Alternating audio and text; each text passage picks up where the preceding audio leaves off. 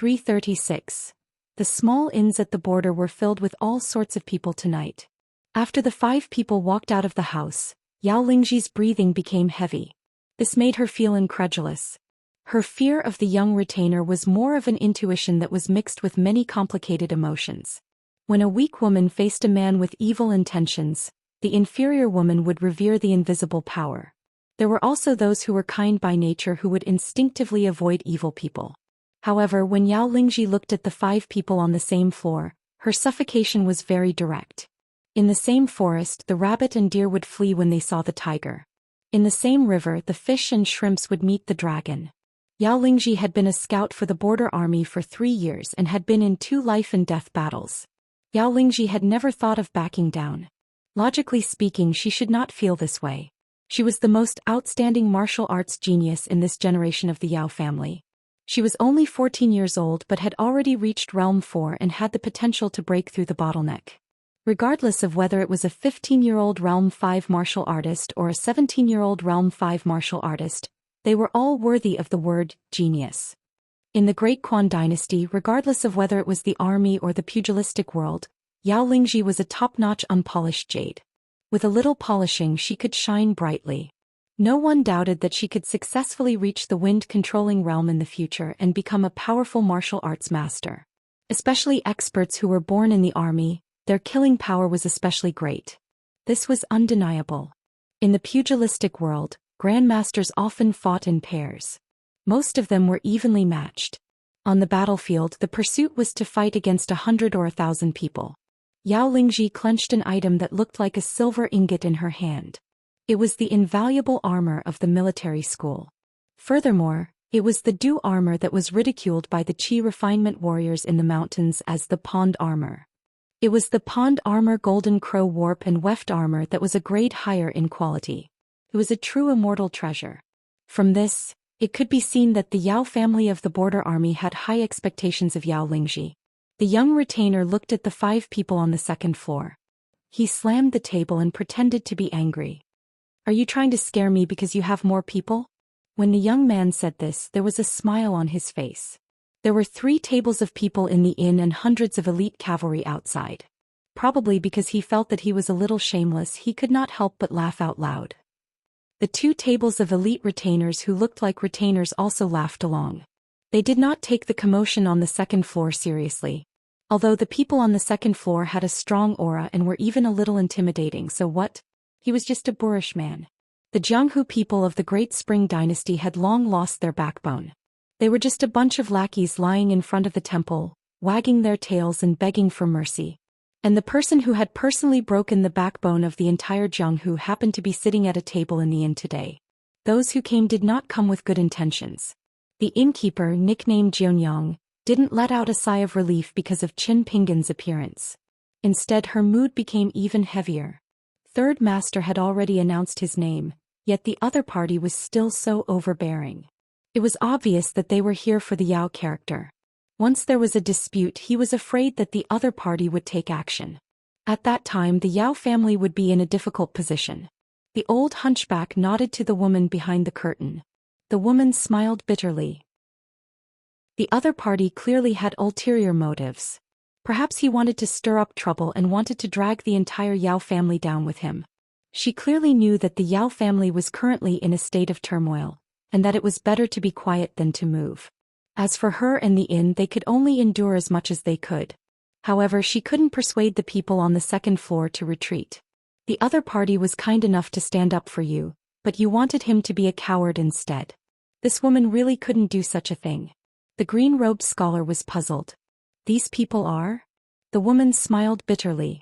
They are nobles from the capital. We can't afford to offend them. The scholar hesitated for a long time and was about to speak. The woman said helplessly, "Zhong Kue, I beg you. Don't make trouble. Things are very troublesome now. I'm not in the mood to deal with you." The scholar sighed and shut his mouth.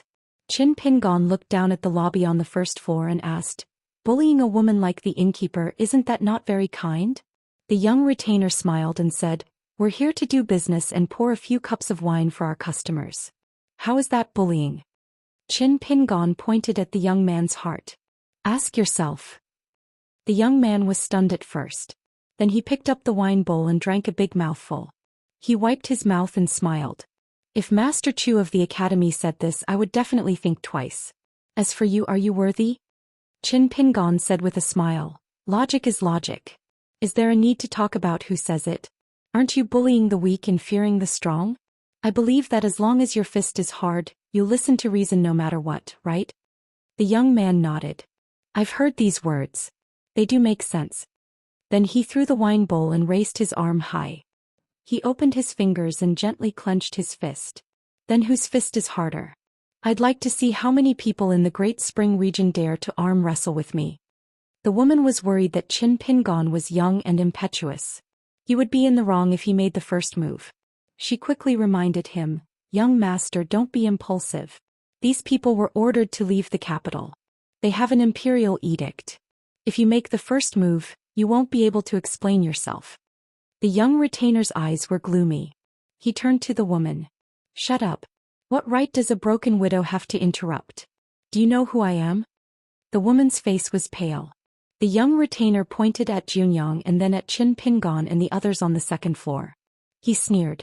Junyang of the Yao family secretly colluded with the Jianghu people of other countries and tried to steal the prisoner carriage. She is guilty of the most heinous crime. The woman was inconsolable. Finally she cursed, Who are you, you little bastard? The young man pointed at himself and said innocently, Me? Little bastard? He coughed and straightened his clothes.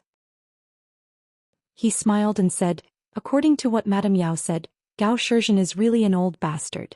Aha, don't you think it's funny? When I get home I'll tell this joke to Gao Shizhen.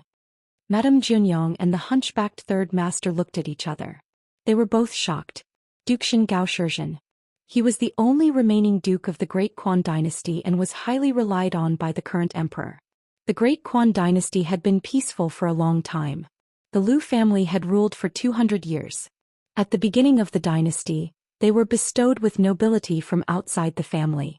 In total, they were bestowed with the titles of 3 princes and 7 dukes. However, only the line of Dukshin remained hereditary. The others had already lost the rice bowls that their ancestors had fought for with their lives. Dukshin only had one son, an old one. It was the junior duke, Gao Shi. This guy was famous in the capital for being a domineering prince. He enjoyed a good reputation in the court. Time and time again he relied on the shadow of his ancestors to get into big trouble. However, every time he came out unscathed. The emperor treated Gao Shi with tolerance that none of the other princes and princesses could compare. Therefore there was a saying in the capital's officialdom, when the junior duke left the manor, the earth would shake and the mountains would shake. How could such a notorious disciple participate in this trip to the south? Although the emperor favored the line of Dukshin with the emperor's wisdom, he would never treat it so lightly. In the Great Quan dynasty, the person who was least afraid of getting into trouble was probably this lawless Gao Shi. After Gao Shi bullied his eldest grandson, the general Song Shao, who was also the minister of war, could only curse Gao Shi as a shit-stirrer. On the second floor, Wei Xian softly explained the background of Dukshin to Qin Pingon. Qin Pingon nodded.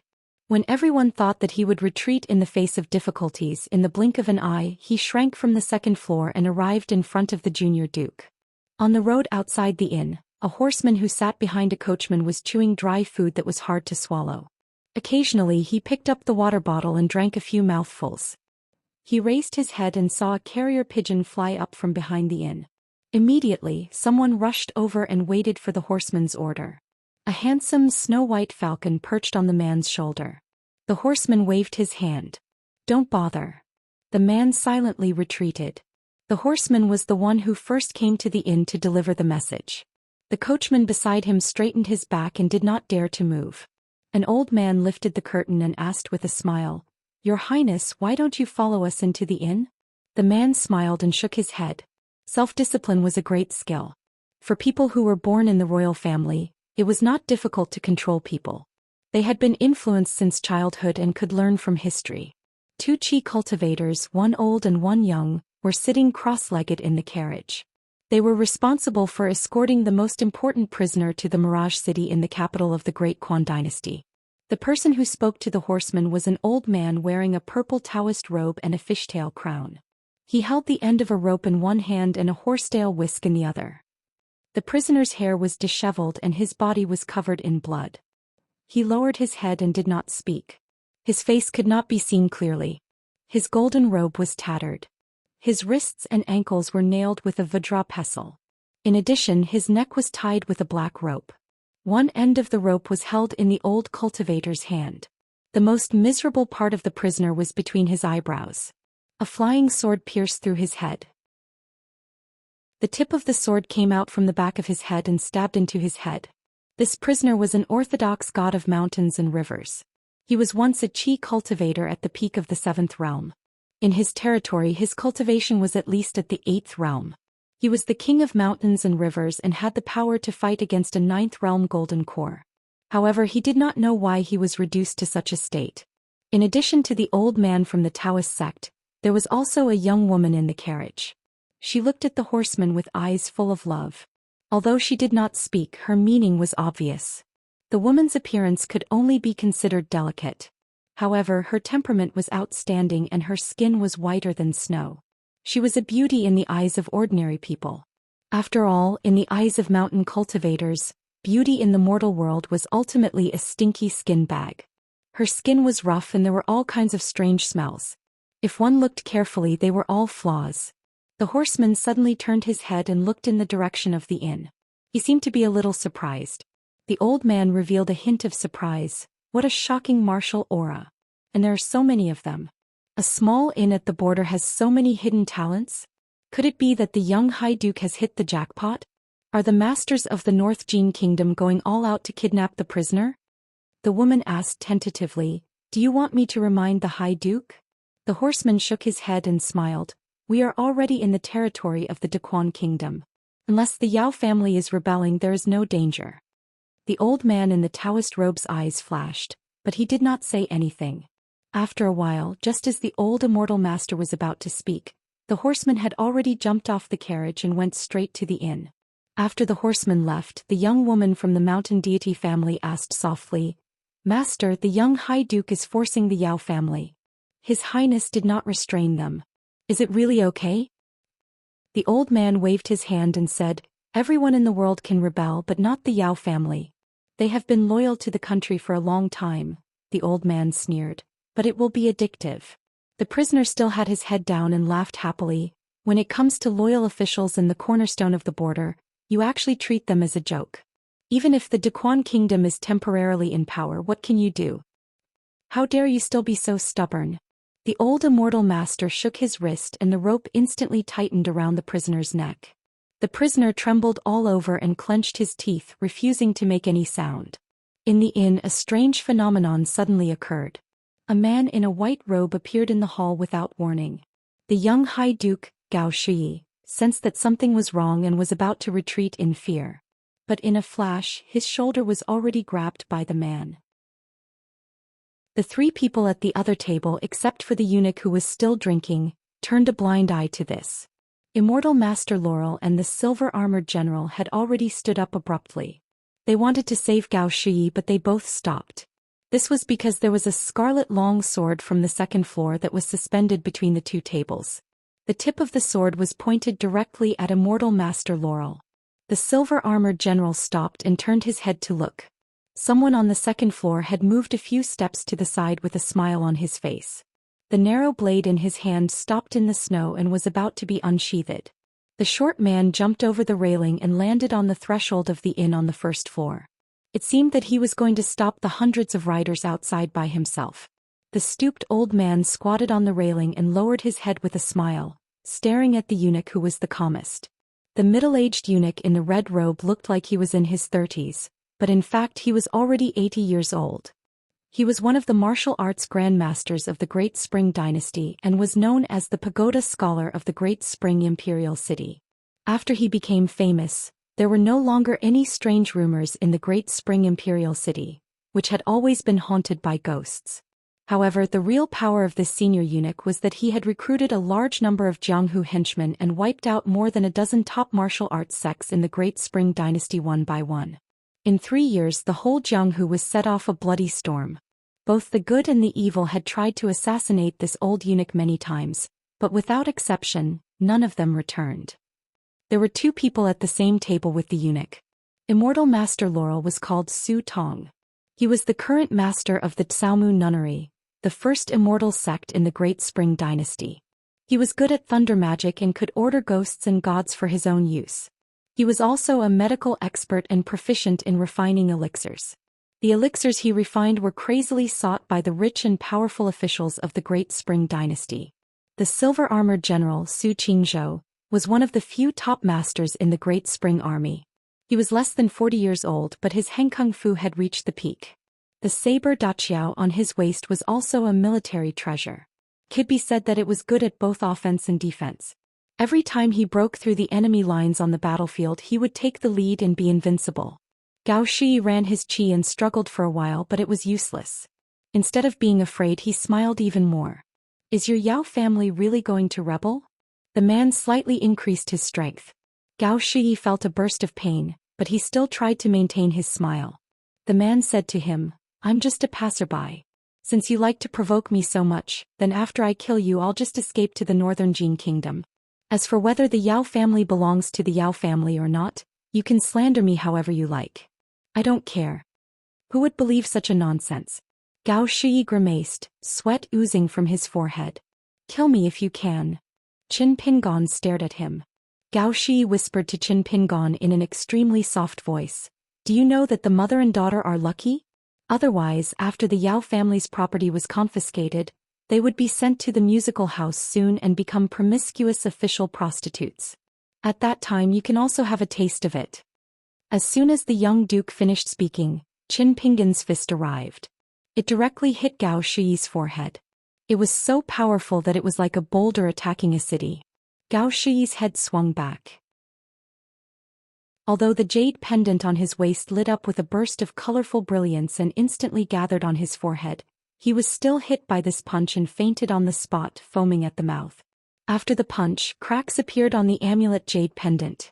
Because his shoulder was always held by Qin Pingon, Gao Shi's head swung back and forth like a swing. Qin Pingon's second punch hit the man. Pull one hair and the whole body will be affected. There was a bang. The young eunuch put down his chopsticks heavily and said in a soft voice, Young man, it's about time. Although he didn't have a good impression of Gao Shi, he couldn't let Gao Shi beat him to death right under his nose. After the eunuch spoke, the immortal master Su Tong and the military general Su Qingzhou were relieved. But the man still didn't stop his punch. Gao Shi's ancestral jade pendant shattered with a bang. As the jade pendant shattered, Gao Shi woke up. His face was flushed and his eyes were bloodshot. He said with a ferocious expression, Son of a bitch, I will definitely make you and the Yao family die without a burial ground. The eunuch in a bright red robe suddenly stood up, furious. How many years had it been since someone dared to be so presumptuous in front of him? The lady boss screamed, Stop. Qin Pingon turned his head to look. The woman shook her head lightly. Her eyes were full of anxiety. She wanted to say something but didn't dare to. She could only mutter, Young master, if you have something to say, let's sit down and talk. I believe that the young duke was just joking with us. The young eunuch, who was angry out of humiliation, concluded, There's no need to talk. Your Yao family collaborated with the Northern Jin dynasty to rebel. Death is not enough. As he spoke, the eunuch put 2 fingers together and wiped the table. Qin Pingon's blade-strengthening gourd flew out of his waist and smashed the pair of chopsticks that were as fast as lightning. The third punch sent Gao Shi flying. Wei Xian, who was at the door, moved aside, allowing the young duke's corpse to fall outside the inn. The horseman happened to be not far from the door. Looking at the corpse on the ground, he was still in a daze. Obviously, he didn't dare to believe that this was real. Qin Pingon turned to the woman and said, Do you know why old General Yao almost died in an assassination attempt? It's because you guys are too easy to talk to. It's obvious that someone thought that the old general was dead, so none of the Yao family dared to be angry or say anything. The woman didn't seem to hear Qin Pingon's words. Her expression was blank as she muttered, Dead. If he was killed by you like this, Duke Xian will definitely go crazy. His Majesty the Emperor will also be furious. The Yao family is finished. The hunchbacked old man who worked as a cook in the inn was also at a loss. The young girl Yao Lingji was even more shocked. In the inn, There was only the sound of the little girl reading weakly on the second floor. At this moment the down-and-out scholar patted the woman's shoulder. His back was clearly facing Qin Pingan, but his voice clearly sounded in Qin Pingan's heart. You only need to kill, I'll take care of burying. 337. Qin Pingan was skeptical about the scholar's words. The old Daoist had once brought him to the Lotus Blossom Blessed Land to see all kinds of people. Qin Pingan was more or less familiar with the structure of the officialdom. With such a mess, Qin Pingan had already planned to flee to the south. He might even be chased by the Qi cultivators of the Great Spring Empire. Even if the abject scholar was from one of the 4 major sects in the Tongye continent, such as the Tongye sect, the Yugui sect, the Fuyao sect and the Taiping sect, it would still be difficult for him to deal with the current situation. As for whether the scholar was from a certain Confucian academy, Qin Pingan was inclined to think otherwise. Because in his impression, the sages of the academy were not willing to and could not casually interfere with the family affairs of the secular dynasties unless it involved the orthodoxy of the country. Regardless, Qin Pingan still appreciated the scholar's good intentions. However, Qin Pingan did not recklessly look at the scholar in order to avoid revealing any clues. Because the person that Qin Pingan was most wary of was the palace eunuch wearing a red python robe. His aura was so condensed that it was said that not even a drop of water could leak out. Only his dantian was like a lantern hanging in the residence of Qi. With each long breath, it would brighten and darken. The light lasted for a long time and the darken was short-lived. It was not able to stay bright for a long time. Even if he was not a real Jindan Earth Immortal, he was probably only a step away from it. Although the difference of one step was like the difference between heaven and earth. Only those who had reached the Jindan realm were of my generation. However, only the mountain immortals who had reached the Earth Immortal realm were qualified to say such words. For all the Qi cultivators of the 5 states and pure martial artists below the wind-controlling realm, this kind of half-formed Jindan realm was still high and mighty. Outside the inn, or rather the entrance, Zhou Xian's vision. One by one the Qi cultivators flew over and landed beside the young rider. The old immortal master in the carriage held a horsetail whisk and the young female cultivator. Behind the dozens of Qi refinement warriors, hundreds of elite cavalry quickly spread out in formation, surrounding the inn so tightly that not even a drop of water could trickle through. Every time the bows and crossbows specially made by the imperial court left the armory, they had to be reported to the Ministry of War. Regardless of whether they were damaged or lost, they had to be checked and inspected carefully. The young rider squatted down. His friend of many years died with his eyes wide open, full of shock and confusion. The young man gently touched the face of the young duke and asked him to close his eyes. Obviously he was the master. The corpse on the ground, Gao Shi, who had drowned in the Jianghu, was actually this person's study partner. In fact, other than Gao Shi, there were 2 other young men in the inn. They were the study partners of the princes who had no official position and no salary when they were young. They were the descendants of noble families so that one day they could change the title of prince to crown prince. It would be better if they could change the title of prince directly from prince to emperor. The young rider was the 3rd prince of the Great Quan dynasty, Lu Mao. Although the elder brothers of the 1st and 2nd prince had high prestige in the officials and generals, Lu Mao was the most favored prince of the current emperor. Moreover, it was rumored that this prince liked to sneak out of the palace to travel when he was young. Every time he returned to the palace, he would bring back a basket of stories of the Jianghu and interesting stories of the countryside, which always made the emperor laugh. Moreover, Lu Mao's birth mother was the emperor's most beloved concubine. She died early, so the emperor Lu Zhen cared for Lu Mao very much. Probably because he loved the house, he also treated the study partners of Gao Shi and the other old officials who were sent to the 3rd prince's residence very well. Lu Mao stood up and ordered people to carry away Gao Shi's corpse. He said to the inn, "I'm very curious. Since you want to save the Yao family, why did you insist on killing the son of Duke Shen? Why didn't you wait until the inn's messenger pigeon sent the news to the Yao family and let old General Yao come out to solve this matter? Is there any room for discussion after killing Gao Shi?" Wei Xian leaned against the door, feeling that this was a bit interesting. The great general of the southern expedition, Yao Zhen, had just been ambushed and suffered heavy injuries. Even if he received the news from the inn, he might not be able to come in person. Most likely he would send a direct descendant of the Yao family or a trusted aide to mediate with Gao Shi, who was biting like a mad dog. The reason why this hidden descendant of the Great Spring imperial family purposely stopped at the inn and drank the plum wine was obviously a scheme to take advantage of the situation. The sheep he wanted to take advantage of was naturally the leader of the Yao family's iron cavalry, Yao Zhen, who was far away at the border and controlled the army. Gao Shi's arrogance and domineering attitude was not completely faked. He jumped out and made enemies with all of the Yao family's descendants except for Yao Zhen. If Yao Zhen came in person, Gao Shi would not be suitable. After all, he was not Duke Xin Gao Shi and there was a difference in seniority between him and Yao Zhen. However, other than Yao Zhen, everyone else was a soft persimmon that Gao Shi could easily bully.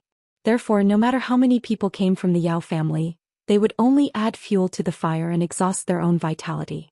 The situation would only worsen. Wei Xian dared to say that Emperor Lu Zhen, who had already missed several ceremonies this year, such as the Zhuangyuan banquet and the spring and autumn sacrificial ceremonies, had not made an appearance. This meant that Lu Zhen was either critically ill or very likely to have encountered some unforeseen event. He had completely lost control of the imperial court. Originally, the competition for the position of crown prince required the various princes to spread their feathers like peacocks. Now it had become a competition for the dragon throne. Naturally, it would become cruel and bloody. If Lady Yao had not married her daughter into one of the major clans in the capital and had not tried to establish a relationship with the Minister of Appointments because of her son-in-law, Li Xiling, she would have followed the teachings of her ancestors. She would have had a chance to continue to sit on the border and wait for the battle to come to light in the treacherous capital. When the time came, Yao Zhen would either have sent his legitimate son to the capital to meet the new emperor to express his loyalty, or the new emperor would have directly patrolled the border to the south to buy Lady Yao's support. Outside the inn, the third Prince Lu Mao's words were not for Qin Pingon to hear, but for Jianyang and the old hunchback who were inside the inn. Once they heard it, the situation at the inn became even more interesting. You Qin Pingon risked your life to protect the Yao family. If Lady Yao did not understand the situation and turned around to complain that your actions were unnecessary, framing Lady Yao as disloyal, would Qin Pingon, who acted in a righteous manner, still be hot-blooded? A chivalrous heart had always been able to withstand the ravages of mountains of swords and seas of fire. Jianghu affinity, a promise of 1,000 pieces of gold could be exchanged for life and death, but it could not withstand a cup of ungrateful wine. Lu Mao laughed coldly and said, "Are you trying to force Lady Yao to rebel? You only know how to take revenge for a moment. Are you really a hero of Jianghu?" Just as expected. The human heart could not withstand scrutiny and probing. Furthermore, people were often like this. Before things were completely rotten, even if they were in a hopeless situation, they would still hold on to a sliver of hope. Although the head of the family Yao Zhen had encountered a treacherous assassination attempt, he had only been injured in the end. As for the Yao family's in-law, old Minister Li of the Ministry of Appointments, when he had submitted a letter to resign, the emperor had replied with a rather humorous reply in his memorial. "You're only halfway there, it's too early to resign." Then the emperor had ordered people to send a few tributes to the Li manor. The combat strength of the Yao Iron Cavalry was still one of the best in the south, and no one dared to underestimate them. The Yao cultivators that had secretly infiltrated North Jin with the imperial court had probably returned to Yao Zhen's side. The son-in-law of the Yao family, Li Xiling, was said to have a chance to enter the Confucian Academy in Tongye continent. The Yao family and the Li family were the pillars of the country in the Great Spring dynasty. They were noble families. Even if the two families were to be connected by marriage, the people would not think that it was ambitious. Instead, it was a match made in heaven. It was the icing on the cake of the Great Spring dynasty's prosperity. It was a well-deserved story. Since that was the case, how could Lady Yao have died? Junyang's expression changed slightly. Old Hunchback's expression was uncertain. The girl on the second floor, Yao Lingji, looked at the white robe. Her beautiful face could not help but reveal a bitter expression. There was gratitude from the bottom of her heart, but there was also uncontrollable resentment. It was not that she was like this because she was afraid of death. Instead, it was because ever since the Lu family of Daquan had established the country in the Yao family's border army, within the Yao family's ancestral hall, there were layers upon layers of memorial tablets and memorial archways. Each and every one of them had the surname Yao. These ancestors who had died on the battlefield, other than giving their descendants the courage to face death, also gave their descendants a formless pressure. The purity of the Yao family could not be allowed to be tarnished in the slightest by their descendants. This was human nature. The descendants of the Yao family could die, but the reputation of the Yao family could not be tarnished. Otherwise, how could they face their ancestors? It was tragic and respectable. Qin Pingon did not respond to the third prince Lu Mao's 2 questions. Lu Mao spoke for the 3rd time. Since it seems like you will not change your mind, then how about we ask the unrelated people in the inn to leave? These young people are the descendants of the nobles of the Great Spring Lu family. They did not lie in the shadows of their ancestors and enjoy the benefits. Instead, they personally went into the enemy's territory to kill the enemy. They should not die here. Reason, emotion, and Zhanghu ethics. The young retainers at the 2 tables in the inn were all filled with righteous indignation. They glared at Qin Pingon. Especially the 3 people sitting at the same table with Gao Shi. Their eyes were burning with anger. They could not wait to chop off Qin Pingon's head and bring it to Gao Shi's grave as an apology. Wei Xian turned to look at Qin Pingon, waiting for his answer. Should he let them go or kill them? Qin Pingon ordered Wei Xian, "Don't let anyone go. As long as they don't go near the gate, don't bother." Wei Xian smiled and nodded. The eunuch was the only one who could act on his own in front of the 3rd prince, Lu Mao. He said coldly with a feminine voice unique to eunuchs, "Your Highness, this is a group of ungrateful people. I beg you to allow me, General Su and Mr. Su, to take down this group of North Jin Kingdom thieves. So what if they are swordsmen? They are just trash with 1 or 2 more flying swords." The woman was about to speak when the scholar comforted her. "Junyang, things have already come to this. Anyway, it can't get worse. Why don't we wait and see? No matter what you say now, it's meaningless." The little cripple who was hiding behind the curtain of the kitchen nodded vigorously. This Zhong guy's words make sense in this lifetime. The old hunchback turned and said angrily, "You are already a cripple. Do you still want to be a mute?" The crippled teenager kept quiet out of fear and immediately shut up. In the inn, the 5 people, including Qin Pingon, were all pure martial artists who were good at close combat. On the other hand, other than the General Su Qingzhou, the eunuch and Su Tong were qi refinement warriors. There were also 2 tables of young retainers who belonged to them. They would only be restrained. On the 2nd floor, Yao Lingji suddenly shouted at Qin Pingon, "Stop killing people. Otherwise our Yao family will be destroyed by you." The door on the 2nd floor opened. Pei Qian stared at the young girl and said angrily, "Stupid girl, shut your stinky mouth. If you dare to order my father around again, I will stab you to death with the supreme swordsmanship that my father taught me." Then the little girl asked the 1st floor, "Father, I have finished reading the book once. What should I do?" Qin Pingon's back was facing the 2nd floor. "Read it again." Then Qin Pingon added, "If you dare to shout again, I will make you eat books instead of reading." Pei Qian nodded vigorously. "Hey father. I will listen to you." The moment Pei Qian closed the door, everyone from both sides attacked almost at the same time. On the 2nd floor, Sui Yuyu controlled the long sword Infatuation, which looked like a magic weapon, and used the crescent moon style to slash the neck of the immortal master Su Tong. Su Tong used the dipper steps, which was dazzling. Not only did he dodge Infatuation time and time again, but he also made a gesture with his 2 fingers. His sleeves were filled with spiritual aura, and on his robe, a scene of 5-colored cloud seal appeared. At the same time, several black-armored generals appeared around him. They had armor but no body, but they were very agile. Although Infatuation could easily pierce through those armors, it did not seem to damage the combat power of these talisman soldiers at all. Once the long sword pierced through the face of an armored soldier. It actually raised its arms and clenched the blade tightly with its 10 fingers. Sizzling sounds were heard and a large number of sparks splashed out. Su Qingzhou, who was protected by the military school's armor pill, and Lu Baixiang, who was holding a narrow saber, stepped forward at the same time. Their sabers collided and a silver thread seemed to flow out from the tip of their sabers. In an instant, the 2 of them swapped positions after striking each other with their sabers. Outside the inn, 7 or 8 immortal spiritual weapons in the hands of qi cultivators were smashing toward Wei Xian, who was blocking the door. It was especially bright in the night. Wei Xian suddenly grasped the armor pill of the deity and infused it with his spiritual aura.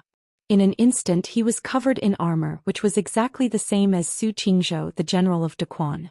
His fists were like dragons and as fast as thunder. His body was condensed like a waterfall, and with the protection of a low-grade dew armor, Wei Xian did not directly hit the weapons of the immortal masters. Instead he just deflected them. Between the two sides, the fireflies that were drawn by the magic weapons slanted in front of Wei Xian, making clanging sounds. In the blink of an eye Wei Xian was wrapped in the light. However, the more he fought the braver he became and his momentum soared. In the inn, the woman of Lotus Blossom Blessed Land was on the right side of Sword Fairy Sui. She looked indifferent. She put 2 fingers together in front of her chest and controlled the infatuation to attack Su Tong. Her other hand was as white as mutton fat. She gently twisted her wrist. Half of the chopsticks on the first floor turned into flying swords, as if they had received a military order. They flew past the soldiers and assassinated Su Tong. The remaining half flew to the second floor and hovered around her to deal with the unpredictable thunder art under Su Tong's palms. Every time they collided, a chopstick would turn into powder. Martial madman Zhou Xian squatted quietly on the railing, not saying a word. In his eyes, there were only Qin Pingon and the eunuch in the official's robe. These 2 people who could really decide the outcome had a tacit understanding. They went all out when they attacked. Using the mind talisman, Qin Pingon's first punch was the deity drum-beating style. The guardian of the Great Quan dynasty Huai Guang used his Yin spirit and Yang spirit at the same time. The 2 Dharma forms were illusory, but they had the majesty of a deity.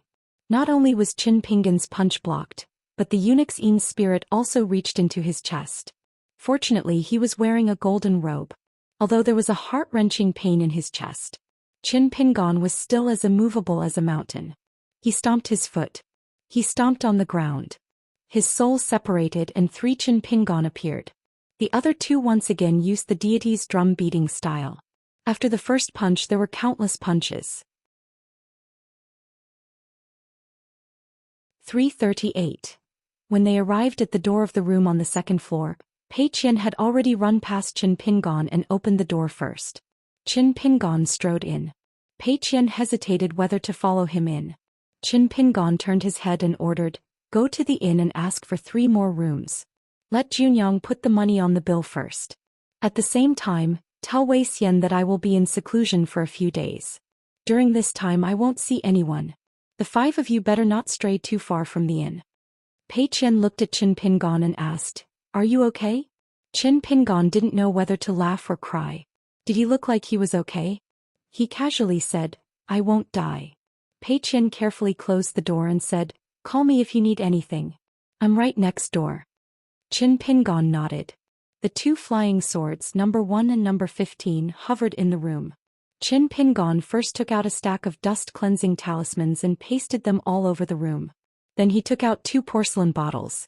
The quality of the materials was worlds apart. One was a red porcelain bottle given by Lu Tai. Could grow bones. Qin Pingon had personally experienced the miraculous effects of this bottle of elixir in the forest outside the Flying Eagle Fortress. The other bottle was a secret elixir unique to the Yang family pharmacy. It could stop the pain no matter how great it was. Qin Pingon didn't have the chance to use it during his 2 travels and encountered so many monsters and demons. He didn't expect that he would take it out in a small border town. Qin Pingon took off the severely damaged robe on his body. It involved a lot of his flesh and bones. Qin Pingon was in so much pain that he broke out in cold sweat. He sat at the table and reached out his trembling hand to open the plain white porcelain bottle of the Yang family pharmacy. He poured out a pitch-black elixir and forced it into his mouth. He even took off the wine gourd and drank a mouthful of green plum wine. Then he began to apply the thick ointment in the red porcelain bottle. His hands, arms and shoulders were another round of torture. The strength of the eunuch in the python robe was beyond Qin Pingon's expectation. In order to deal with this crisis, Qin Pingon had been cautious enough. In addition to the martial madman Zhou Xian, he also invited the other 2 people in the picture scroll, Sui Yuyu and Lu Baixiang. However, he did not expect Li Li, the palace guard of the Great Spring Dynasty, to be so unreasonable. Apart from the realm of Qi Cultivator, His body was actually comparable to a pure martial artist of the sixth realm. Previously, Qin Pingon only had 3 pieces of grain rain money left. Following the thoughts of the old Taoist and the Taoist child carrying the golden blade strengthening gourd, Qin Pingon took a small gamble. He threw 1 piece of grain rain money to the picture scroll on the right of Sui Yu, which was the least likely to be touched. As expected, with just 1 piece of grain rain money, the female sword fairy of the lotus flower blessed land slowly walked out of the picture scroll and came to this world. Obviously, the Taoist child had predicted that Qin Pingon would be the last to invite the right of Sui Yu. If it were not for the little figure of Lotus Lake's guidance, according to Qin Pingon's order of choice, he would invite the martial madman Zhou Xian who lost to Ding Ying first, followed by the founding emperor Wei Xian, the devil cult's Liu Baixiang and the right of Sui Yu. Then Zhou Xian, who cost a total of 15 pieces of grain rain money, was a great show of strength. Perhaps Qin Pingon would really put the other 3 picture scrolls on the shelf. Qin Pingon sat at the table and closed his eyes. His hands hung naturally, but he visualized himself sitting in the posture of a sword furnace. His breathing gradually calmed down like an old monk in meditation or a Taoist in forgetfulness. At noon 2 days later, Qin Pingon changed into a clean set of clothes and finally walked out of the door. He stood by the railing and found that the lobby on the first floor was a little strange. The strange thing was that the inn was too peaceful. The old hunchback sat on the bench on the other side of the curtain and puffed out smoke. The little cripple was wiping the tables and stools. The landlady was taking care of a table of guests who were drinking heartily. The down-and-out scholar in green sat by the door with a sad look in his eyes. If Qin Pingon had not sensed the 4 long and subtle breaths of Zhou Xian in the rooms on both sides, he would have mistakenly thought that nothing had happened and that he had not met the son of Duke Shen or the eunuch dressed in a python robe. Qin Pingon only felt that it was a lifetime ago. In this battle of life and death, Qin Pingon's gains were even smaller than his battle with Ding Ying, but he was more emotional. Probably had something to do with his state of mind and winning or losing. The first person to walk out of the room was the old man Zhou Xian. His body was still stooped, but he showed a smiling face. He saluted Qin Pingon with his fists clasped and shook them twice. He said, "Young master, it is a blessing in disguise. Congratulations." Qin Pingon nodded and asked, "At that time, what about the cavalry and the Yao family outside the room?" Zhou Xian moved closer to Qin Pingon's side and laughed softly. That gentleman from the Defu Academy managed to subdue the 3 parties as soon as he made his move. The prince outside the door immediately left with his men. He only took the body of the junior duke, Gao Shui. As for the Imperial Horse Directorate head eunuch's body, he didn't even dare to mention it. As for the older prince, he and the border troops of the Yao family who rushed to the inn did not even dare to come. They turned around and left. When the lady boss of the inn and the others woke up, this gentleman came up with an excuse, saying that young master had killed many people and won them over with his fists. With the intervention of the other prince, the matter was resolved. The gentleman then continued to stay here to eat and drink. If the world were filled with such scholars, it would be too interesting. Zhou Xian then talked about the details of the disturbance. Qin Pingon walked towards the stairs and asked doubtfully, "Junyang and the others are still in the dark? How is that possible?" Zhou Xian laughed.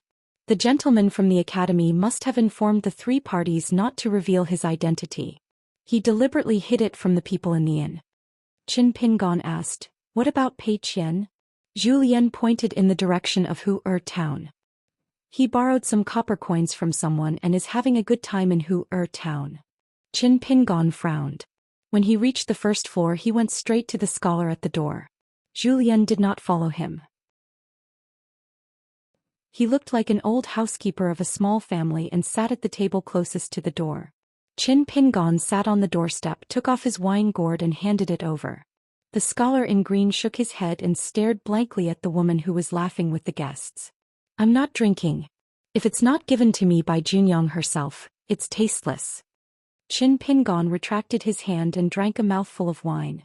Who was the prisoner that Gao Shui and the others were escorting back then from the northern Jin state in the south? The scholar named Zhong Kui didn't hide anything and said casually, "It seems to be the remnants of the water god temple in Pine Needle Lake, as well as the followers of the orthodox mountain god, His Excellency Jin Huang and his wife." In any case, the third prince of the Great Spring Empire caught all of them in one fell swoop. If you hadn't interfered, I'm afraid there would have been many Yao family members in the prisoner carriage. But don't worry, I promised you that I would clean up the mess. You don't have to worry about the Great Spring Empire seeing you as an enemy. But whether it's the third prince or the Duke Xian's mansion, I can't stop them if they hate you. If you can't even deal with this. Qin Pingon laughed. It's okay to deal with this. I believe that the Great Spring Empire will not have a second pagoda scholar. The Great Spring Lu Empire was indeed much stronger than the Combe country and Tsai country in the central part of the Aquarius continent. As for why Excellency Jin Huang, who had a good impression of Qin Pingon, suddenly became a prisoner of another country from a mountain god. It was clear that the green water buffalo great demon beast had died in Qin Pingon's hands, and his property had been confiscated after that. Qin Pingon wasn't interested and he wouldn't get to the bottom of it. When Qin Pingon mentioned the Imperial Horse Supervisor Li Li, the scholar's face turned gloomy as if it was a big worry. Qin Pingon saw that the scholar was silent and turned to look outside the inn. He was still worried, so he stood up and walked to the side of the official road. He looked in the direction of Hue Town, worried that Pei Qian would cause trouble there. When Qin Pingon returned to the inn, he ordered a table of food from the housekeeper and asked Zhou Xian to call Lu Baixiang and the other two downstairs. After the meal, Pei Qian swaggered back to the inn looking very happy. When she saw Qin Pingon, she felt a little guilty and her eyes wandered. Qin Pingon did not ask her in detail. He only asked her if she had eaten. The little girl with a round belly shook her head and said no. Then she ate the leftovers on the table.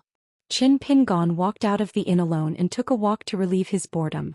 In the end, when Qin Pingon returned to the inn, he found that the entrance was blocked by people who were cursing at the inn. It was very lively. 339. Sorry to keep you waiting. There were at least 20 men and women cursing at the entrance of the inn. The young, strong men had angry looks on their faces, the women had their hands on their hips, and the children were heartless. They were either licking the candied haws with their heads tilted to one side, or secretly shooting at the drunkard with their slingshots. Qin Pingon stayed in the crowd for a while, but he still couldn't figure out the reason because they were speaking in Town's dialect. However, when he saw Pei Qian on the second floor panicking when she saw him, Qin Pingon had an idea. Pei Qian was originally squatting by the railing on the second floor, either picking her nose or picking her ears. She didn't take it seriously and even deliberately made a disgusting gesture. The fiercer the cursing outside, the happier Pei Qian was. Fortunately, the men and women of Town didn't dare to enter the inn. The little cripple found the noise too annoying, so he gloomily cleaned up the leftovers on the table. The old hunchback sat in the distance, smoking a pipe. Junyang sat behind the counter eating melon seeds and didn't mind making a big deal out of it. The abject scholar, who was half an accountant, originally wanted to be a peacemaker, but he was pushed hard by a man and staggered back to the inn. He resentfully returned to the woman's side and pretended to pick up the snow-white account book. Junyang rolled her eyes at him. When Qin Pingon crossed the threshold with a straight face, Pei Qian wanted to sneak back into the house, but she was stopped by Qin Pingon, who asked her to go downstairs. Pei Qian timidly went down the stairs. Without waiting for Qin Pingon to ask, she confessed everything. According to her story, she went to Town to look for a pharmacy to buy some herbs for Qin Pingon. Then her peers there bullied her and ganged up to bully a foreigner like her. At first, they snatched the stick of candied haws that she intended to leave for Qin Pingon. She tolerated it, saying that she had read a lot of books and understood that harmony was the most important thing. Those people also liked to follow behind her and say nasty things. They formed a group and even threw stones at her, but she ignored them. Later, when she bought a dragonfly kite, someone was jealous and pulled it over and let it go.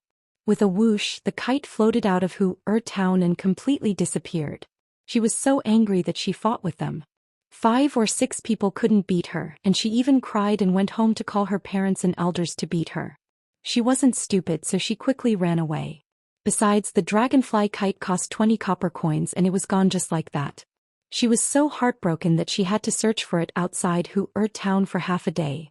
Although Pei Qian didn't have much confidence, she had been paying attention to Qin Pingon's expression when she lied, ready to be beaten at any time. When the time came, she just needed to protect her head. It didn't matter if her stomach or arms were kicked or pinched a few times by Qin Pingon. After eating a full meal she would be a good man again. However, Qin Pingon only listened to Pei Qian's explanation quietly before saying, "After lying, tell me the truth again. It's okay if you don't want to. You can stay at the inn in the future. You won't starve to death." Pei Qian didn't speak. Qin Pingon went to the counter. Junyang glanced at the skinny little girl at the top of the stairs and chuckled softly. "Young Master Qin, how did you raise such a little devil?" She almost turned an alley of Huer town upside down. First, she cheated the children of their food and scared the little guys who were playing with mud. They all believed that she was a princess from Great Springs' capital city who lived among the common people and would sooner or later return to live in the palace. After getting familiar with her, she played with those children all day long and became the king of the children over there. Later they had a falling out over a kite and fought fiercely. It seems that she was beaten twice by an adult who rushed over. If it were an ordinary person he would have stopped after suffering a loss. But your girl claimed to be my distant relative and relied on this to hire a few ruffians in Huer town to beat that man up in the dark. After that she became even more lawless. Most of the children were neighbors in the alley, and when ghosts appeared at night, not to mention the children, even the adults were so scared that they did not dare to turn off the lights at night. Young Master Qin, you know that Huer town is really haunted now. Because of this, several constables guarded the place for a whole night before they found the little girl who was pretending to be a ghost. Guess what the result was? Your girl was stunned and politely sent her back after saying something to them. You have to say, a group of constables in the guise of officials escorting a little girl into an inn really does look like a princess. Qin Pingon nodded and said, "Young Master Qin, you know that Huer town is really haunted now." Because of this, several constables kept watch for a whole night before they found the little girl who pretended to be a ghost. Qin Pingon felt a headache coming on. He turned his head to look at Pei Qian, but he did not see him. He only saw a pair of legs. He must have been sitting at the top of the stairs. Junyang covered her mouth and laughed. Spending money to avert disaster is not a big deal. It's just a small amount of money, at most 10 taels of silver. You must not get involved in this matter. Just leave it to me. Young master, with your good temper, those people will be even more motivated. It's just a small matter, but they can make it sound like a disaster that pierces through the sky. Qin Pingon helplessly said, "Put it on the tab. I'll settle it with the room later." Junyang stopped laughing and said seriously, "Young Master Qin is the benefactor of our Yao family. If I still have to fuss over such a trivial matter, won't I, Junyang, be ashamed?" Qin Pingon shook his head and said, "It's not the same thing." Junyang still wanted to say something, but Qin Pingon had already said, "I'll have to trouble madam with today's matter." Junyang agreed and walked out of the counter leisurely. She elbowed the bookkeeper and took out some money from the drawer. She then went to the entrance of the inn to settle the matter. Huer town, located at the border, was a place where good and bad people were mixed together. Not everyone was capable, but they were certainly insightful. With so many people coming and going, there was nothing new that they had not heard before. There were still some people who had some ambition. Moreover, there might be some experts who concealed their identities, such as Junyang and third master of the Yao family. Previously, there was such a big commotion at the inn, especially the fight between Zhou Xian and the Qi cultivators, which was very eye-catching. It was truly a scene of immortals fighting. Looking from afar at Huer town, other than the commotion, of course, there was awe. Later on, there was a valiant cavalry detouring to the north, and all kinds of rumors began to spread. Some said that the inn's Junyang was a vixen who liked to seduce men. He was really a vixen. Most of the people who believed this were the aunties of Huer town. There were also some who said that Huer town had not been peaceful all these years because of demons and devils. This time there was a real dragon crossing the border. Junyang swayed her waist and stood at the entrance. The atmosphere outside was suddenly reduced. The scholar Zhong Kue laughed and asked, "Since when did Tongye continent have such a big sect in the pugilistic world? A sect in the pugilistic world that is equivalent to a clan of immortals?" Speaking of this, the scholar laughed to himself, as if he felt that his theory was very novel and interesting. The strong man who guarded the pass alone, the bloodthirsty and violent hunchbacked old man, the man who used a saber to feed the martial general Su Qingzhou, and the beautiful woman who suppressed the immortal master Su Tong with her sword-riding skills. The most important thing was that these four people, whether it was their aura or cultivation, were all improving in the battle. Of course, There was also a young man who was not a chi refinement warrior but could ride a sword. He was just a little handsome and had stolen his limelight from Junyang. Otherwise he would definitely hold arms with this person and call him brother. Qin Pingon hesitated for a moment but still chose to be honest. We are not from Tongye continent. Zhong Kui nodded and said, Are you from Hassa continent? The Hassa continent was very famous. Even though the Tongye continent was a place that liked to look down on the heroes of the world, they were still convinced by the Hassa continent that was closest to the inverted mountain. That was because the Qin family of Yingyin lived there, and Qin Chunan who was almost the only one who had the title of mellow scholar. Zhong Kui had admired Hassa continent for a long time. It was only because of his status in the academy and the teachings of his teacher that he could not travel there for a long time. Other than the Qin family of Yingyin, Hassa continent had many famous places. Zhong Kui wanted to visit all of them. Tongye continent was too boring. Both the people at the foot of the mountain and the cultivators on the mountain did not like to walk around. Qin Pingon pointed to the north. Zhong Kui's eyes lit up. Do you know Mr. Qi from Cliff Academy? Qin Pingon choked and did not know how to answer. Zhong Kui laughed and said, Most likely you know Mr. Qi and Mr. Qi doesn't know you. It's okay. We are the same. As for the nearest neighbor to the north, Baoping continent, Zhong Kui did not think much of it. There were probably only a pair of brothers, Qi Jingchun from Cliff Academy and Cui Dong from Dolly's imperial tutor. However, it was said that Li Zhu Cave fell and Mr. Qi died. Even Zhong Kui's teacher felt sorry for him. He told Zhong Kui in private that if Qi Jingchun was in Tongye continent, he would not have been humiliated like this. At the very least he would not have been alone and hated by the whole world. Qin Pingon smiled and asked, Shall we chat over a drink? Qin Pingon was willing to drink with Zhong Kui just because of the words Mr. Qi. Zhong Kui looked at the woman at the door and said in a low voice, We can drink, but if Junyang complains you have to help me. Qin Pingon nodded and said, Of course. Zhong Kui carried 2 jugs of green plum wine. As the accountant, he ordered the little cripple to bring them a few dishes to go with the wine. Zhong Kui sat cross-legged on the bench and did not look serious. Qin Pingon asked, I heard that you are from Defu Academy? Zhong Kui did not take it seriously and said casually, Yes, I am. I am a gentleman. Impressive, right? Qin Pingon toasted a bowl of wine. Respect for gentlemen. Zhong Kui quickly reached out to stop him, but Qin Pingon had already finished it. This gentleman from the Jianghu Academy sighed and said, Is this worth a toast? I think you just want a drink, right? Qin Pingon remembered the sage from the academy that he met in Shushui country, Zhouju. He was very different from this gentleman in front of him. Zhouju was at old Senior Song's Swordwater Villa. He could decide a person's life and death just by reciting poems. Scholars, after reading different books, would probably have different graces. Zhong Kui suddenly thought of something. The man who blocked the Qi refinement warriors outside that night was wearing the dew armor. If I am not wrong, it should be the West Peak, recorded in the ancient books of the military school. It is one of the 8 ancestral armors of the dew armor. Is it passed down from your ancestors?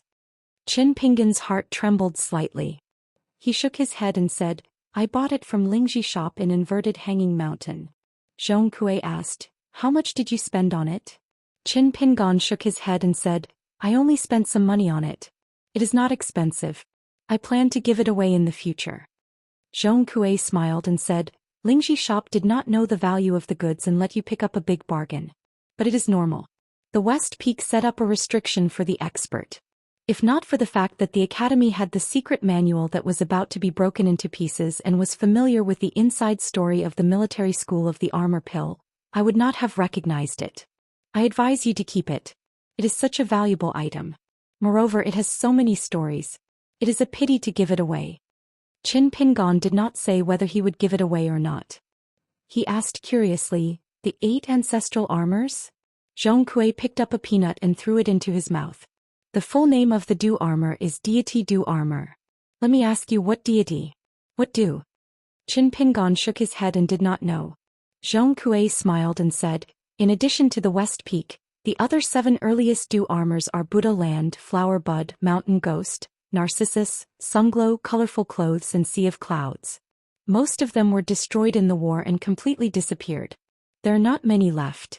Only the mountain ghost and colorful clothes are left.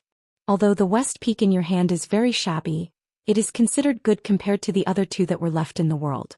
If you meet someone who knows the value of the goods, you just have to ask for the highest price. I guarantee that you will make a lot of money. However, these ancestral armors have lost their foundation. Their supernatural power to protect the owner is less than 1 in 10. It is really regrettable. For this, I have to drink a glass of wine. Zhong Kui lifted the bowl and drank it up first. Qin Pingon had to drink a bowl. Zhong Kui took the initiative to talk about the storm. Those two princes are not good people. If you still stay in the Great Spring, take it easy. There are rules at the foot of the mountain and there are many masters at the foot of the mountain. For example, when the third prince met you, he was drenched in dog's blood because there is always someone better than him. Qin Pingon nodded and said, "That's true." Zhong Kui suddenly smiled and said, "Thinking about the fight between you and the pagoda scholar of the Great Spring that night, and seeing you agree with me at the table today, I am not used to it. What's wrong? You have suffered at the hands of the academy in your hometown, so you are afraid of such a gentleman title?" Qin Pingon could not help laughing. Zhong Kui said again, "That day you said that everyone's reason is reason. I think you said it very well. As for asking the young marquis to ask himself, although it sounds more domineering and reasonable, in fact, it is a little impolite." Qin Pingon drank a mouthful of wine and said, "It can't be helped." Zhong Kui nodded and said, "Indeed, the world is like this. When you are in a cesspool, you think it is natural to eat shit. When someone serves you a dish, you are not willing to eat it." Qin Pingon was speechless. Was this the reason that a Confucian gentleman would say? Zhong Kui sighed and said, "But even if the world is rotten into a cesspool, it is not a reason for us to eat shit." At this moment, Qin Pingon was holding a dish with one hand and a bowl of wine with the other. He felt a little awkward. Zhong Kui noticed Qin Pingon's strange behavior and hurriedly comforted him. "We are not eating shit and urine. It is good wine and good food. Don't worry and eat." Qin Pingon ate and drank in silence. He could not keep up with this guy's thoughts when chatting with him. For a moment, Qin Pingon missed little treasure bottle. At the door, Junyang came out and quickly solved the problem. In the eyes of Hu Town's residents, the inn was mysterious and evil. Therefore, they did not even have the courage to enter and complain. Qin Pingon thanked the woman and went to the stairs. Pei Qian was still sitting there and drawing. When Qin Pingon told her to follow him, she obediently followed behind him. She looked embarrassed and downcast as if she had made a mistake and was repentant. However, Qin Pingon did not need to think to know that the little girl behind him was secretly delighted. He could even imagine Pei Qian's arrogance the next time she went to Hu Town. When they reached the room, Qin Pingon sat down. Pei Qian did not dare to sit down. She closed the door and stood across the table. Qin Pingon went straight to the point and said, "You will stay here from now on. I will give the inn a sum of money." Pei Qian suddenly looked up angrily. She was about to speak when she saw Qin Pingon's cold expression. She lowered her head again and said, "I know I was wrong. I won't do it again. I'll go to Hu Town later and give Xiao Mei a butt curtain. I'll buy her a big butterfly that costs 40 copper coins. It's colorful and much prettier than a dragonfly. Xiao Mei and the others have been eyeing it for a long time, but they can't afford it for a bunch of poor kids who eat tonghulu as if it's the new year." Qin Pingon asked, "Where did you get the money?" Pei Qian looked up and blinked. "I borrowed it from Jianyang. It's not much. Together it's only 2 taels of silver." Qin Pingon asked, "How are you going to pay it back?" Pei Qian said timidly, "I will put it on the tap first. I will be your slave in the future and pay you back bit by bit." Qin Pingon said, "You will stay here from now on. You can do odd jobs for the inn and pay Junyang back slowly." Pei Qian frowned and looked like she was about to cry. Qin Pingon pointed at the door and said calmly, "Get out." Pei Qian wiped her eyes hard and said loudly, "I know. You have always liked that little bookworm called Chao Qinglang. You've always been worried about him. If you could, you wouldn't want me. You would only keep Chao Qinglang by your side. He made a mistake, but you wouldn't be like this. You would only reason with him. You would even tell him not to be like me in the future. Qin Pingon, you always want to cast me aside." Pei Qian turned and ran out. She slammed the door and went back to her room. Qin Pingon began to think about the route to the north of Tongye continent.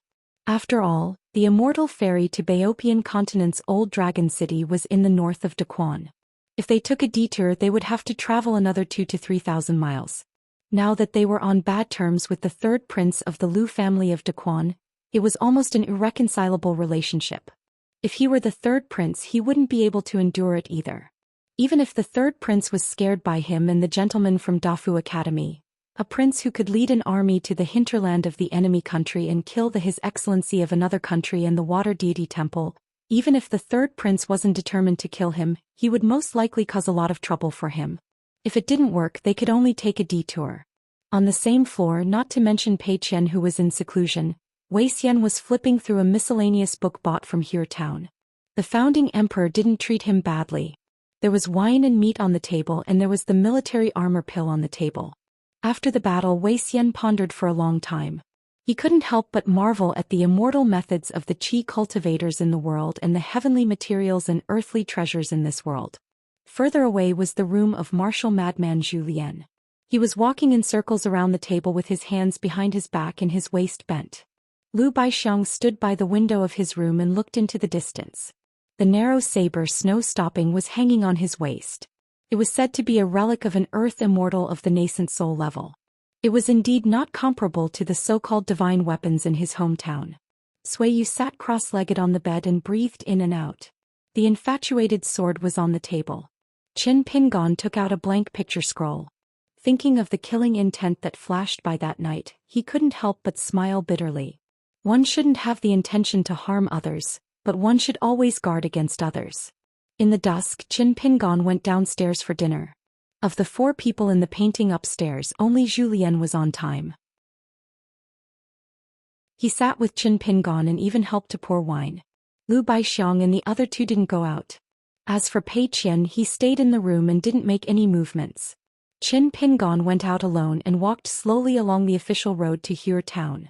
Walking on the bumpy yellow mud road, Qin Pingon turned his head and looked to the west. Then he turned around and walked back to the inn. He arrived at the entrance of the inn at about the same time as a group of people. Unexpectedly, there was the injured head of the Yao family, Great General Yao Zhen. He brought along the youth who was in danger with him. In addition, there was also the martial arts genius Yao Lingji, who personally experienced the incident at the inn, as well as a young woman with a curtain on her head. Behind these people were 5 or 6 riders. They were no longer the Yao family's side riders, but rather the accompanying cultivators who didn't need to deliberately wear armor. In Dali, these mountain people who joined the army should be called Secretary Wu. After seeing Qin Pingon dressed in a long green robe, the dispirited old general who still insisted on personally going to the inn immediately dismounted from his horse and walked quickly to Qin Pingon. He cupped his hands and said, "Righteous man, you've saved us twice. Our Yao family is moved to tears. Tonight we've come to visit our benefactor. Please accept my Yao Zhen's bow." After the old general finished speaking, he was about to bow deeply to Qin Pingon. Qin Pingon could only stop the old general's arm and dispense with this grand bow. He had only stopped Yao Zhen. The rest of the Yao family disciples and the cultivators who were on the same side as the Yao family had already bowed in unison. The old general's face was pale. He had a forthright personality that had been honed on the battlefield. He asked straightforwardly, "How should my Yao family repay you?"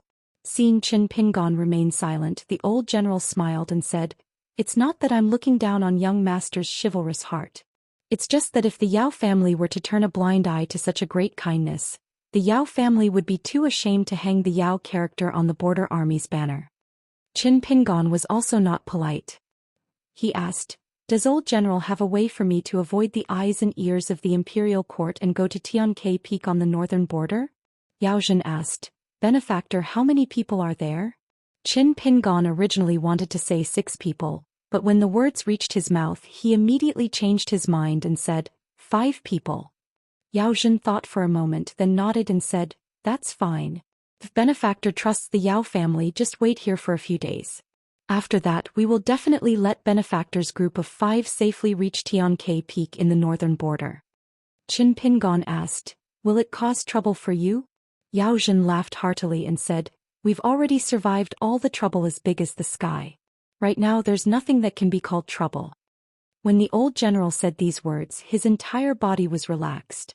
Although his injuries were not light and the bumpy ride made things worse, his words were as if a heavy burden had been lifted off his shoulders. However, the people behind Yao Zhen all had heavy moods, and their expressions were filled with unwillingness. Yao Zhen did not seem to want to enter the inn, so he suggested that he and Qin Pingon take the official road. Qin Pingon did not object. The two of them distanced themselves from the crowd by a dozen steps. Yao Zhen revealed the secret and said softly, "I don't dare to lie to benefactor. I've fought and killed my entire life. This time, His Majesty has shown mercy and allowed me to retire in the capital and take up the post of Minister of War. I can bring my family and retainers with more than 100 people so benefactor can stay with them. I need to spend a few days to arrange a suitable position for you in the army. Truth be told, the imperial court will definitely investigate these 100 people carefully. They will investigate them one by one, so benefactor and you will have to suffer some grievances." The old general felt somewhat guilty. After thinking about it, Qin Pingon nodded in agreement. Being able to escort the Yao clan elder to the capital allowed Qin Pingon to feel a little more at ease. The old general's first words did not conform to the rules of officialdom. Entering the capital to take up the post of Minister of War was a transfer, and it was not even a demotion. The Minister of War of the Great Quan dynasty was an important position in the imperial court, a seat that many great generals could only dream of. But for Yao Zhen, if there came a day when he had to dismount, he would be retiring. Moreover, he would need to leave the southern border where the Yao clan had been rooted for generations and go to Mirage City, which could be considered leaving his home. Given Yao Zhen's age and his status as the stabilizing force of the Great Quan dynasty, Emperor Lu Zhen's actions caused the entire court to ponder. But one thing was certain: the imperial court was prepared to protect the Yao clan, or perhaps His Majesty had already made up his mind to throw the Yao clan out of the maelstrom, granting Yao Zhen a pretty good ending where he could protect himself and live out his remaining years in comfort. Although the Great Quan Lu clan's War of the Princes was abnormally intense in this generation, the current 3 princes, even the first prince who had been presiding over the northern border at such a young age, placed great importance on their reputation in court. To put it bluntly, it was not strange for Yao Zhen to die of old age on the border, on the battlefield, or inexplicably on the battlefield, but it was impossible for him to die at the feet of the Son of Heaven in Mirage City. This was because it was rumored that a highly qualified gentleman of the Fu Academy had left the academy and taught in Mirage City for many years. Yao Zhen did not want Qin Pingon to think that they were going to Mirage City together so that Qin Pingon's group could protect the Yao clan as they went north. Thus, he helped Qin Pingon organize the Great Quan Imperial Court, explaining in detail the Yao clan's current situation and how they had managed to escape danger. This was partly due to the efforts of that gentleman of the Fu Academy in the capital and partly due to the invisible deterrence of that young gentleman at the inn. Qin Pingon said almost nothing, mostly listening to the old general's explanation. The only question he asked was regarding the third prince's matter of escorting prisoners. Yao Zhen had always been a rigid and inflexible person, paying even more attention to the relationship between ruler and minister, father and son. But after this calamity, his heart had been completely broken, and his style of doing things had changed. Many of the secrets of the Great Quan Imperial Court that he would not have told anyone even if he was beaten to death were now casually spoken of. Presumably, other than being sad, the old man was also somewhat relieved and able to retire in peace. The conflict between Excellency Jin Huang of the Northern Jin Kingdom and the water god of Pine Needle Lake had resulted in both sides suffering losses, destroying the foundation of the Northern Jin Kingdom. The number 1 mountain god of the Northern Jin Kingdom, second only to the 5 mountain gods, had been imprisoned in the Tensum prison carriages. The third prince had plotted for 7 or 8 years, mobilizing many secret factions of the Great Quan Imperial Court. As long as he could successfully escort Excellency Mountain God back in the eyes of Mirage City, he would have made an unparalleled contribution, no different from a general opening up a vast frontier. Alas, all his efforts had been for naught in that inn on the border. Imperial Horse Supervisor Li Li had died, and so had Duke Shen's only son. After 10 years of hard work, he had only gained face and suffered losses. Yao Zhen casually chatted with Qin Pingon as they walked down the official road. He regarded Qin Pingon as his benefactor and did not feel awkward because of Qin Pingon's age. While Qin Pingon and the old general were chatting outside, The atmosphere in the inn was strange. Junyang was leaning against the door, the old hunchback was drinking wine for the first time, and the scholar Zhong Kue was sitting on the doorstep, looking up at the woman's side profile. There was only one table of guests in the entire inn. The beautiful woman with a sword on her back, the dignified man with a saber, and the lean man who claimed to be a huge drinker did not drink. They casually ordered 3 dishes from the inn. The little cripple was also starving. When he saw that there was still an empty table, he sat down with the 3 of them and ate. He did not take any food, only eating the white rice in his bowl.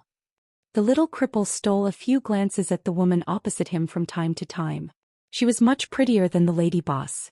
How could there be such a beautiful woman in the world? She carried a sword on her back. She must be a heroine.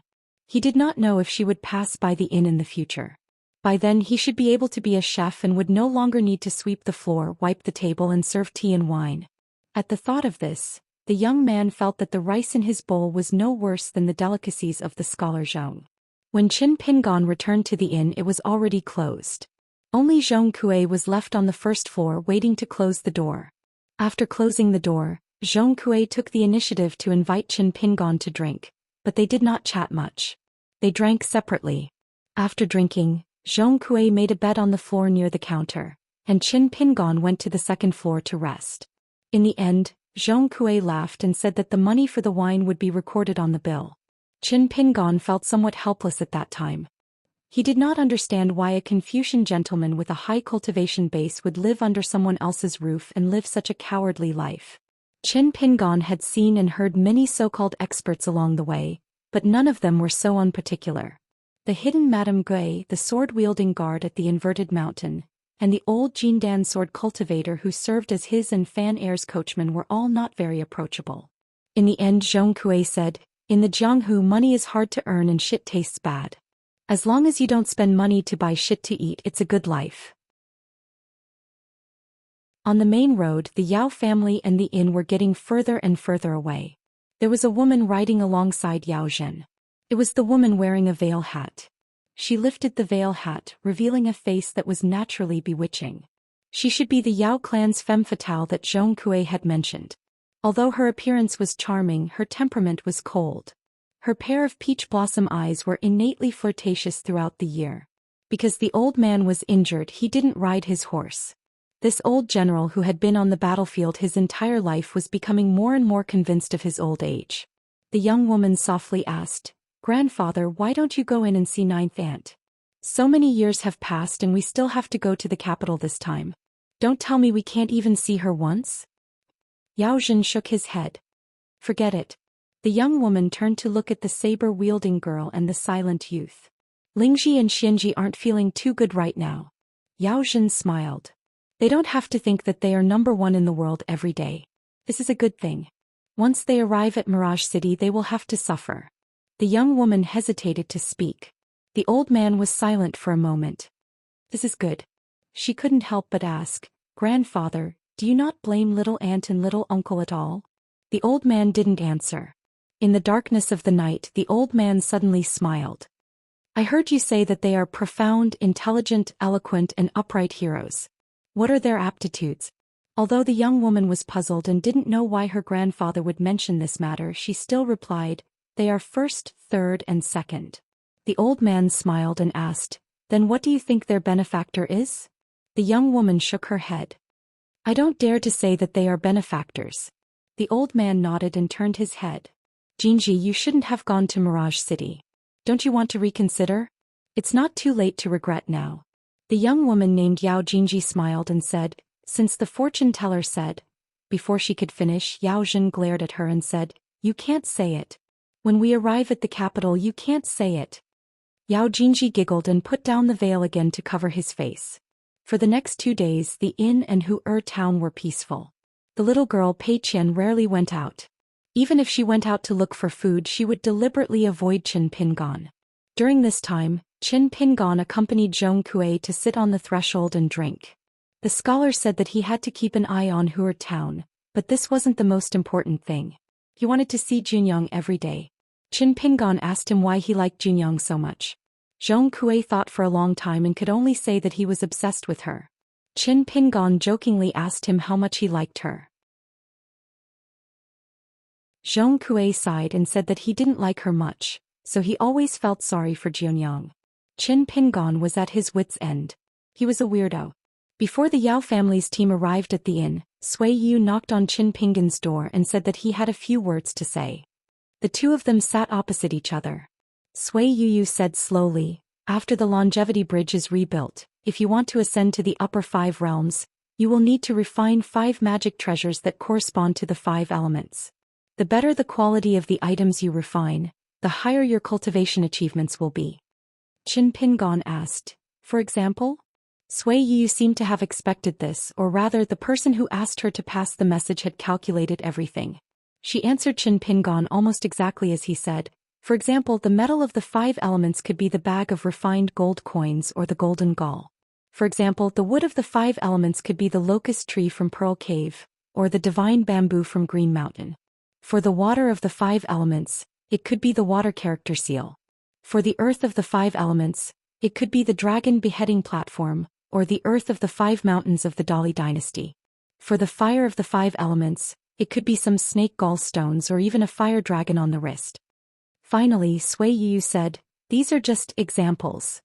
As for what to refine, how to refine, and when to refine, you still have to decide for yourself." After Qin Pingon sent Sui Yu out of the room, he began to practice the sword furnace stance. That night he slept soundly with the 1,000 years sleeping stance. Qin Pingon had a strange dream. In the dream, someone was blocking in front of him. Both of his arms were broken and dripping with blood. This person bent his back with his back facing Qin Pingon. He bit the hilt of his sword with his mouth and performed an unimaginable horizontal sword stance. Qin Pingon woke up and opened his eyes. He tried hard to remember the dream, but he could only remember a vague back view. And when Qin Pingon was lying on the bed in a daze, far outside the inn, one big and one small were piling up a small mound. Zhong Kuei and Pei Qian, the former, squatted there and looked at it. The latter added soil after filling it with soil, building a mound that looked like a small grave. He also specially found a wide and thin stone and inserted it in front of the grave. After completing the task, the little girl whose face was covered with mud turned her head to Zhong Kuei and said solemnly, "This is Qin Pingon's grave. From now on this day every year both of us will come to pay our respects." Zhong Kuei was puzzled. "What is this?" Pei Qian sat on the ground and crossed his arms. He gritted his teeth and said, "In my heart Qin Pingon is already dead." Zhong Kuei made a no sound. "In that case this small grave can be called a cenotaph." Pei Qian frowned. "What do you mean?" Zhong Kuei rested his chin on his arm and stared blankly at the small grave and small tombstone. Actually, he was looking at Pei Qian's bright eyes from the corner of his eyes. The scholar seemed to be deep in thought and seemed to have understood something. First, set a small goal such as 1 second to remember. Book guest residence.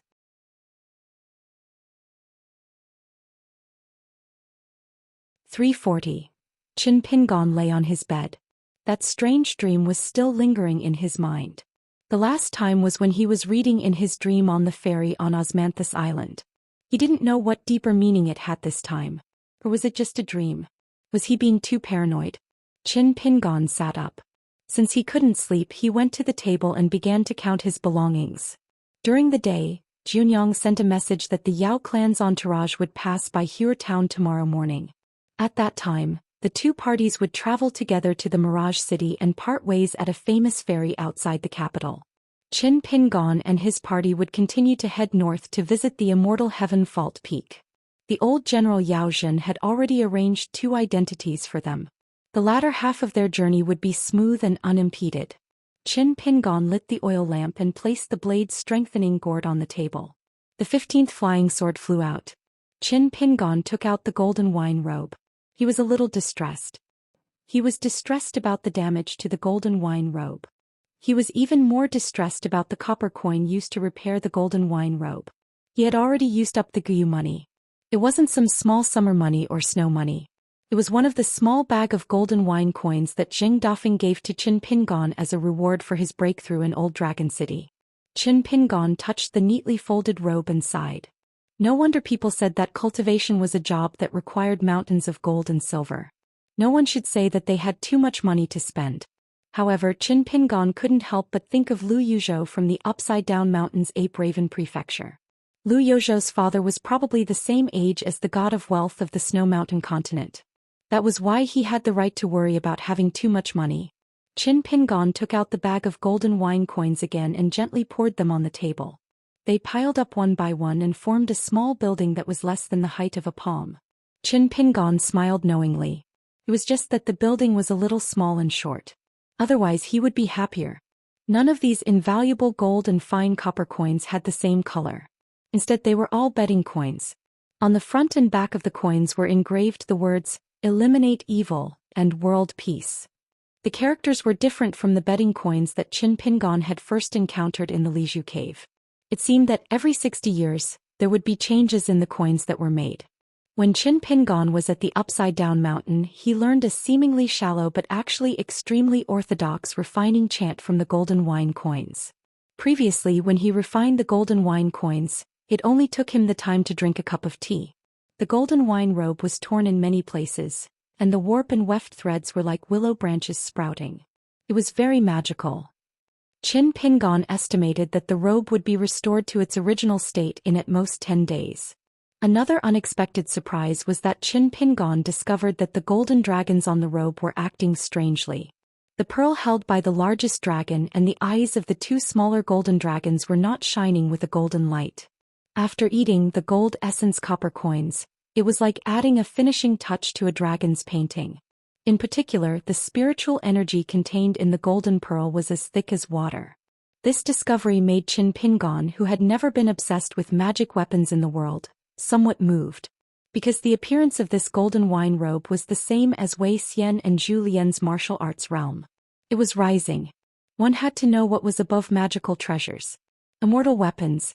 The wealthy Fu family of the old dragon city, which had thousands of years of accumulation, did not have a true immortal weapon. However, Qin Pingon did not expect the golden wine robe to grow into a magic robe with the appearance of an immortal weapon. After all, only God knew how many golden wine coins were needed to supplement it. Moreover, now that the Pearl Cave no longer existed, the 3 types of golden wine coins were very likely to be cut off and never appear in the world again. Even if he was lucky enough to cultivate the longevity bridge, he still had to refine the 5 magic weapons of the 5 elements. It was not an exaggeration to say that it was as difficult as ascending to the heavens. However, for Qin Pingon this was actually not too bad. It was just practicing a million punches after practicing a million punches. As long as he could see the road under his feet clearly and know where he should go next, it would be fine. As for how far it was and how difficult it was, he did not need to think about it. Qin Pingon continued to take out some of the items that he had kept for a long time. The golden script gallbladder that Lord Xingwang Shenwen gave to him. It was a fragment of the golden body that was left behind after the god's death. There was a pile of green bamboo slips that could be traced back to the Green Immortal Mountain. Most of them had been carved with poems by Qin Pingon. There was also the snake gallstone that Huangguan He Xiaoyang returned to him. Finally, Qin Pingon took out the water seal carved by Mr. Qi himself and gently placed it in the center of the table. Qin Pingon lay on the table. As the saying goes, mountains and rivers are inseparable. The mountain seal had been destroyed in the flood dragon ditch, and the water seal seemed a little lonely. Qin Pingon was in a daze. A thought came to his mind. On the way back he would find a chance to buy a white jade hairpin. The material was normal. After carving the words he could put it in his hair bun. It was not to show off, it was purely because he felt that with his current outfit, even if he did not wear the golden robe, he would still wear a long green robe and a jade hairpin. He was not a scholar, but he could still pretend to be one. Then when he returned to the Baoping continent he would go to the Cliff Academy of the Great Sui to find Li Baoping and the others. He would finally not have to worry about implicating them and causing them to be looked down upon by their classmates. After reading so many books and seeing so many sages, Qin Pingon still liked those words the most. The words of a gentleman were as gentle as jade. However, when he thought of the gentleman sleeping on the floor of the inn, Qin Pingon was a little curious about the Dafu Academy. If it was not for the fact that it was inappropriate to delay his journey in the Tongye continent, Qin Pingon really wanted to visit the academy. One by one, Qin Pingon kept everything back into the square-inch object. Xing Dafeng wanted to settle the old and new debts. Other than a bag of gold and copper coins, there was also a legendary item close to him. It was a piece of jade without any seal characters. It was extremely simple and elegant. However, Qin Pingon was used to dealing with the 15 flying swords. It was convenient for him, so he did not touch the items close to him. Even Earth Immortals of the nascent soul realm might not have a treasure. Qin Pingon just hid it away. The Dew Armor West Peak was temporarily given to Wei Xian. The narrow saber Still Snow was hung on Lu Baixiang's waist. The Sword of Infatuation was carried on Sui Yu's back. The golden demon binding rope made from the old flood dragon's long beard could be used as a belt if it was not for its color being too eye-catching. Regardless of whether it was the usual snow-white color of the golden necklace or the 2 green robes bought from the marketplace, it did not match. After putting away his rich belongings, Qin Pingon was in a good mood. The only way to ease his worries was through money and wine. He stood up and walked to the window to open it. Suddenly he found that Pei Qian next door did not move at all. The walls of the inn were not soundproof. The little girl often snored when she slept. Qin Pingon thought that Pei Qian was like before, acting like a mouse in the middle of the night and stealing food from the kitchen on the first floor. However, after waiting for about half an hour, he heard the sound of the inn's door opening and closing. Qin Pingon casually flicked his finger and instantly extinguished the light. Soon he heard the sound of Pei Qian going upstairs. When the door next door closed, Qin Pingon calmed down. He lit the oil lamp again and took out 3 books to read. They were borrowed from Guqin, given to him by Li Shixing and given to him by Jing Dafeng. By now he had already memorized the chapters in the book by heart. However, other than the mountain quaking fist sleeping stance, 1,000 years, which he had recently started studying, there was almost no progress in talismans and sword techniques compared to before he accidentally entered the lotus flower blessed land. He really could not afford to be distracted. Qin Pingon believed that he could try writing some of the talismans that were slightly higher in quality than the demon-suppressing pagoda talisman. There was a chance that he could finish them in one go. Qin Pingon read until dawn. Before the sun rose, he heard a light rustling sound coming from next door. Not long after, there was a knock on the door. Qin Pingon put away the 3 books and got up to open the door. In the end, he saw Pei Qian, who seemed to be ready to go. She had a cotton bag on her back and a walking stick in her hand. She looked up with a bright smile and asked, "When are we leaving for Mirage City?" Qin Pingon asked, "Didn't I tell you to stay in the inn?" Pei Qian's smile did not change as he continued to play dumb. "Do you want me to wake up the little cripple to cook for us? We can only set off when we are full. I heard that Hue town is 2,000 to 3,000 kilometers away from Great Spring City. It is very far."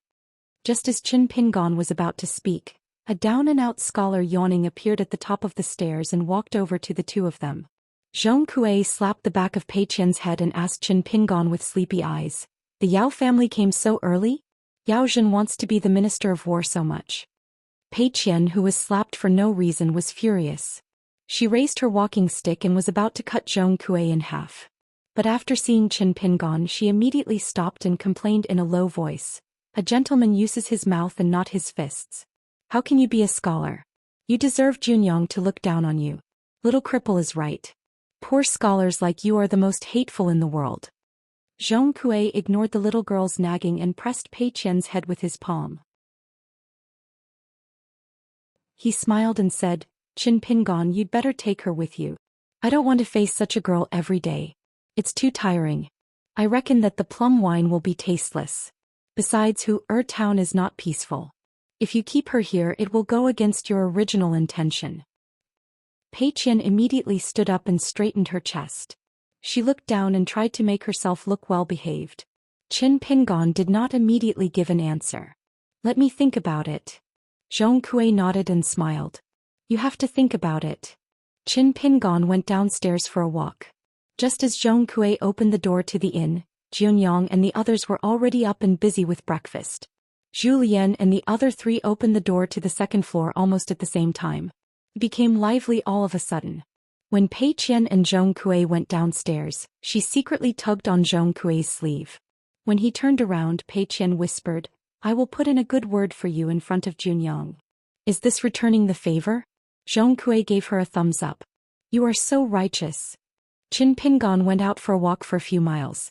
He walked slowly on the official road with the 6-step walking stance. He felt refreshed. He looked at the silhouette of Hue Town in the distance. Qin Pingon almost could not hold back. He wanted to take out the Yang lighting talisman, the only one made of golden material. He wanted to see what kind of deity was hiding in Hue Town. If it was really a demon with a high cultivation level, the ordinary lighting talisman might not be able to reveal it. If it could make the gentlemen of Dafu Academy stay here to guard, it could not be some great demon of the 5 realms from Colorful Clothes Kingdom. However, Qin Pingon forcibly extinguished the thought. If he really took out the golden lighting talisman, if there really was a demon lurking in Hue Town, the talisman would burn. It would be a warning and also a provocation. Qin Pingon would not find trouble for himself if he had nothing better to do. Besides, it was a rare golden talisman. Every time he used it there would be one less. He would not be so wasteful. After Qin Pingon returned to the inn, he sat by the door and felt a headache coming on. It turned out that Pei Qian and Zhong Kui were sitting at the same table. Zhong Kui had drunk a little wine and was misleading the other students. Pei Qian listened attentively with a look of enlightenment. Zhong Kui asked, "Do you know why a gentleman uses his mouth and not his fists?" Pei Qian replied, "Scholars can't fight." Zhong Kui lowered his voice and said mysteriously, "The true meaning of this saying is that a gentleman only needs to use his mouth and the other party is already dead." Pei Qian was puzzled. Gentlemen are so good at arguing. Can they scold each other to death? Zhong Kui put one leg on the bench. His face was full of pride. He raised his eyebrows and signaled the little girl to pour wine for him before telling the truth. Pei Qian rolled her eyes, full of disdain. She looked at Zhong Kui from the corner of her eyes. Her tanned little face clearly said, "Who do you think you are?" Zhong Kui was not angry. He stretched out a finger and poked the charcoal-like little girl. He laughed and said, "Only you don't like to be taken advantage of." Pei Qian was angry. She stood up and bent over to slap Zhong Kui's finger away. Zhong Kui moved his body and was about to point at Pei Qian, but Pei Qian kept waving her hand. Junyang looked at Zhong Kui from the counter in the distance. She didn't think that a man's childlike innocence was worthy of a woman's respect. But since Zhong Kui could do this, he shouldn't be a bad person. Pei Qian had never met such a shameless scholar. She was so tired that she panted and sat back down. She sneered, "Since a gentleman is so powerful, why do they say it's better to offend a gentleman than a villain?" Zhong Kui smiled and said, "That's because you didn't meet me." Pei Qian's mouth twitched. "You're just making things up. How could you have read more books than my father?" Zhong Kui slapped his own face. He was speechless. It was as if he didn't have the face to face the sages and teachers on the altar. "Consider it my loss." Qin Pingon walked over to Junyang and took out the silver he had prepared. Junyang didn't refuse this time. The silver was only 20 to 30 taels. Since this benefactor of the Yao family was willing to give it, she could only accept it. She smiled bitterly and said, "Young Master Qin, I hope you can help me take care of Lingji in the capital. She is arrogant and not likable. Young Master, please accommodate her. Take it as me asking for a yard after getting an inch." Qin Pingon nodded and agreed. He then smiled and stretched out his hand. Junyang was confused. Qin Pingon smiled and said, "The reward for taking care of Miss Yao is at least 20 to 30 taels." Junyang hadn't laughed so happily for many years. She slapped the silver into Qin Pingon's palm. The woman was overjoyed. "Oh, I didn't expect young master to be such a shrewd businessman." Qin Pingon kept the silver and joked, "You need to know how to make money when you are away from home." Zhong Kui turned his head to look at Junyang and Qin Pingon, who were happily interacting with each other. He shouted towards the kitchen, "When breakfast is served later, remember to bring me a bowl of aged vinegar. I want a big bowl." After breakfast, the sound of horses galloping on the road outside the inn became clearer. Farewell was imminent. Qin Pingon suddenly thought of something and asked Zhong Kui tentatively, "Can you help me write a spring festival couplet?" Qin Pingon thought that the scholar in green robes in front of him was a gentleman from the academy. He must be good at writing. It would be a good omen for him in the coming year. Zhong Kui's eyes lit up. "Will you pay?" Junyang laughed angrily. "Do you only care about money?" Zhong Kui was resentful. He ran to the counter and rubbed his hands. "Junyang, give me a brush and ink." Junyang rolled her eyes. You are an accountant. Can't you find it yourself? The inn had a brush, ink and red paper cut into blank Spring Festival couplets. This was because the old hunchback had always done it himself during the past New Year's. He was Yao Zhen's third brother after all. Although the Yao family was one of the wealthiest families at the border, they were not negligent when it came to poetry and writing. If the Yao family's disciples were really unrefined martial artists, they would not be able to do it. Qin Pingon said that there was no need to prepare a brush and ink. He had it. Before he said this, he had already flipped his wrist and took out a small snow awl from his fengsuan object. Pei Qian very flatteringly took the pair of red paper couplets and spread them on a wine table. She did not forget to remind Zhong Kui, who was standing in front of the table with his sleeves rolled up. You have to put in more effort and write better. You have to hang it on the wall of my house in the future. Zhou Xian and the other three gathered around, curious about what this gentleman would write. As for where Qin Pingon got the brush and how he could write without dipping it in ink, Junyang pretended not to see anything. After Zhong Kui took the brush, he concentrated his qi into his dantian. His expression was solemn. With a light shout, his brush moved like a dragon and snake as he wrote down 5 words. The words were proper, but they did not seem to have the strength of character or charm. The content was, "The brush drops to shock the wind and rain." It was obvious that this was not a Spring Festival couplet. Instead, it was as if Zhong Kui had finally found an opportunity to show off his scholarly identity. Zhou Xian had been bending over and carefully looking at the words with a smile on his face. Sui Yuyu had already turned his head to look at the inn's entrance. The Yao family would be arriving soon. Junyang expressionlessly said, "Little cripple, go get a broom. Someone is itching for a beating." Zhong Kui innocently said, "Don't. I wrote it with all my heart. If it doesn't work, I'll write another one. The cost of these 2 Spring Festival couplets on the table will be on me." Qin Pingon smiled and said, "It's pretty good. I'll take this one. Just write another 5 words." Junyang glared at Zhong Kui. The latter quickly pushed the gloating little cripple away. "Go to your master's room and get another pair of couplets. Forget it, I'll just write 2. If Junyang is not satisfied, I'll change it." Zhong Kui wrote the first couplet. The poem after the first couplet was like weeping ghosts and gods. Perhaps he felt that he had written too big. Zhong Kui laughed dryly and found a way out for himself. "I'm rusty. I didn't write it well. I didn't write it well. It's not even half of my usual skill." Zhong Kui wrote the next 2 couplets in a proper and festive manner. They were proper Spring Festival couplets and were not as sloppy as the first couplet. The new year brings joy to the rest of the year. After writing the second couplet, Zhong Kui was extremely satisfied. He said that the content of this couplet was the ancestor of all Spring Festival couplets in the world. Junyang was most satisfied with the third couplet because it was suitable for the occasion. It said that the country was prosperous, the family was prosperous, the country was prosperous, and the old and the young were safe. Even Pei Qian felt that it was pretty good. He finally gave Zhong Kui some face. Qin Pingon carefully put away the 3 couplets and thanked Zhong Kui with cupped fists. Zhong Kui accepted it calmly. Then the 2 of them looked at each other. Qin Pingon reminded him helplessly, "Brush." Zhong Kui asked, "I've already given you 3 couplets with such beautiful meanings. Can't you just give me a brush?" Qin Pingon shook his head and said, "I can't." Zhong Kui wanted to bargain, but he saw that Junyang's face was dark. He guessed that she would personally sweep him out of the house without the little cripple looking for a broom. He sighed and reluctantly handed the little snow cone back to Qin Pingon. He muttered, "The brush on the pole has the word, God. It's fated to be with me. What a perfect match. Qin Pingon, you're breaking up an affectionate couple. You're killing the mood." Qin Pingon didn't try to hide it. He put away the little snow cone that Li Shixing had given him and said with a smile, "I really can't give it to you." Seeing Zhong Kui's pitiful expression, Junyang smiled and said, "I'll waive the cost of the couplets. Not only that, but for the sake of the 3 couplets, you can take a jug of 5-year-old plum wine." Zhong Kui immediately beamed with joy.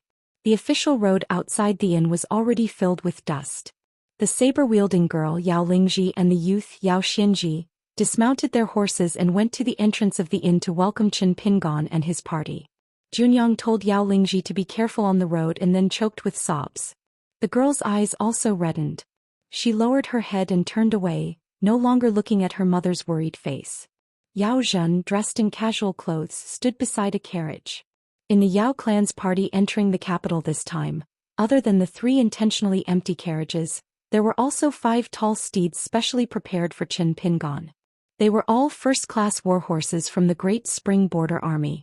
Even the children of the capital's top-notch nobles might not be able to own one. Yao Zhen didn't expect that other than the skinny little girl and the stunning woman with the long sword on her back, the rest of Qin Pingon's group of 4 would all choose to ride warhorses north. Yao Zhen had no objections to this. After greeting Qin Pingon, the old general returned to his own carriage. There were a dozen or so books on the art of war, all of which were passed down through the Yao clan's ancestors. Each book had many notes and insights of the Yao clan's ancestors as they flipped through the pages. Almost every page was like this. Perhaps this was the orderly inheritance of a noble clan, the continuous flow of incense. This time, Yao Zhen only brought 3 Yao clan children. The 3 of them belonged to the same generation. Yao Jinji sat alone in a carriage, while Yao Xianji and Yao Lingji rode side by side at the rear of the party. 7 or 8 accompanying cultivators were scattered among the group. Yao Zhen and Qin Pingon frankly admitted that 2 of them were secretly worshipped by the Great Spring Dynasty. If they hadn't been ordered to enter the capital this time, even he, as the highest-ranking general of the Great Spring Dynasty, had no right to mobilize those 2 cultivators. The other 60 or so riders were all old border soldiers who were familiar with archery and horses. There were also a few family members of these old soldiers. Most of them were stewards of the Yao clan's manors, servants and so on. Qin Pingon was mixed in with the group, riding slowly. Even though Zhou Xian was sitting on a horse, his body was still curled up, rocking up and down with the horse's back. He seemed to be the most casual and amiable of Qin Pingon's 4 retainers. Lu Baixiang was resting with his eyes closed. Wei Xian was like a fish in water in the cavalry group. He was very natural. At the inn, Junyang was unwilling to withdraw her gaze for a long time. The old hunchback was squatting at the door, smoking a pipe. The spirals of smoke covered his wrinkled, weathered face, like the mountain mist between the ravines of the mountains. The little cripple climbed to the roof and looked into the distance. They had just parted, but he was already looking forward to the next reunion with that sword-bearing sister. Zhong Kui came to the small grave. The stone tombstone had already fallen. Someone had even dug up the soil and taken away the items inside the cenotaph. It was a bit fun. Children after all. Zhong Kui rubbed his head and turned to look at the majestic group.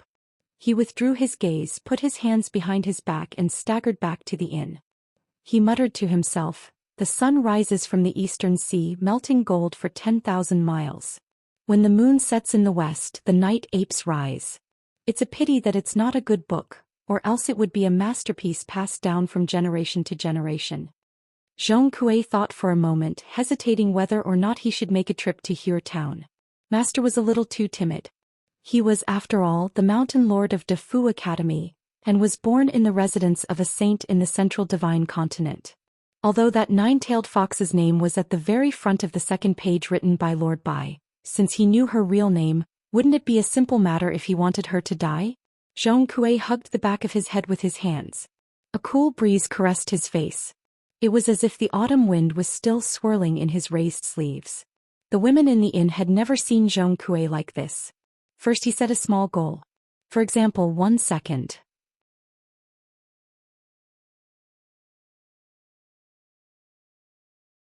(341). After Zhong Kui left the post house, the old Daoist kept him in an old pagoda tree that looked like a piece of jingtang wood. The old Daoist suddenly turned around and arrived at Qin Pingon's courtyard in just 1 step. Qin Pingon, who was still in a daze, quickly bowed and cupped his hands.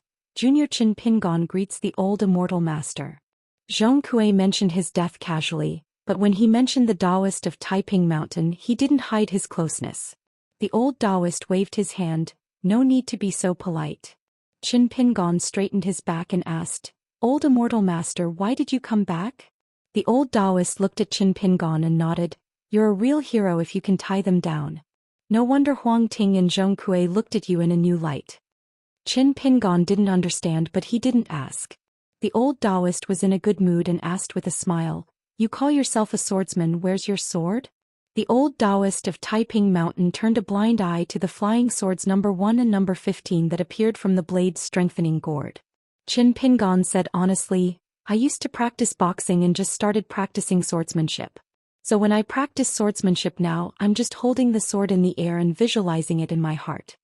The old Daoist said to himself, "If I knew this, I wouldn't have been so busy competing with others. Not only did I lose, but I also missed watching your situation in the Lotus Blossom Blessed Land." The old Daoist was tall and wore a hibiscus crown that symbolized one of the 3 branches of Taoism. His Daoist robe was white and his hair and beard were white. Qin Pingon didn't know how to answer, so he didn't say anything. There was no need to act smart in front of such a wise old immortal. Any disguise was no different from an old woman wearing rouge or a child wearing an official's robe. It would only make a fool of himself. The old Daoist suddenly asked, "I can lend you a sword. 60 years or 100 years, it's negotiable. You can exchange it with treasures or pay guyu." Qin Pingon hesitated for a moment before shaking his head. "Thank you for your kind intentions, but I already have a sword." Qin Pingon blushed. "Besides, I don't have a single guyu on me." The old Daoist didn't force him. The reason why he wanted to lend a sword to this young man was because he admired his promise with Zhong Kuei. There was also a deeper layer of selfishness and goodwill in it. However, after the words left his mouth, he already felt some regret. It's better not to spoil things. The chaos in the Fusue sect worried the old Daoist. As for why he returned to the small courtyard, it was because he saw the unusual movements in Qinpingzhen Lake. It seemed that Zhong Kuei's death had greatly affected his state of mind. But when he looked at it carefully, he relaxed. It was a taboo for cultivators to be like a small boat, drifting with the current. As for those whose mental states were as chaotic as willow catkins, they were not even worthy to talk about taboos in the eyes of the old Daoist.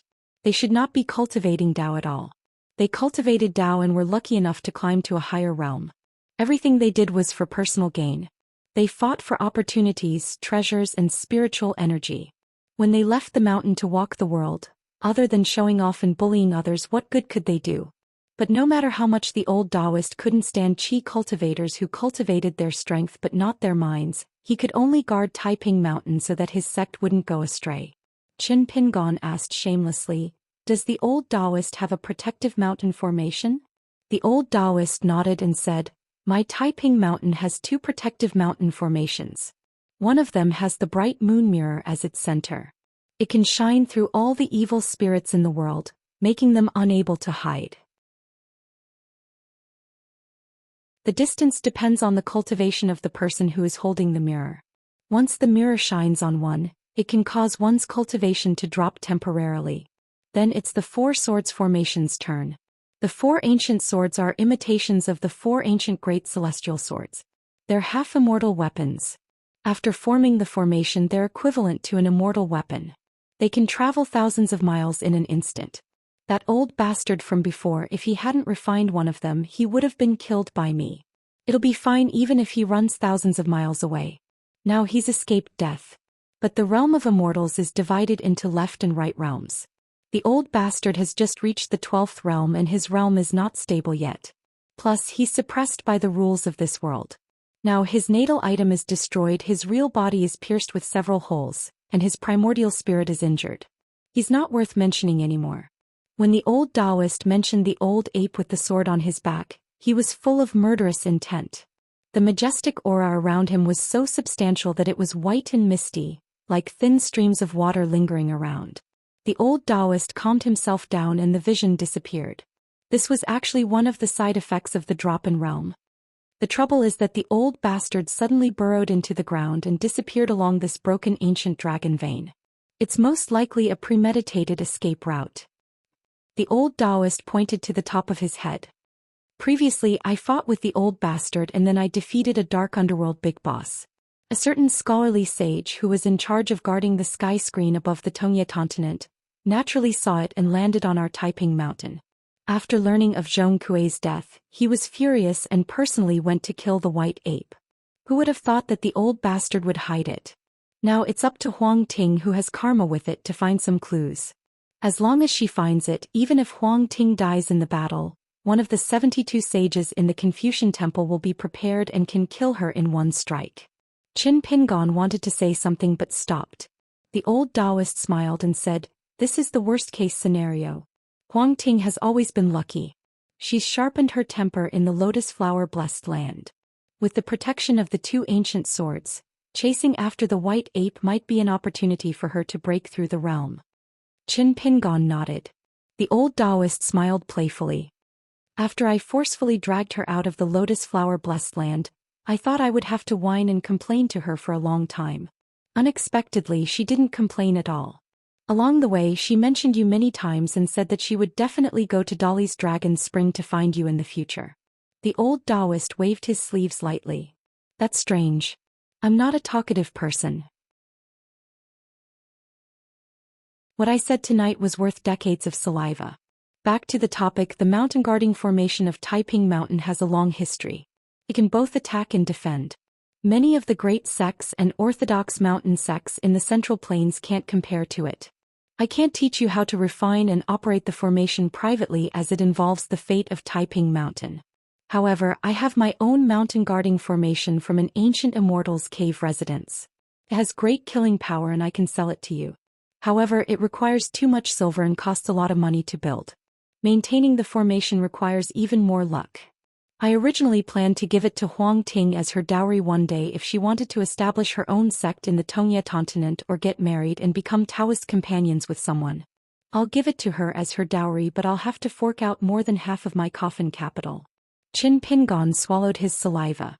It had nothing to do with Huang Ting's dowry or coffin capital. He was shocked by the words "too much silver." The old Taoist priest noticed Qin Pingon's hesitation and laughed. He joked, good plan. I like it."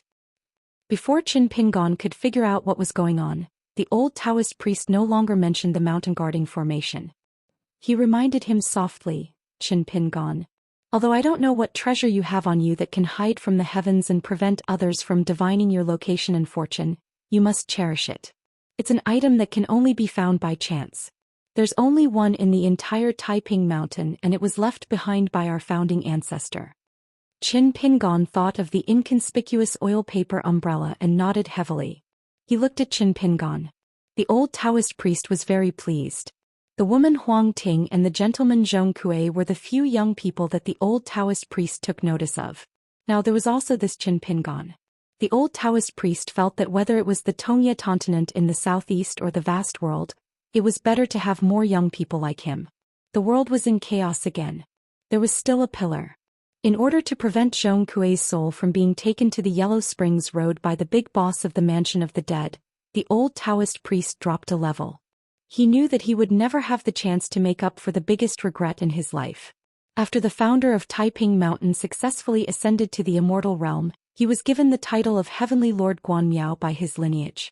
The biggest regret of the old Taoist priest's life was that in history, whether it was the orthodox world of the Confucians or the Qingming world, as long as a Taoist ascended to the Lord of Heaven from a perfected cultivator, no matter which of the three lineages he belonged to, he could invite the founder to personally hand over a Taoist robe, a Taoist crown and a token. However, as the newest Lord of Heaven in his lineage, Heavenly Lord Guanmiao didn't get to see the founder leave the Baek Kekyung building and descend to the vast world. The old Lord of Heaven didn't dare to make wild guesses, but everyone in Taiping Mountain had been pondering about it. For that reason, the head of the Taiping Mountain sect even went to the academy in the northernmost part of the Tongya continent and asked if the Confucian sage, who had a sacrificial statue in the Confucian temple, had made things difficult for their headmaster to show up. The Mount Master of the academy was also a straightforward person. He didn't want to beat around the bush with the Taiping Mountain clan master, so he asked with a smile, "The other two headmasters may have the same treatment, but the founder of your lineage has a close relationship with the Confucian school. If he wants to come to the vast world, who will stop him?" After getting this answer, the old Lord of Heaven became more depressed. After thinking about it, he could only think that his cultivation was high enough, but his great Tao was still small. Therefore the founder of the hierarch wanted to knock him down.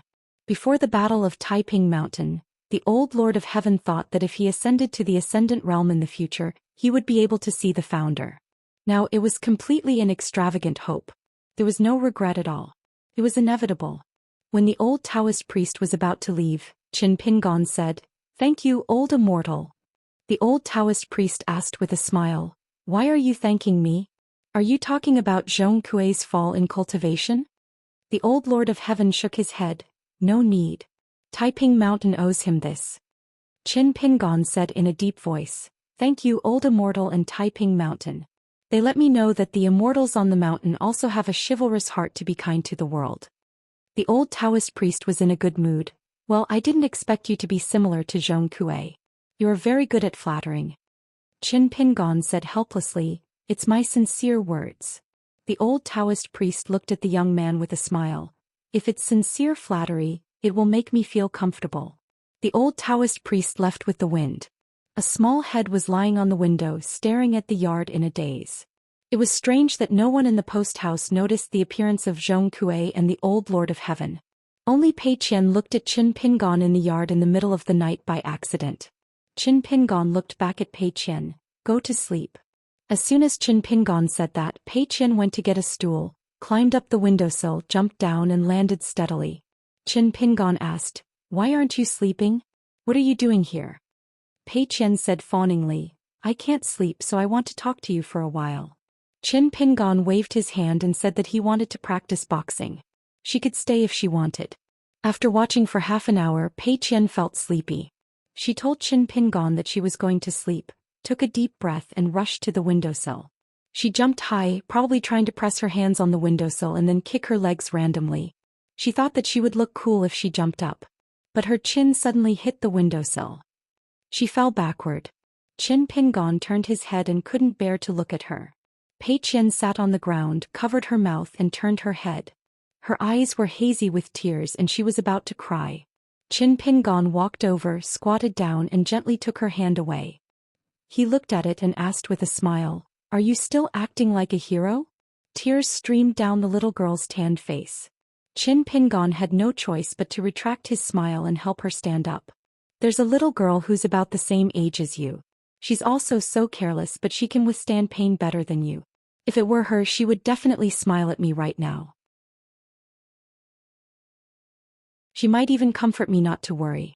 Qin Pingon added, "But everyone has their own temperament, you don't have to learn from her."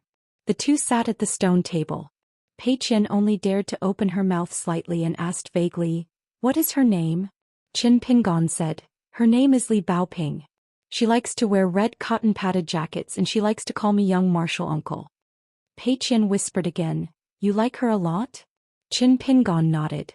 How could there be a young martial uncle who didn't like Li Baoping? He was right. Pei Qian was silent. Qin Pingon asked, "Just now you watched me practice boxing. How was it?" Pei Qian was confused. This time she wasn't pretending. She didn't know why he asked this. Qin Pingon was also confused. "Haven't you thought of secretly learning?" Pei Qian asked back, "Why would I learn to walk around like you?" She stood up in high spirits, baring her fangs and brandishing her claws. She pretended to unsheath her sword and poked randomly with her two fingers together. She jumped a few times and even performed a set of turtle fist. After showing off for a while, she said, "Of course I want to learn the most powerful moves." Qin Pingon didn't find it funny. Instead he looked dignified. On the street of Lotus Flower Blessed Land, the boat flew on the sword. Qin Pingon's school dragon. And the god-beating drum style that defeated Zhong Xian. There were some scattered moves of the devil ding-ing mixed in as well. It was not similar in form. But someone said that if you didn't practice boxing, you would make ghosts laugh. But if you directly threw away all the boxing styles and practiced the gist of trueness? In Qin Pingon's impression, there was only one person who could do that. Sure enough. Qin Pingon asked a question. "You stared at Master Xiao during the day. What did you see?" Pei Qian didn't dare to answer. Qin Pingon said, "As long as you don't lie, it doesn't matter what you say." Pei Qian looked around and whispered, "I think that the one surnamed Xiao is up to no good. He's not a good person." Qin Pingon asked the second question, "Can you see the old Taoist tonight?" Pei Qian nodded hard. Qin Pingon was a little helpless. That was the great supernatural power of Mount Taiping's ancestral master, Fangzhong Heaven and Earth. Qin Pingon asked again. If you have a promising future in martial arts and you think someone bullied you, what will you do? Tell me the truth. Pei Qian hesitated. Only half dead with one punch? Seeing that Qin Pingon was about to get angry, she simply broke the pot. She crossed her arms and said angrily, I'll kill him with one punch. Qin Pingon asked with a smile, what if you're wrong? Pei Qian said confidently, I'm by your side every day. How can I be wrong? Qin Pingon didn't know whether to laugh or cry. He said with a straight face, but you'll go out and travel by yourself one day. Pei Qian said firmly, I won't. Why would I go out alone? There are so many bad guys out there. What if I can't beat them? Also, what if I don't bring enough money and starve every day? If I steal or rob, you'll beat me and scold me when you find out. What can I do? Right? So I'd better not go out. Qin Pingon asked, what if one day you're very good at martial arts? Better than me? Pei Qian frowned and thought carefully. She shook her head and said, I'm lazy. I like to sleep and I'm afraid of pain. You know that when I was walking, the soles of my feet were full of blisters. When I popped them, I cried until my throat was hoarse. Back at the inn, when you were fighting with someone, your bones could be seen from your arms, but you didn't cry. But I can't. If I look down at my arms, I might faint from fright. Sai, if there's a peerless martial art that can be learned overnight without suffering, that would be great. Qin Pingon held back his laughter. You also know that you're lazy, unmotivated, and timid? Pei Qian drooped her head, dejected. Qin Pingon asked, why aren't you saying anything? Pei Qian felt wronged. My chin hurts. Qin Pingon smiled and turned around. He leaned against the stone table and looked at the night sky. Pei Qian imitated him, but she was small, so she could only lean against the stone table with the back of her head. Qin Pingon said softly, after the new year you'll be 11 years old. So you have to read more books and learn more principles. There was still a long way to go. It was more tiring than practicing martial arts a million times. But it was good. It was rare for Qin Pingon to share his inner thoughts with Pei Qian. When I was in my hometown, I was slightly older than you and had never been to school. Mr. Qi told me that the truth is in the books but the person is not. Qin Pingon murmured, I hope that everyone in the world can meet a Mr. Qi when they're young. Pei Qian was still a little girl who only liked to listen to what she liked. For example, Qin Pingon said that she would be 11 years old next year. In this world, only Qin Pingon would remember these things. She was 10 years old this year and 11 next year. The old Taoist priest of Taiping Mountain suddenly stopped and took out the locust tree. Zhong Kuei's ghost appeared and floated down. Above the sea of clouds, Zhong Kuei saw the most familiar person standing not far away. It was the master of Dafu Academy, his teacher. The master of Mount Hill just looked at Zhong Kuei. Zhong Kuei whispered, Teacher? The master of Mount Hill seemed to be unable to believe the bad news before. Even now he still could not believe what he saw. It shouldn't be like this. It shouldn't be like this. He should not have gone to the Bio mansion and let this student, who was the best student in his life, go to Taiping Mountain. He should have stayed obediently in the inn in the border town and stared at the nine-tailed fox that was hiding in plain sight. Although the nine-tailed fox was a big demon in the 12th state, her identity was too special and her seniority was too high. Therefore her real name had been leaked. As long as Zhong Kuei knew the real names of all the big demons in the world, he would be able to protect himself in the vast world. No one thought that the white ape with a sword on his back in Taiping Mountain was the culprit behind the escape of the demons in the well prison. Zhong Kuei could not stand the current atmosphere and said loudly, Teacher, it's my duty. Scholars either use their knowledge to educate the common people and support the country, or use their righteousness to get rid of demons and defend the Tao. The master of Mount Hill was furious. Do I need you to talk about these principles with me? Zhong Kuei kept quiet out of fear. The old Lord of Heaven sighed. If the Academy blames us, Taiping Mountain will not shirk. The master of Mount Hill did not treat the old Taoist like how he treated Zhong Kuei. He said respectfully, My brother will be angry but he won't blame us. Besides, what did Taiping Mountain do wrong? When did you blame Zhong Kuei for not being able to protect Taiping Mountain? Why couldn't you protect that earth immortal? Zhong Kuei added softly, Teacher, that old Taoist is Liang Su. The master of Mount Hill was about to get angry again. Zhong Kuei immediately shut up. The old Taoist sighed. After this disaster, Tongye continent may be a little better, but Hassa continent and Fuyao continent will be in chaos. The appearance of treasures in the 3 continents was indeed the plan of the demon race.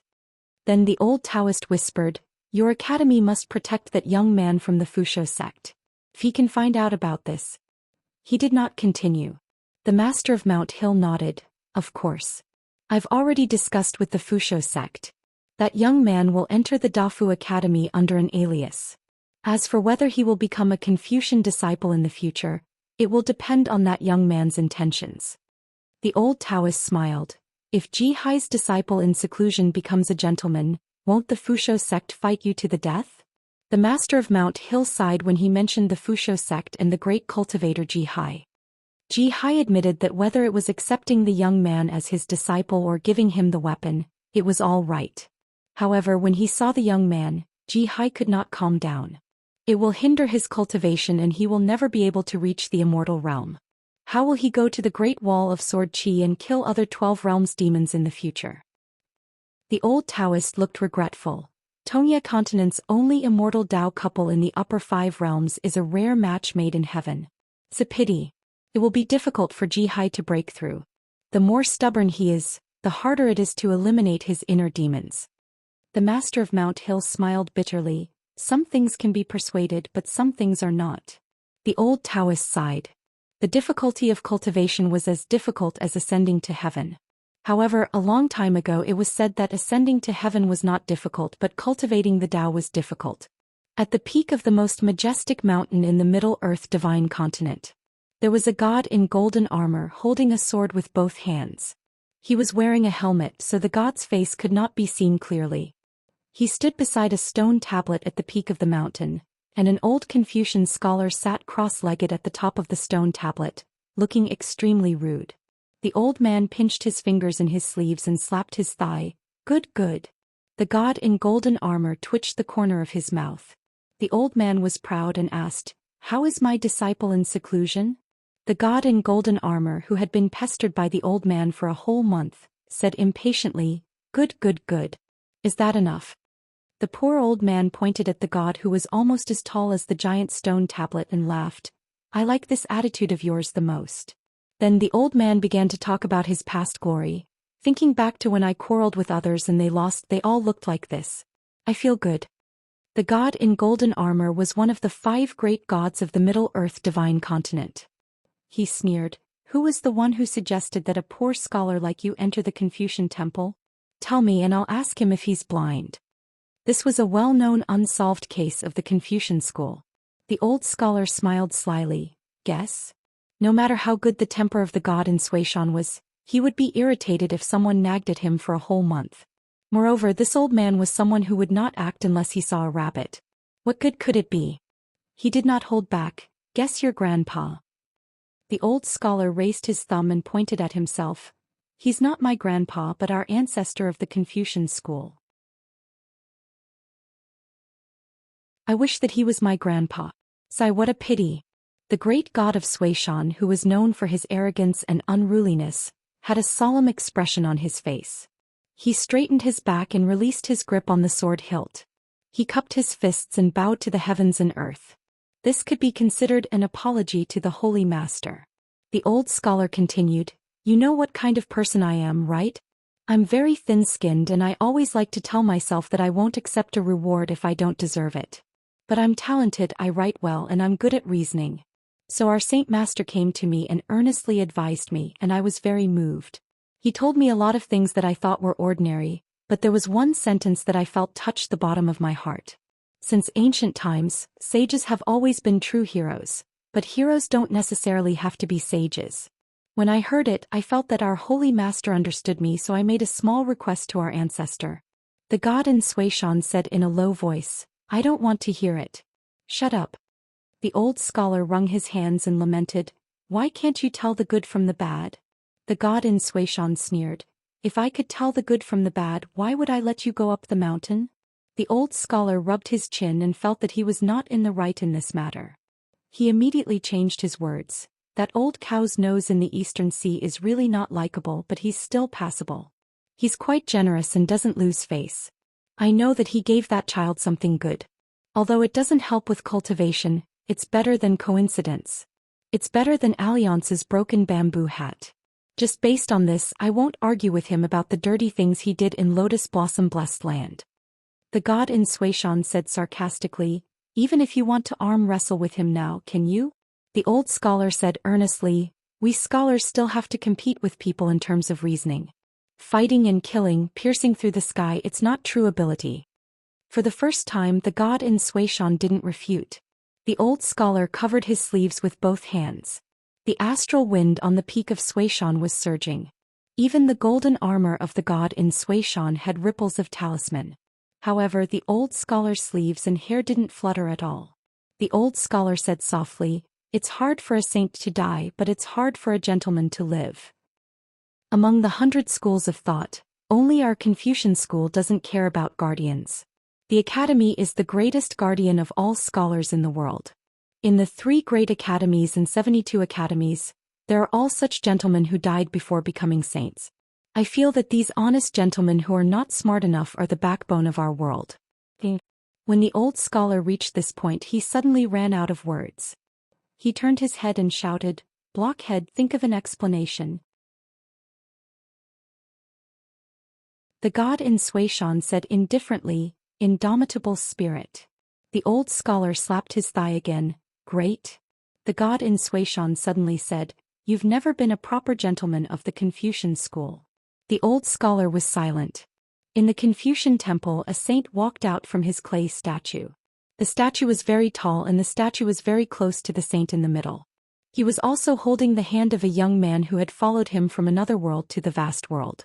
After leading the young man out of the gate, the saint turned his head and looked at the empty position of the statue. He smiled at the young man and said, if you have the chance in the future, you can compete with someone.